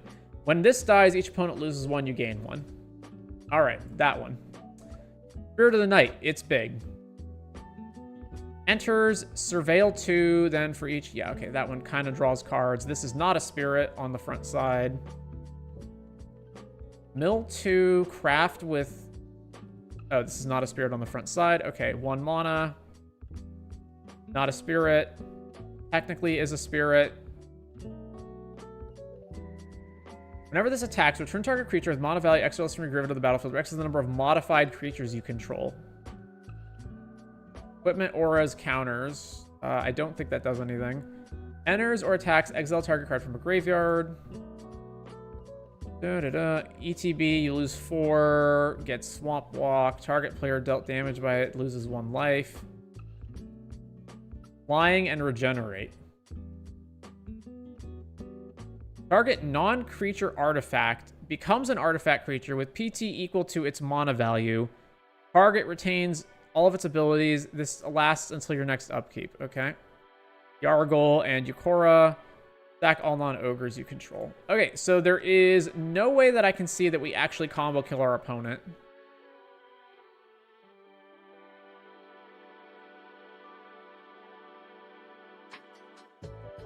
$135 cards, obviously a bunch of those. 44, we don't need anywhere near that much, and there's a bunch of them that are just garbage. So let's go through and cut all the garbage stuff. So turn an artifact into a creature is hypothetically useful because we can turn artifacts into creatures and then shoot them with removal. So that technically does something. Then there's the 1 mana ones, which we might play just to have 1 mana ones. So I won't get rid of all the 1 mana ones immediately. Scavengers actually does something. This doesn't really, right? We don't have any equipment or auras, and then we have almost like nothing with counters on it. We basically have... We have Urborg Scavengers, and that's like it. All right, so get rid of this one. Tormented Soul, Starving Revenant. This at least draws cards.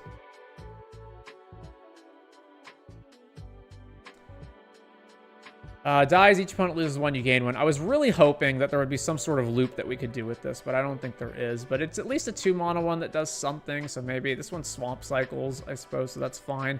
The Broom is also pretty meh. Shirei is irrelevant. Scuttling Death, just make something get -1 is also a horrible. Plus Kami. This at least kills something.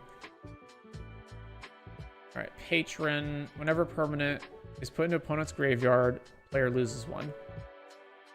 I mean, so if we reanimate Hirobi and Kuro and this, we machine gun all of our opponent's creatures and they lose a life per creature that dies, but that still doesn't kill them outright. Amarthus, I guess that's another one that has counters on it, right? And then it manifests, so it's at least a 2 mana card that if we sack it to, like, Culling the Weak... Oh, I need to add Phyrexian Tower in here. And Diabolic Intent. And then we need to cut a Swamp.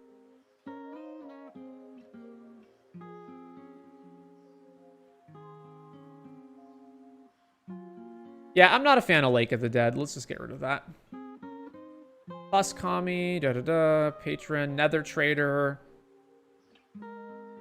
So we can't run Heartless if we're running a number of these cards. So get rid of Heartless.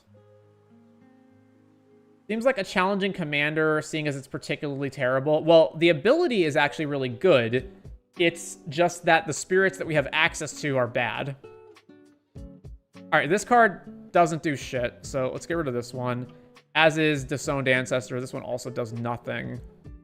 Death Knell is Also irrelevant. Let's get rid of that one. The Chupacabra is actually good because it kills stuff, so it's a removal spell.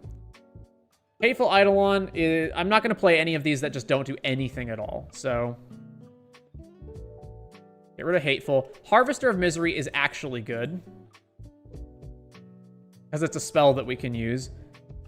Sack a Spirit, target opponent reveals their hand, choose a card. This at least, like, lets us Thoughtseize our opponents before we go off, and then we can get rid of all their interaction.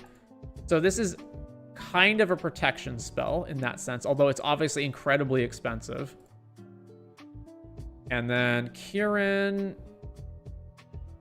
This is just random what you're hitting, but I guess it does something. Hirobi is part of the combo, so this is a combo piece. And then deals damage to a player. The player discards a card. This at least also does something. Banshee, similarly. Ashen Skin Zubra. I don't want to have one player randomly discard one card. That seems bad. Gravelighter at least draws a card, maybe, or is like a edict. So I will call this a sort of removal or a cantrip. So that's what we'll classify that as. Kokosho is like beat down.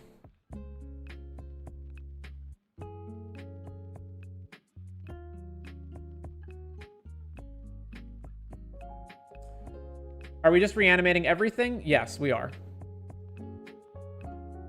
Spirit or Arcane, target opponent removes a card from their hand from the game, but then otherwise, that's okay. Kuro, this is part of the combo.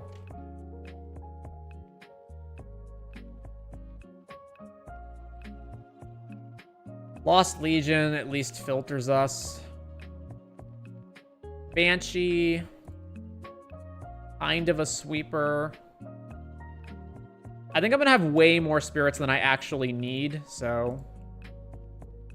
Any of them that are actually just straight up horrendous, I can probably get rid of. Like, yeah, this one that's 3 mana to start hitting somebody to make them discard a card. We can get rid of that. Banshee of the Dreadquire is another one where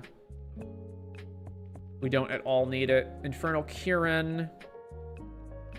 That one's so bad, too. Yeah, get rid of that. Junji at least does something. It's a reanimation spell. Or a beatdown type thing, I guess. I mean, it's hardly even that. It's mostly just reanimation. All right, this thing only triggers if we have 3 cards above it, right? Which is fine.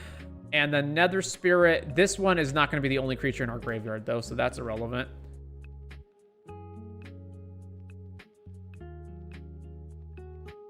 Beat down. Uskami is removal. Although, if we're reanimating it, why do we even need this? Because we're reanimating Kuro and Hirobi, so we don't even need to do that. Hang on, where is that? Yeah, we don't even need this. We'll just get rid of that. More Crypt Banshee is conditional on whether something has died, so let's get rid of that. And then the Myojins don't do anything when we reanimate them because they have to have entered from our hand, so both of those are irrelevant. And then the Sorcerer's Bloom is like a ton of mana to get this to do anything at all, so let's get rid of that. This one's fine because we're going to Swamp Cycle it. Having opponents lose 1 life is just completely irrelevant. Tormented Soul just does 1 damage, so that's also relevant. This can at least exile things. Will-o'-the-Wisp is just a blocker. Plague Rusalka hypothetically kills something of relevance. Like we can sack Bloodghast and kill a Mana Dork or something. Deal combat damage to a player. Return to the battlefield. Target creature that was put there from the battlefield this turn. So we have to sack something, hit you, and then it comes back. Are we a Skull Clamp deck? I guess we've got like X1 creatures that come back from our graveyard for free. So sure, we are a Skull Clamp deck. Kagamaru seems awful.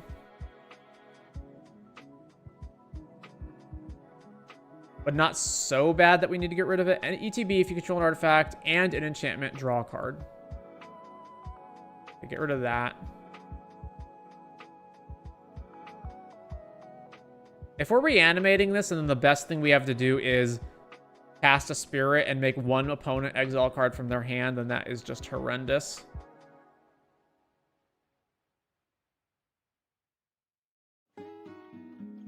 Target non-creature artifact becomes an artifact.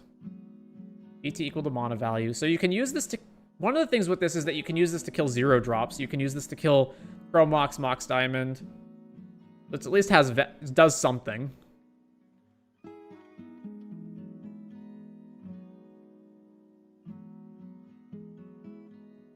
All right, as far as the fast mana goes, obviously we can just get to Iname Death Aspect super fast, but then we still need a bunch of mana next turn to Mass Reanimate. Have I gone through all the Mass Reanimate cards already? What is Balthor worded like? Return.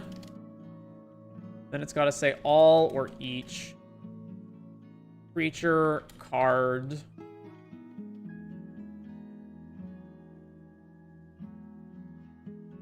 from graveyard, battlefield. Patriarch's Bidding. Zombies is only for zombies.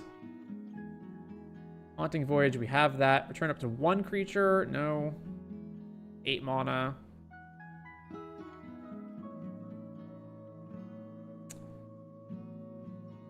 Seven. Balthor. Ever After. 2 creatures only. Awakening Hall is 8 mana, so we don't want that. And then this is Choose. That's not all. Twilight's Call we have. Tempt.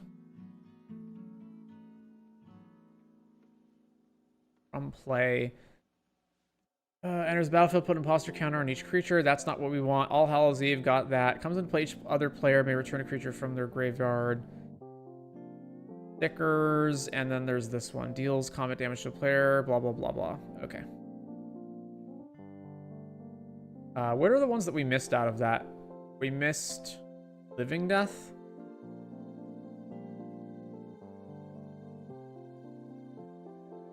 I think, but that's all the Mass Reanimation, and that's good enough. We don't need more than that. We actually probably don't even need that many because we have tutors to go fetch the rest. Rise of the Dark Realms, yeah. Well, we already have our maximum mana on... Our Mass Reanimate varies between 4 and 6, so we don't need any of them that are more than that. Okay, so for the fast mana, so the problem with this is that we don't have a way to just Mass Reanimate, boom, instantly win the game, which means that our fast mana, for the most part, we don't want this stuff, so...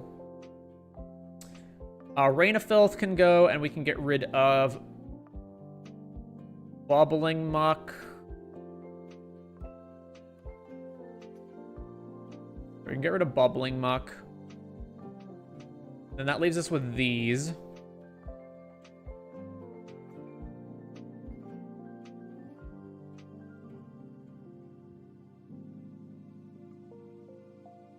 Muck is good. It's only good if we have exactly 4 swamps, right?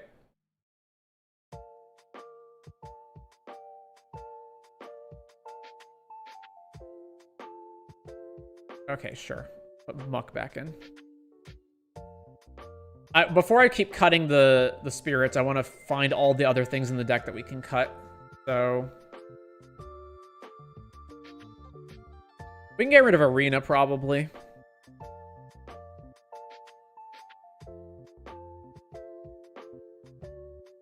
Yeah, we can get rid of her. This is discard, right? Whenever you discard. Ring, Revenant. Actually, I wouldn't count this as card draw. I would count this as a cantrip because we're only getting 2 cards off of it. Then we got 29 lands, 17 ramp. We can potentially cut one of these. If we're going to cut one of these, what are we cutting? We're cutting a colorless card. So not Thought Vessel, Belwar, Everflowing. We're going to get rid of Everflowing. Oh, one of these is Get Crypt Gas. Never mind. Crypt Gas doesn't count. Phyrexian Arena hasn't been good in a while. It's really fell off EDH playstyle meta. So here's the problem with it, is that you're paying 3 mana, you have no cards. Pass the turn, you've drawn 1 card. Pass the turn again, you've drawn 2 cards. You've cast the equivalent of Divination. That took you 2 turns to get the cards. So it's only good if you finally hit the 3rd turn. That's why it's not that good anymore. So you have to count on the game is going to go really, really long for you to draw enough cards off Arena.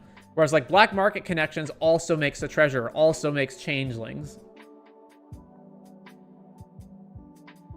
Do I want Mausoleum Secrets? Search your library for black card with mana value less than or equal to the number of creatures in your graveyard. So after we name, this goes off. And then we've got all of our other tutors. This is all fine. So we probably don't need this many mass reanimation spells because we've got the tutors to find them. So our best mass reanimation, well, All Hallows Eve is the cheapest, but it's also timed. Balthor is the most expensive out of all of them, but it's also one that we can deploy and then activate whenever we want. Haunting Voyage requires that we foretell it, so we've got to pay 2 and then 7. So it's the most expensive one out of all of them.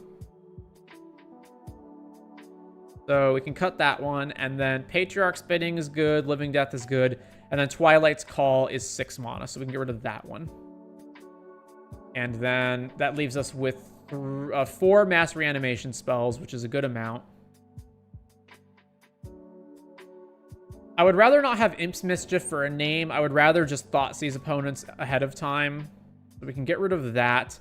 And then Tabernacle I had in here before I knew I was going to be playing all these tiny creatures. So we get rid of that one. Actually, straight up get rid of it. And then we've got Wintermoon, Oppo, Cursed Totem. We do have creatures that have activated abilities, right? Like Vassal Thrall and whatnot. Okay, so we can't play Cursed. And we can't play Chains because we do have card draw. Then there's all this removal. Some of it is in the form of our creatures, though. I could probably afford to cut Fatal Push. And now we got to cut 5 cards. And it's almost certainly going to be the cards that are our spirits, because our spirits are so terrible.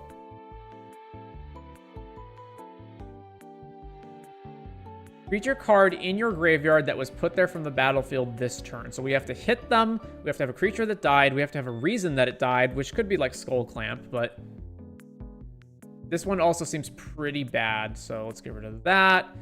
I can't imagine I'm ever going to use Kagamaru. Like 6 mana to sweep the board. And it depends on how many cards are in our hand. I'm never using it normally. If I'm reanimating it, then maybe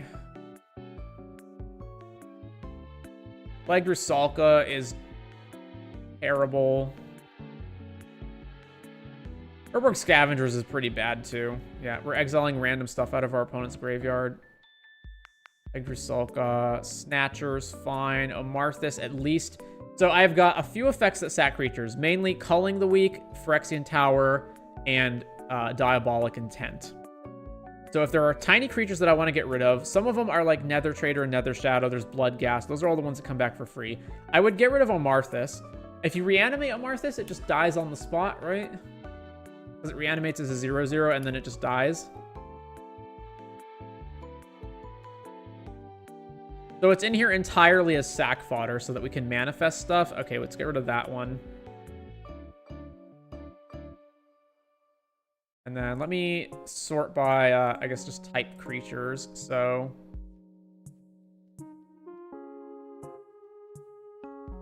guess have extort. Yeah, okay. Harvester, hungers.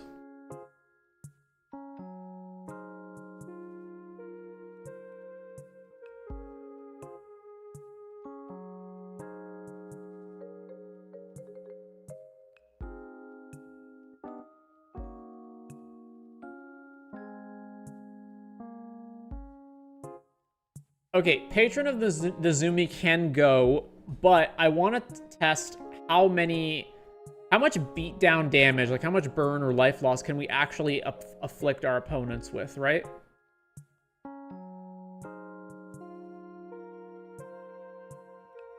So Patron of the Zumi entirely depends on how many creatures they have in play when we reanimate it. Okay, that's just terrible. Yeah.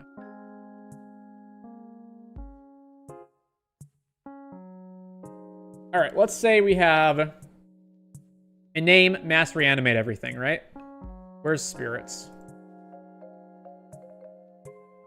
So we reanimate 20 spirits onto the board, and of those, how many of them have some sort of beatdown effect? There is... Oh, this gives everything -2, so it actually kills our other guys. Interesting. So we're going to have Hirobi, and we're going to have Kuro in play, so we can technically kill everything. So Junji's a drain 2, and Kakusho is a drain 5.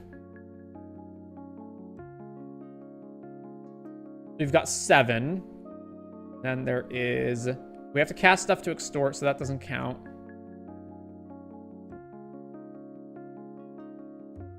We can also kill anything on our opponent's board, so if we did play Patron of the Nezumi, we could drain however many things we kill, but that's not going to be that much. And when Junji dies, we reanimate another thing, right? It has to be a non-dragon, so it can't get Kakusho back.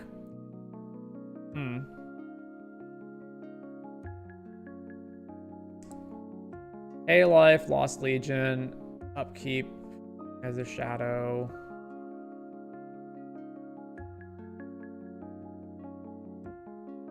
That's the problem. The only ones that we have that actually hit people are Junji and Kakusho. And Junji's the only thing that reanimates. And it can't reanimate Kakusho. I haven't looked at changelings. What about changelings? Type creature says changeling. Outcast. Whenever another creature that's chosen type enters, put a +1 counter on it. Blah. Enters the battlefield and return a target creature from your graveyard to your hand. That's your hand, not the field. Death touch, regenerate. As long as the creature with flying is in the graveyard, keyword soup. This one. Target card from a graveyard, death touch, and okay, so none of the changelings. Not a spirit, but goes well. Can always run Gary. Not a spirit, but goes well with the Black Devotion after Mass Reanimate. It does. I'm mainly looking to how do I actually kill my opponents instantly. I don't think there's a way to do it.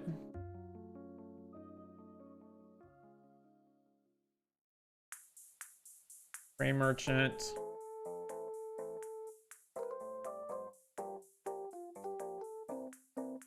Type is spirit, and it says deals or loses. Junji Kokusho, this is on upkeep, they lose 2. You lose the life.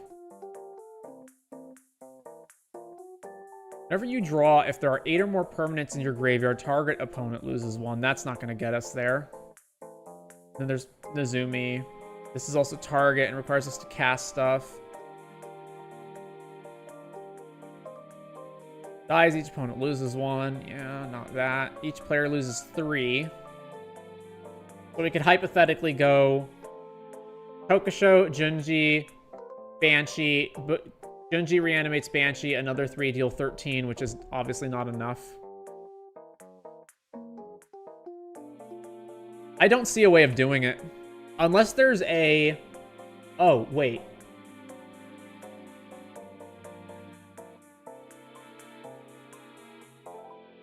I was thinking if we can give our guys Undying so that we can keep sacking them for more value, but... Okay, so whatever we do, we're not gonna be able to win the game just off of mass reanimating all the spirits, because there's no spirits that we can play that are gonna cause this to happen. But there's potentially a way that we can set up stuff ahead of time and then kill our opponents. Like, we could have Marionette Apprentice, and then Hirobi and Kuro can kill all of our own guys.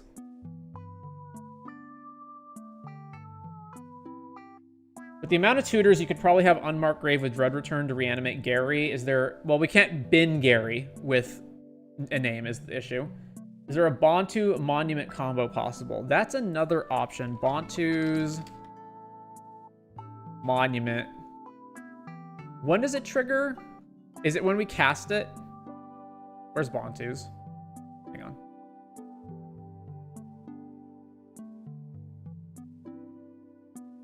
Whenever you cast a creature spell, so there isn't.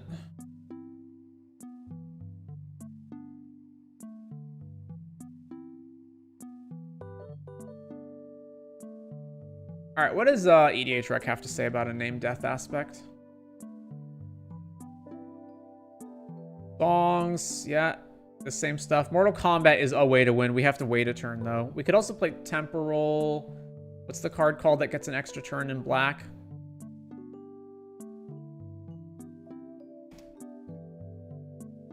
Temporal Extortion. And you have to... Oh, anyone can counter it by paying their life. Never mind. Mortal Kombat, Gravelighter. Yeah, so we're seeing the same cards here.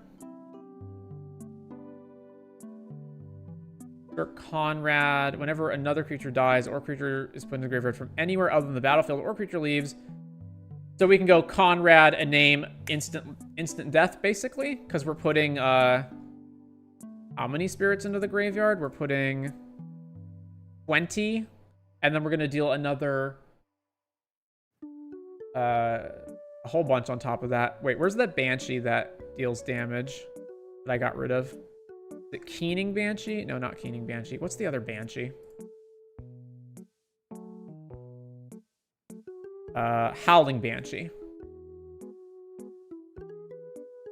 Then let's get rid of Kagamaru.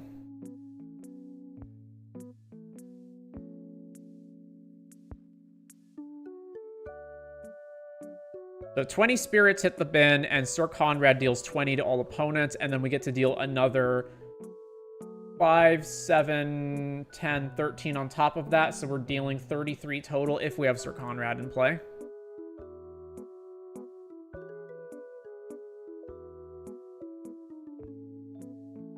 Conrad will do it, but we have to have a way of recycling our yard to mill again in case Conrad is taken. I mean, if 33 damage is not enough to kill all of our opponents, then I don't know what the heck we're doing. Alright. Bunch of more spirits.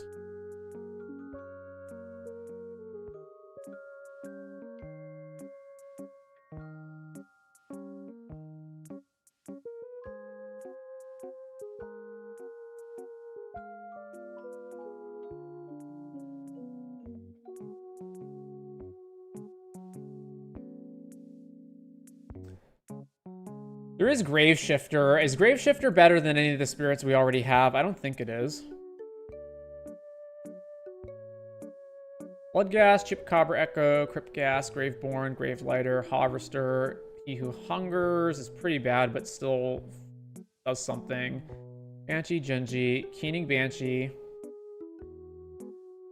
Hokusho, Kuro, Lost Legion, Midnight Banshee, Nether Shadow, Nether Traitor. Spectral Snatcher, Starving Revenant, and Xenic Poltergeist. All right, it is not.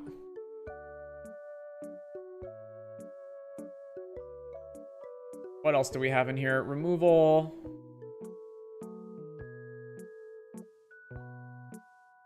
Tutors. This tutor doesn't function until we already get a name out, so I don't really like it. And we've got a bunch of other tutors regardless. And then there is... We don't, strictly speaking, need Oppo Agent. And we do have a fair number of things that Winter Moon affects as well. Probably okay.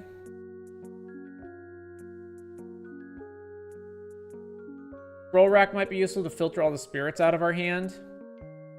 That's a good point. Because, yeah, we don't want to have any spirits in our hand when we do all of this.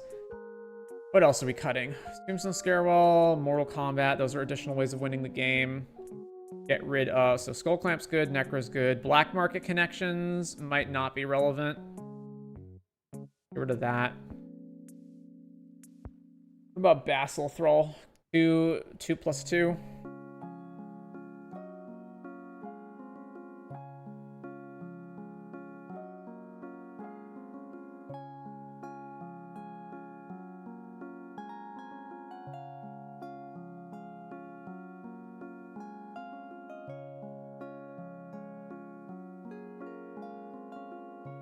The thing is, we need to cast our 6-mana Commander, and then we still need to cast a Mass Reanimation spell after that. So it's not as though we can just go boom, boom, boom, fast mana.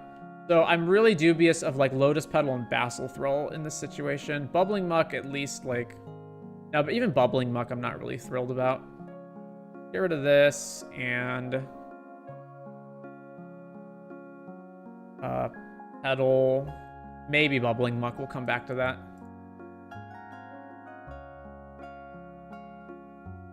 We have Charcoal Diamond, right? Yeah.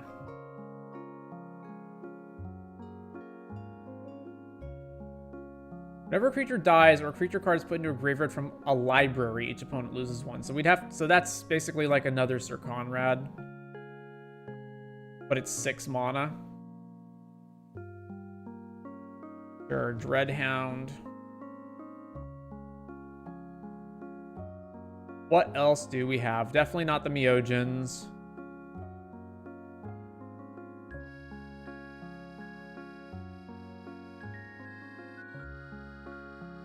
Alright, so once we get off of creatures, there's Mausoleum. What is Soul Shriek? Gets pumped based on the number of cards in the graveyard. Oh, that's another thing I didn't look at. How is Songs of the Damned worded? For each creature in your graveyard.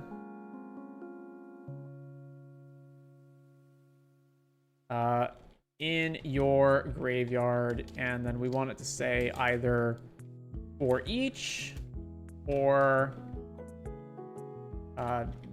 number, equal to the number, equal to the number.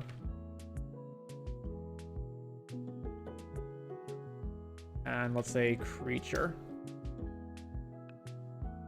Yeah, there's Crypt of Agadim, Songs of the Damned. Let's see what else. That's one at a time. Seasonal Loss, we're not doing.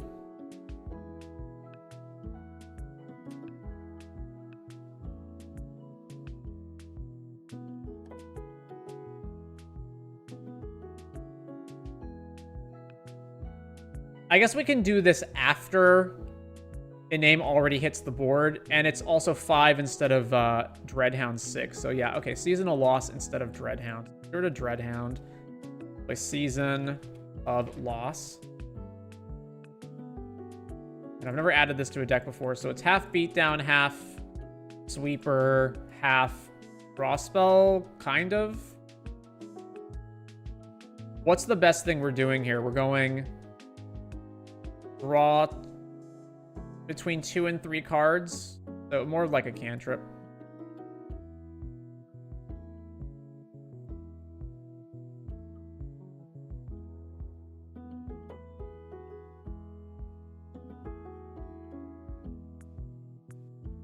What else we have? Putting number of creatures from your graveyard on top of your library. I don't know why I would want to do that.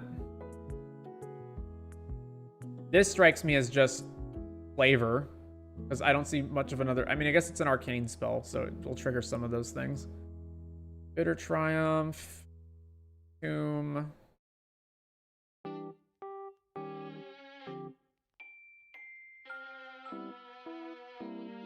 Necrologia, so we can go end step Necro, wind up discarding a bunch of stuff. I don't really want to do that. Sorceries, Bubbling Muck, Haunted Voyage. Yeah, okay, all this stuff is here. Stack any number of spirits, target player loses 2. Yeah, but that's only target, and the spirits all need to be in play.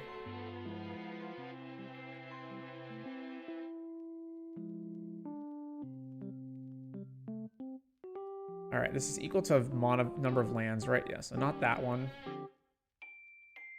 Oh yeah, I took up Beseech the Mirror. Was there anything that's good for grabbing? You can grab Hallow's Eve with it, but that doesn't work immediately. Same thing with Balthor. You can grab Balthor, but then you still need 3 mana to activate it. I can grab, like, what? Random, like, Songs of the Damned to get a bunch of mana, maybe, when you're doing the thing. I don't think there's any specific thing that I want to grab with it. Need more ways to empty the hand. It really sucks if our math relies on the number of creatures we mill and then we have them sitting in our hand. Well, we've got Scroll Rack. I don't think there's really another way to do it outside of Scroll Rack. I mean, hypothetically, we could run a card that says, like, discard any number of cards, I guess, or we could just play cards that discard cards for value. That's potentially something to do.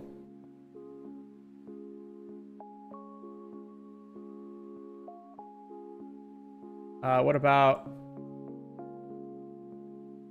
discard any number? Target player reveals, so not that. How about discard your hand?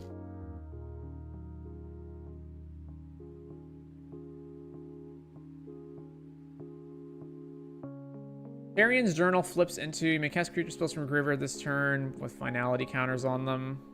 LED.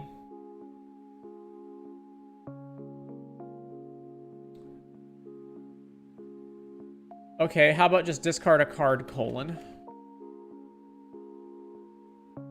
And we need it to not cost anything, probably, or very little. Urge Familiar. Cookbook. Bog Witch. It's 3 mana for the Bog Witch.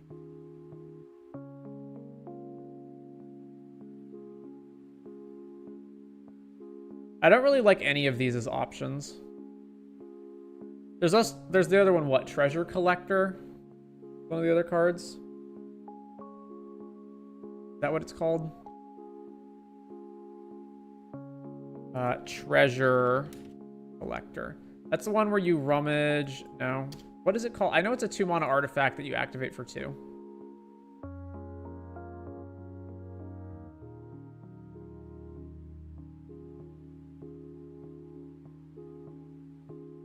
Collector's Vault, that's what it's called.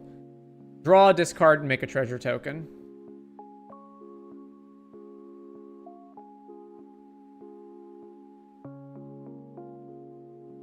I don't really like this one either, but nah, I really don't. There's this one, there's Scourge Familiar. Let's see if there's some better one when we get down here. Dead Medallion, Felden's Cane, so you can do it again. I don't think you're ever going to be in a position to do it again.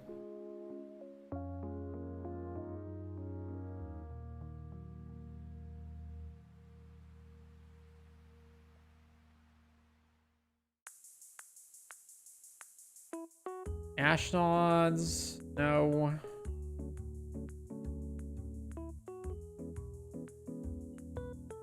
Criminal Past, no. There's Tombstone Stelware. Oh, Conspiracy. That would do it. Wait, does Maskwood Nexus also do the same thing? Hang on. Maskwood. Same is true for creature spells you control and creature cards you own that are on the battlefield. Okay, yeah, so Maskwood Nexus, and then we can also dump Grey Merchant into our graveyard.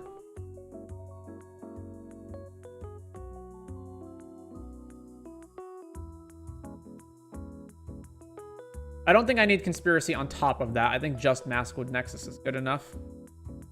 What are we cutting? We don't need as many spirits, if that's one of the things we can do. Because then we can just dump Grey Merchant into our yard. How much could Altar of Dementia potentially mill for the spirits? Not much. Alright, what's the worst spirit here? Probably He Who Hungers.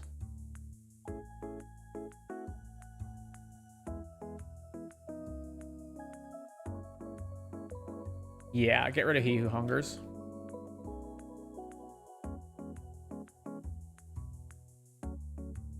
And then the lands. Yeah.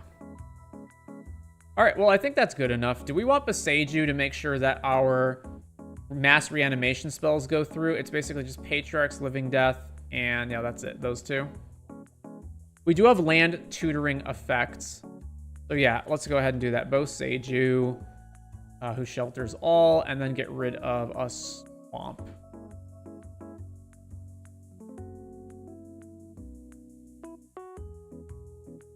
All right.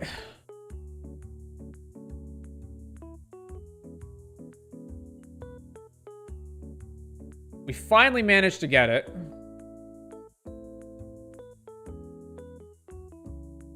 So, plan, go to Iname Death Aspect, put all the spirits into our graveyard, mass reanimate them. If we don't have a mass reanimation spell, tutor them.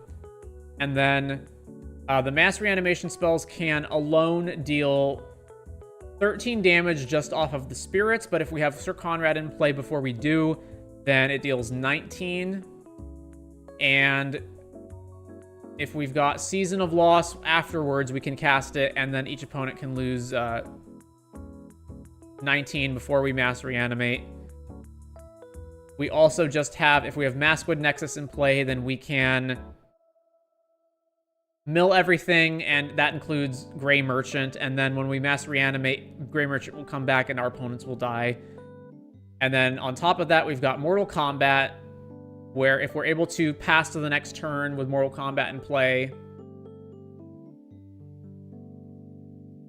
How many? Are we under 20 spirits now? Because we need exactly 20. We are under 20 spirits. We got to cut something else. So... yeah, He Who Hungers should be back in there.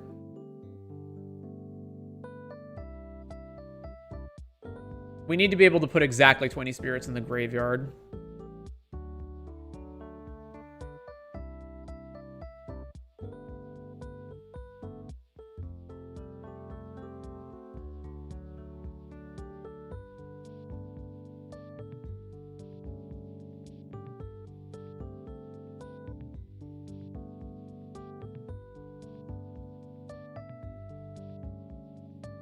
What are we getting rid of?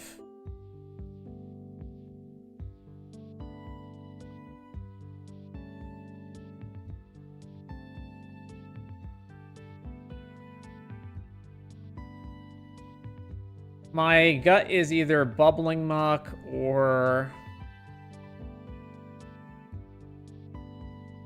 Hallows Eve, because we have to time it correctly. Or Withering Torment, because we already have Feed the Swarm.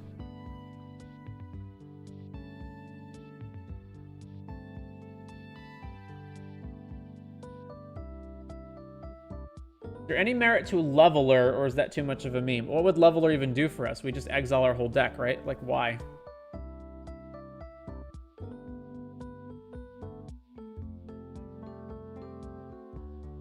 Alright, I'm gonna get rid of...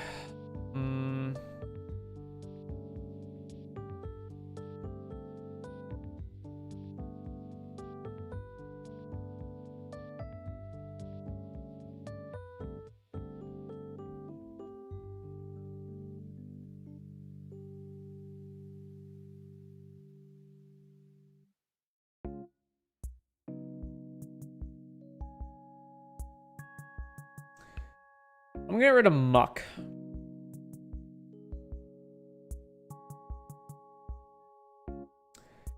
So yeah, we win by either putting everything in the graveyard. If Conrad is in play already, our opponents immediately take 20, which admittedly doesn't kill them. Or Season of Loss afterwards. So we put everything in the graveyard, then we can cast Season of Loss, and our opponents will take 20.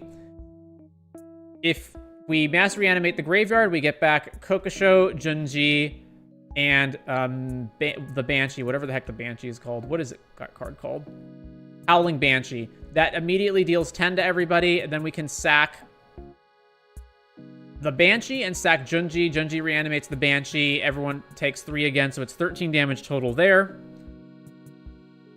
If we have Maskwood Nexus, then all of our cards are spirits, and then we can dump everything, and when we mass reanimate, we get Grey Merchant back, and that will kill everyone as well. I don't know how much damage Grey Merchant will be alone, but I imagine it's got to be a ton. How much does Grey Merchant deal alone? So not Balthor, if Balthor is the one that reanimated. So it's 1, 2, 3, 4, 5, 6, 7, 8, 9, 10, 11, 12, 13, 14, 15, 16, 17, 18, 19, 20, 21, 22, 23, 24, 25, 26, 27, 28, 29, 30, 31, 32, 33, 34, 35, 36, 37, 38, 39, 40, 41, 42, 43, 44. Yeah, so everyone will be dead.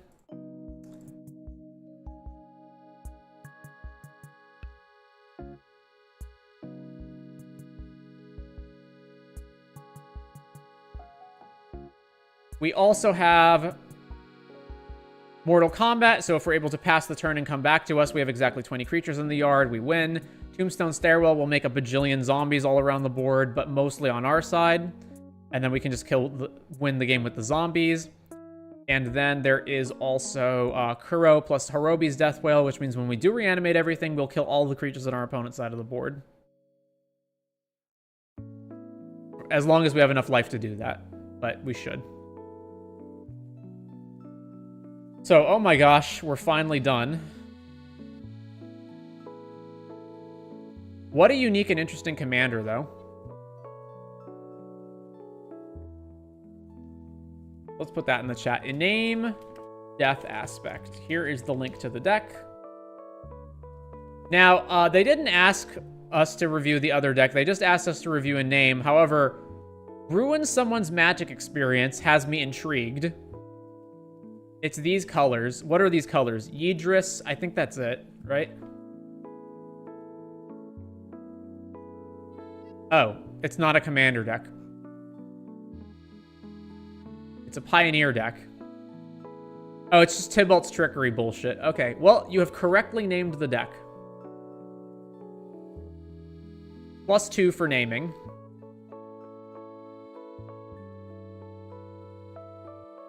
All right.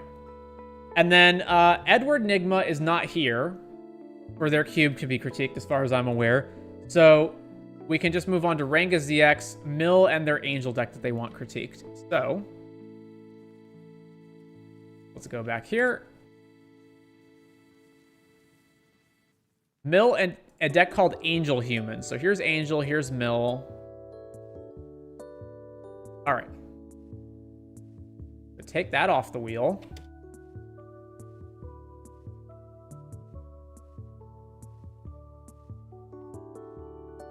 Ugh.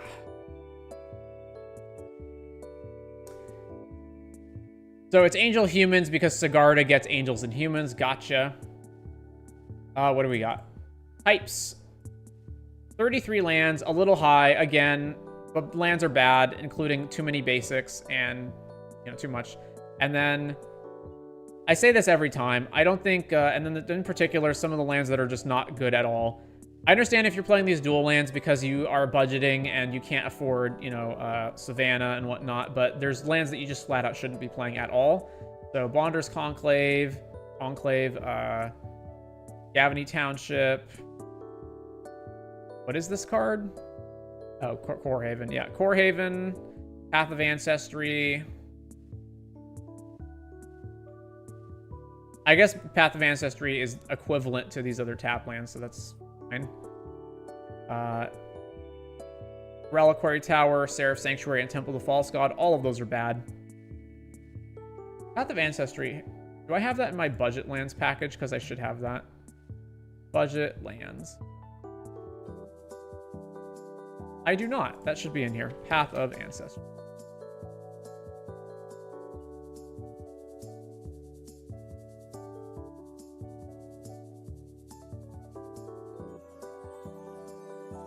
One mana of any color.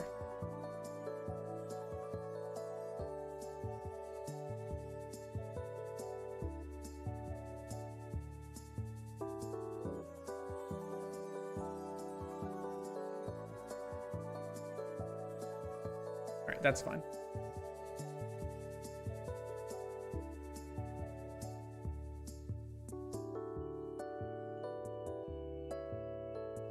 So back to Angels. I don't know how much ramp this is because it's going to be split up between artifacts and other things, but if I can count it, this is one Pearl Medallion. I find that incredibly dubious since a bunch of the cards in your deck are white or are green. How does the color break down? Yeah, you got 15 cards in your deck that are just green, so it doesn't ramp for any of those. Obviously, you have more white, but I would be pretty dubious on playing Medallions in a 2-color deck. In fact, so let's see, you've got 42 white spells plus Sigarda, so 43 counts towards the Pearl Medallion. How many do you have just based on types? You have 36 creatures plus your Sigarda, so that's 37.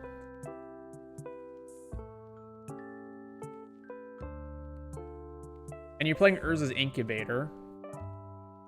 That's also pretty dubious as well, since you're going to be some angels and some humans. So this is only going to apply for... You have 16 angels and you have 18 humans, so it's not even going to... So it's only going to apply... It's only going to ramp for half your deck. And I assume you're going to pick angels most of the time so you can get Sigarda out.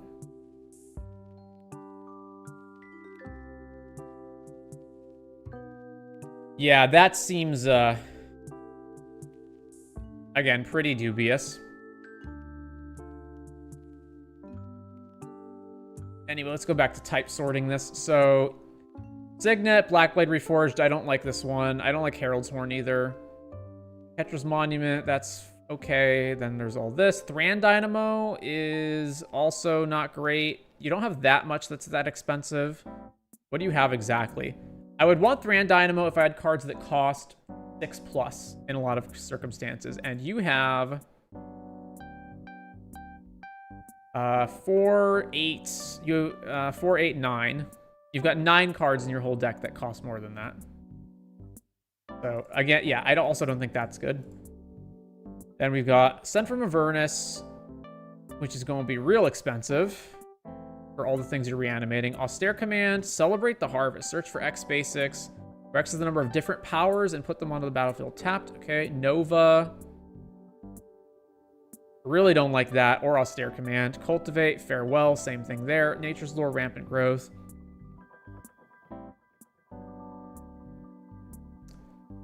And then I assume the rest of this is basically just all, like, good stuff, humans and angels, right? Champion of Landholt sucks. Don't play this.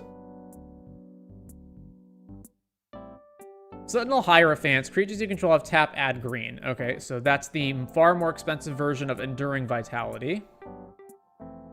Or far less expensive version. Coppercoat Vanguard. Dr. John Stewart, a.k.a. Torrens. Cast a creature, make a 1/1. Sentinel, Eternal Witness, Gyada, Stella, Grand Abolisher, Herald of War. Iron Blade, Elite. Karametra. Karametra's not good either. Too expensive. Tyler, Linvala, Lyra. Lyra's not good. Aja. Whenever a land enters the battlefield under control, make a 1/1, and other creatures get +1. This is also not very good. Myril, Audric. I would have to go and count up all the things. I assume you're mainly playing this to give flying to everything. Seedborn. I don't know why you want Seedborn. You don't really have much that's at instant speed, and you don't have many abilities that require, like, activations with mana. You've got some, like Catilda, but not a ton. Not enough to warrant Seedborn Muse. Sephara, which... also not great. It's just a big beater. Other creatures with flying have indestructible, which is somewhat relevant, I guess. July. This version of Sigarda. And then this version of Sigarda. This version of Sigarda. This one's also not good. Astgard. Slumberwalled Sage. Soul's Attendant. I don't know why you have this in here. Starnheim Aspirant. And then some really random planeswalkers.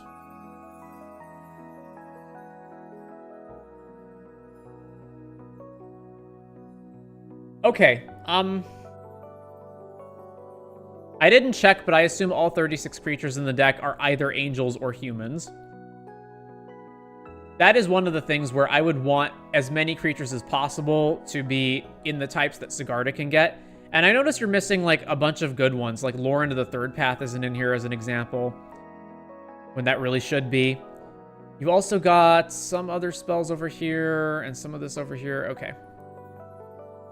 Another thing is, like, you're playing Mana Reflection and Mirari's Wake, but by the time you can even cast these, it's not like you have a ton of cards that are expensive, or even a ton of cards that cost, like, you know, 8+ or whatever, something that would warrant you playing Mana Reflection and Mirari's Wake. So I wouldn't even want these in the deck. They're somewhat good only insofar as they give you additional mana to keep casting things off the top. So, a couple of things. One of the things I would want in Sigarda is... so Sigarda makes our other stuff hexproof, but not itself. I would want things that make Sigarda hexproof, which you do have. You have Shalai, and... is that the only one? I think there's one other one in here. Not this Sigarda. Maybe it's just Shalai. I would want more things that also make Sigarda hexproof. I don't know if there's clones in green-white or, like, legendary clones, but I would just want to find more things that give her hexproof. In particular, like, Guardian Augmenter, which I don't know if that's a human or not. Let me check.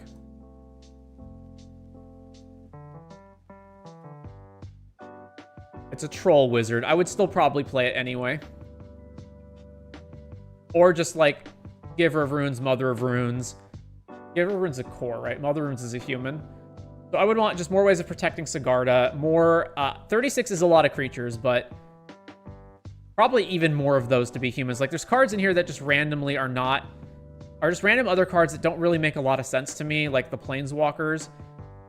The other thing is you can't go half and half like this. Like, it's fine if the creatures are all angels and humans, because Sigarda cares about both of them, but if you also have cards that specifically care about angels only, and then cards that care about humans only, like, where is it? Coppercoat Vanguard, like, only cares about humans. And then you've got ones like Urza's Incubator, where you got to choose one or the other and not both. You want to cut all that stuff out. All the stuff that's like, it cares about one of the two types, but not the other. You either want to go mostly all angels or mostly all humans with only a handful of good ones of the other type. Or you want to have cards where it doesn't matter which type they are.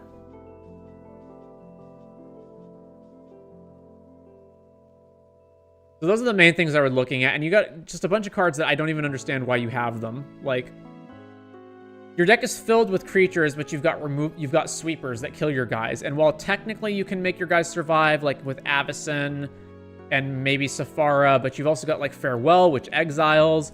And then you might say, well, it only matters because we're playing creatures, but you also have a bunch of artifacts and enchantments in here as well, so those things blow those up also.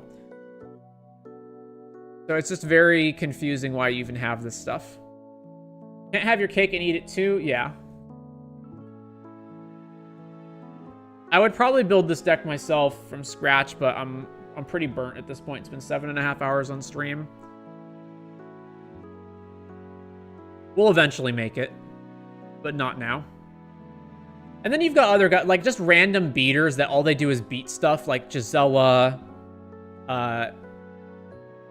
Archangel of Tithe. Like, there's a lot of cards that are just bad. They're just straight up bad. Like, Angel of Glory's Rise, sure, but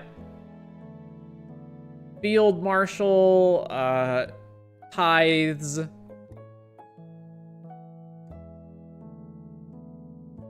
Champion of Lambholt. Like, why do I care about this if a lot of my creatures already fly anyway? Sentinel Hierophant is another one where your creatures should either be tiny mana dorks or bigger creatures, in which case I don't really care about Sentinel Hierophants. And it's also just not efficient at all at 4 mana. Like Torrens doesn't particularly strike me as being very good. Coppercoat Vanguard, because it only gives the word to your humans and not everything.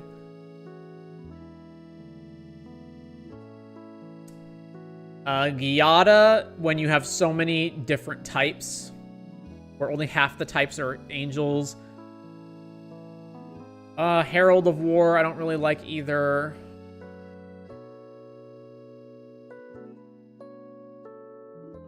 Heron Blade Elite.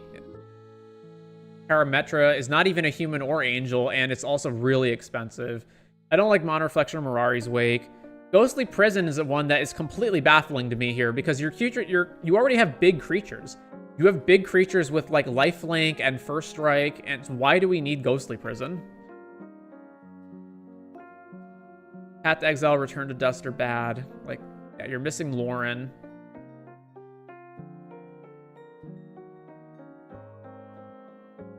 Myril's in here, but Dosan isn't. Yeah, the Seedborn Muse, while it is a good card in a vacuum, does nothing in this deck. It's basically it can combo with Catilda, sort of, and that's it, really. Sephara is a maybe, but most of your flying creatures are big angels, so in order to get this cost reduced, you need to have a bunch of really big creatures in play already. Fly's good. This Sigarda, what does the Coven even do? Look at the top 5, reveal a human, and put it into your hand. You only have 16 humans, so that's...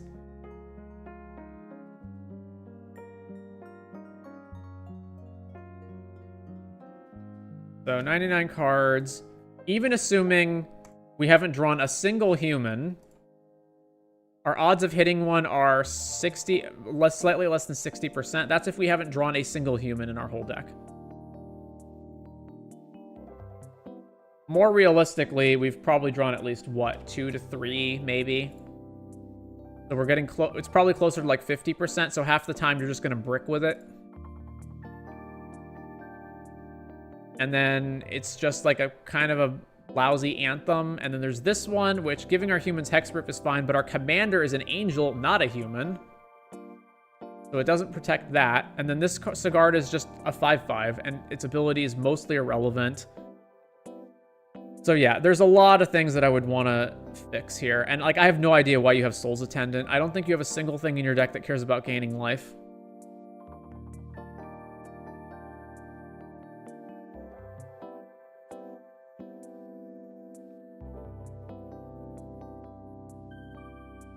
Yeah, that's the feedback for this one. And then the mill deck, we've got Captain Nagra. 5 mana, 3/6 in Dimir. Horrors have Menace, and it's a horror. Whenever a horror deals combat damage to a player, the player mills that many. At the beginning of your end step, choose target artifact or creature card in an opponent's graveyard that was put there from the library this turn. Put it onto the battlefield under your control. Okay, so you just want all the mill, right?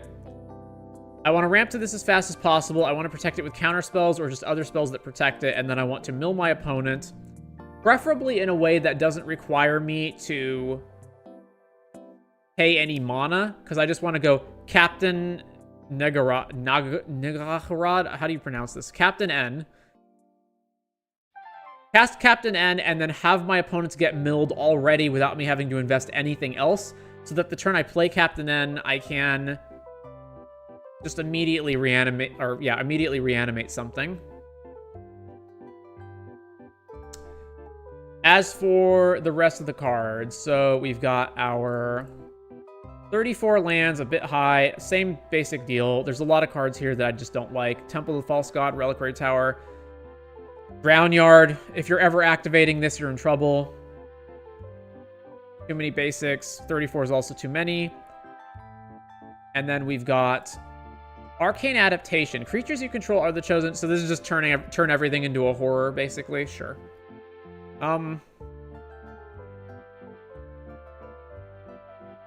If you're gonna run this, I would almost even just run the new blue Leyline of Transformation, because sometimes you'll get it for free. Black Market. Whenever a creature dies, charge it. At the beginning of your pre-combat, add black. That doesn't seem that great. Cover of Darkness. Our guys already have Menace, although that won't always get through. Why Propaganda? Aren't we the beatdown because we're attacking our opponents? In fact, if anything, this is incentivizing our opponents to not attack and have more blockers for us. Erosion, draw.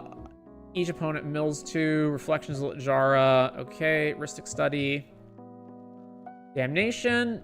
Don't play this tutor. Even if you don't have the money for Demonic Tutor and whatnot, this tutor sucks. Don't play it.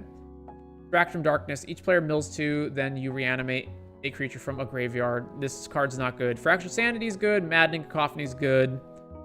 Not enough ramp as usual. And ramp that's too expensive, like Hedron Archive. Do you have Bloodchief Ascension in here? You don't, but you have Mind Crank. Okay. I do not want to pay an additional mana from my Mana Rock just so that my creatures can get +1. Sapphire Medallion, once again. Color sort this. Only 31 cards in our deck are blue.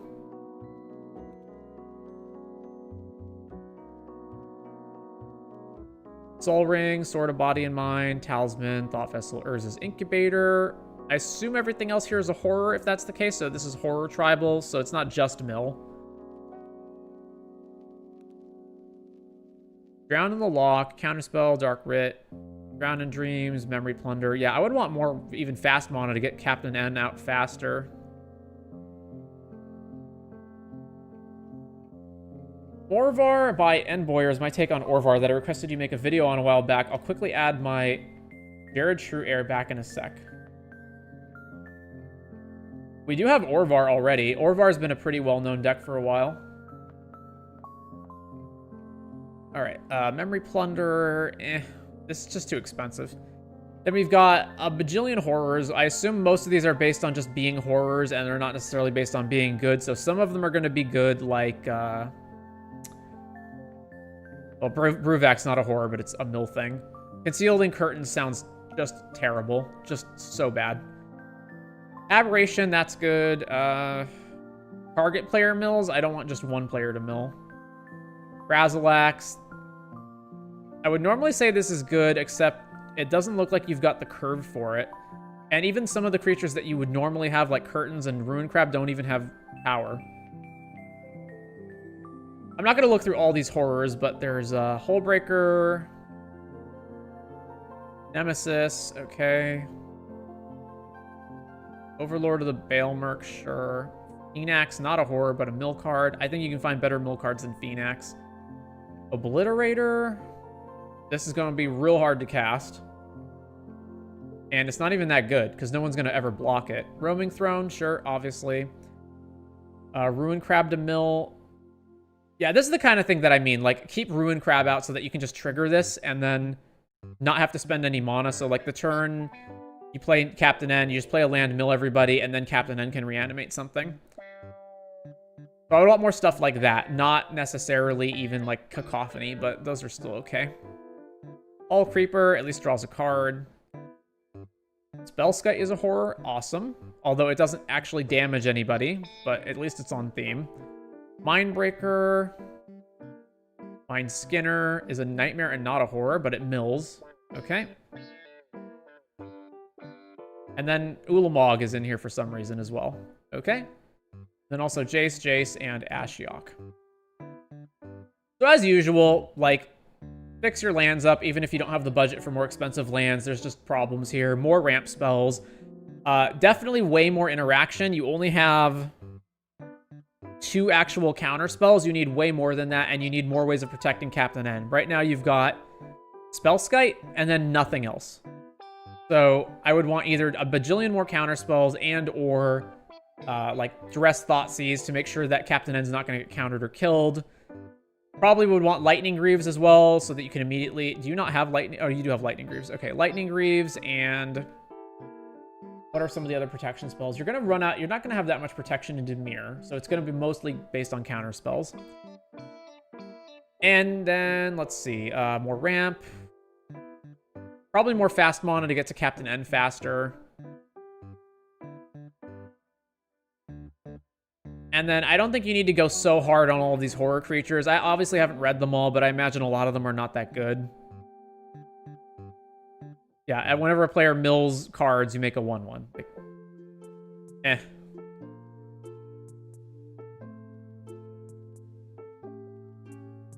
This does look kind of interesting. I would be interested in making a deck like this. But again, it's been almost 8 hours on stream, so I'm just burnt. I don't want to make a deck from scratch when I'm this burnt.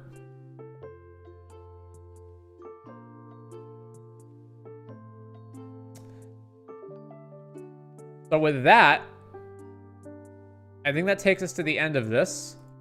So no more on the wheel for right now, except for the cube critique for whenever Edward Nigma shows back up on future days. And so you may say, well, what do we do once the wheel runs out? Well, one thing we can do is do a commander search, and then we can sort this by release date, and then go descending, or ascending. And then we can see all the commanders from the earliest part of the game and go through all 2278 commanders in the game right now and figure out which ones are the best ones to build. Or just even interesting to build, right? So this is not going to exactly work because anytime one of these cards get reprinted, it changes the release order. So in any like commander deck where they reprinted a card, it technically counts as, you know, having been released in 2024. But we can go through this and try to figure out, hey, you know, I thought I had been through all of the interesting commanders to build around, and then people kept suggesting stuff, and I kept finding more and more to build. So I think everybody who submitted their decks, I definitely like would not have probably picked out Iname Death Aspect, for example, as a commander to build around.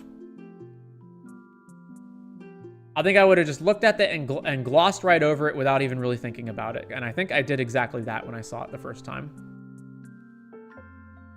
But yeah, probably more of this when we come back. And of course, everybody is free to add more requests to the wheel whenever they want. But with that said, that brings us to the end of the day. Again, it's been almost 8 hours on stream, so It might be interesting to go through here and build from scratch to these commanders to the wheel as well. And it definitely would be interesting to get audience participation. So basically to go through this and be like, hey, what do you guys think about this thing? Should we add it to the wheel or not? Most of these early ones are probably not going to be that way because they're mostly probably going to be 1, really terrible, and 2, not on theme. So it's not just a matter of like the card is so bad that it's not worth building around. It's also a matter of the card might not even have a theme to build around. Like if it's just some random vanilla creature like Casimir the Lone Wolf, a 6-mana 5/3 with no abilities, then there's no real instigating, there's no like theme to build around this. It's not like it cares about anything. You know, even if this card said something as terrible as like, whenever you cast an enchantment, scry 1, right? That at least tells me, okay, build an enchantment deck, build a deck that cares about scrying or something. But when it has no abilities or the abilities are just atrocious, then there's not really any way of building around it. Anyway, been long enough. Thanks for showing up, everyone. Hope you enjoyed the stream. We'll come back again. Hopefully Edward Nigma will be in the chat next time so we can do their cube critique. Thank you to Bijan earlier, who submitted their cube for consideration, and we went through that. Thank you to everybody who commented, anyone who even watched passively and didn't comment. I'll see you guys next time.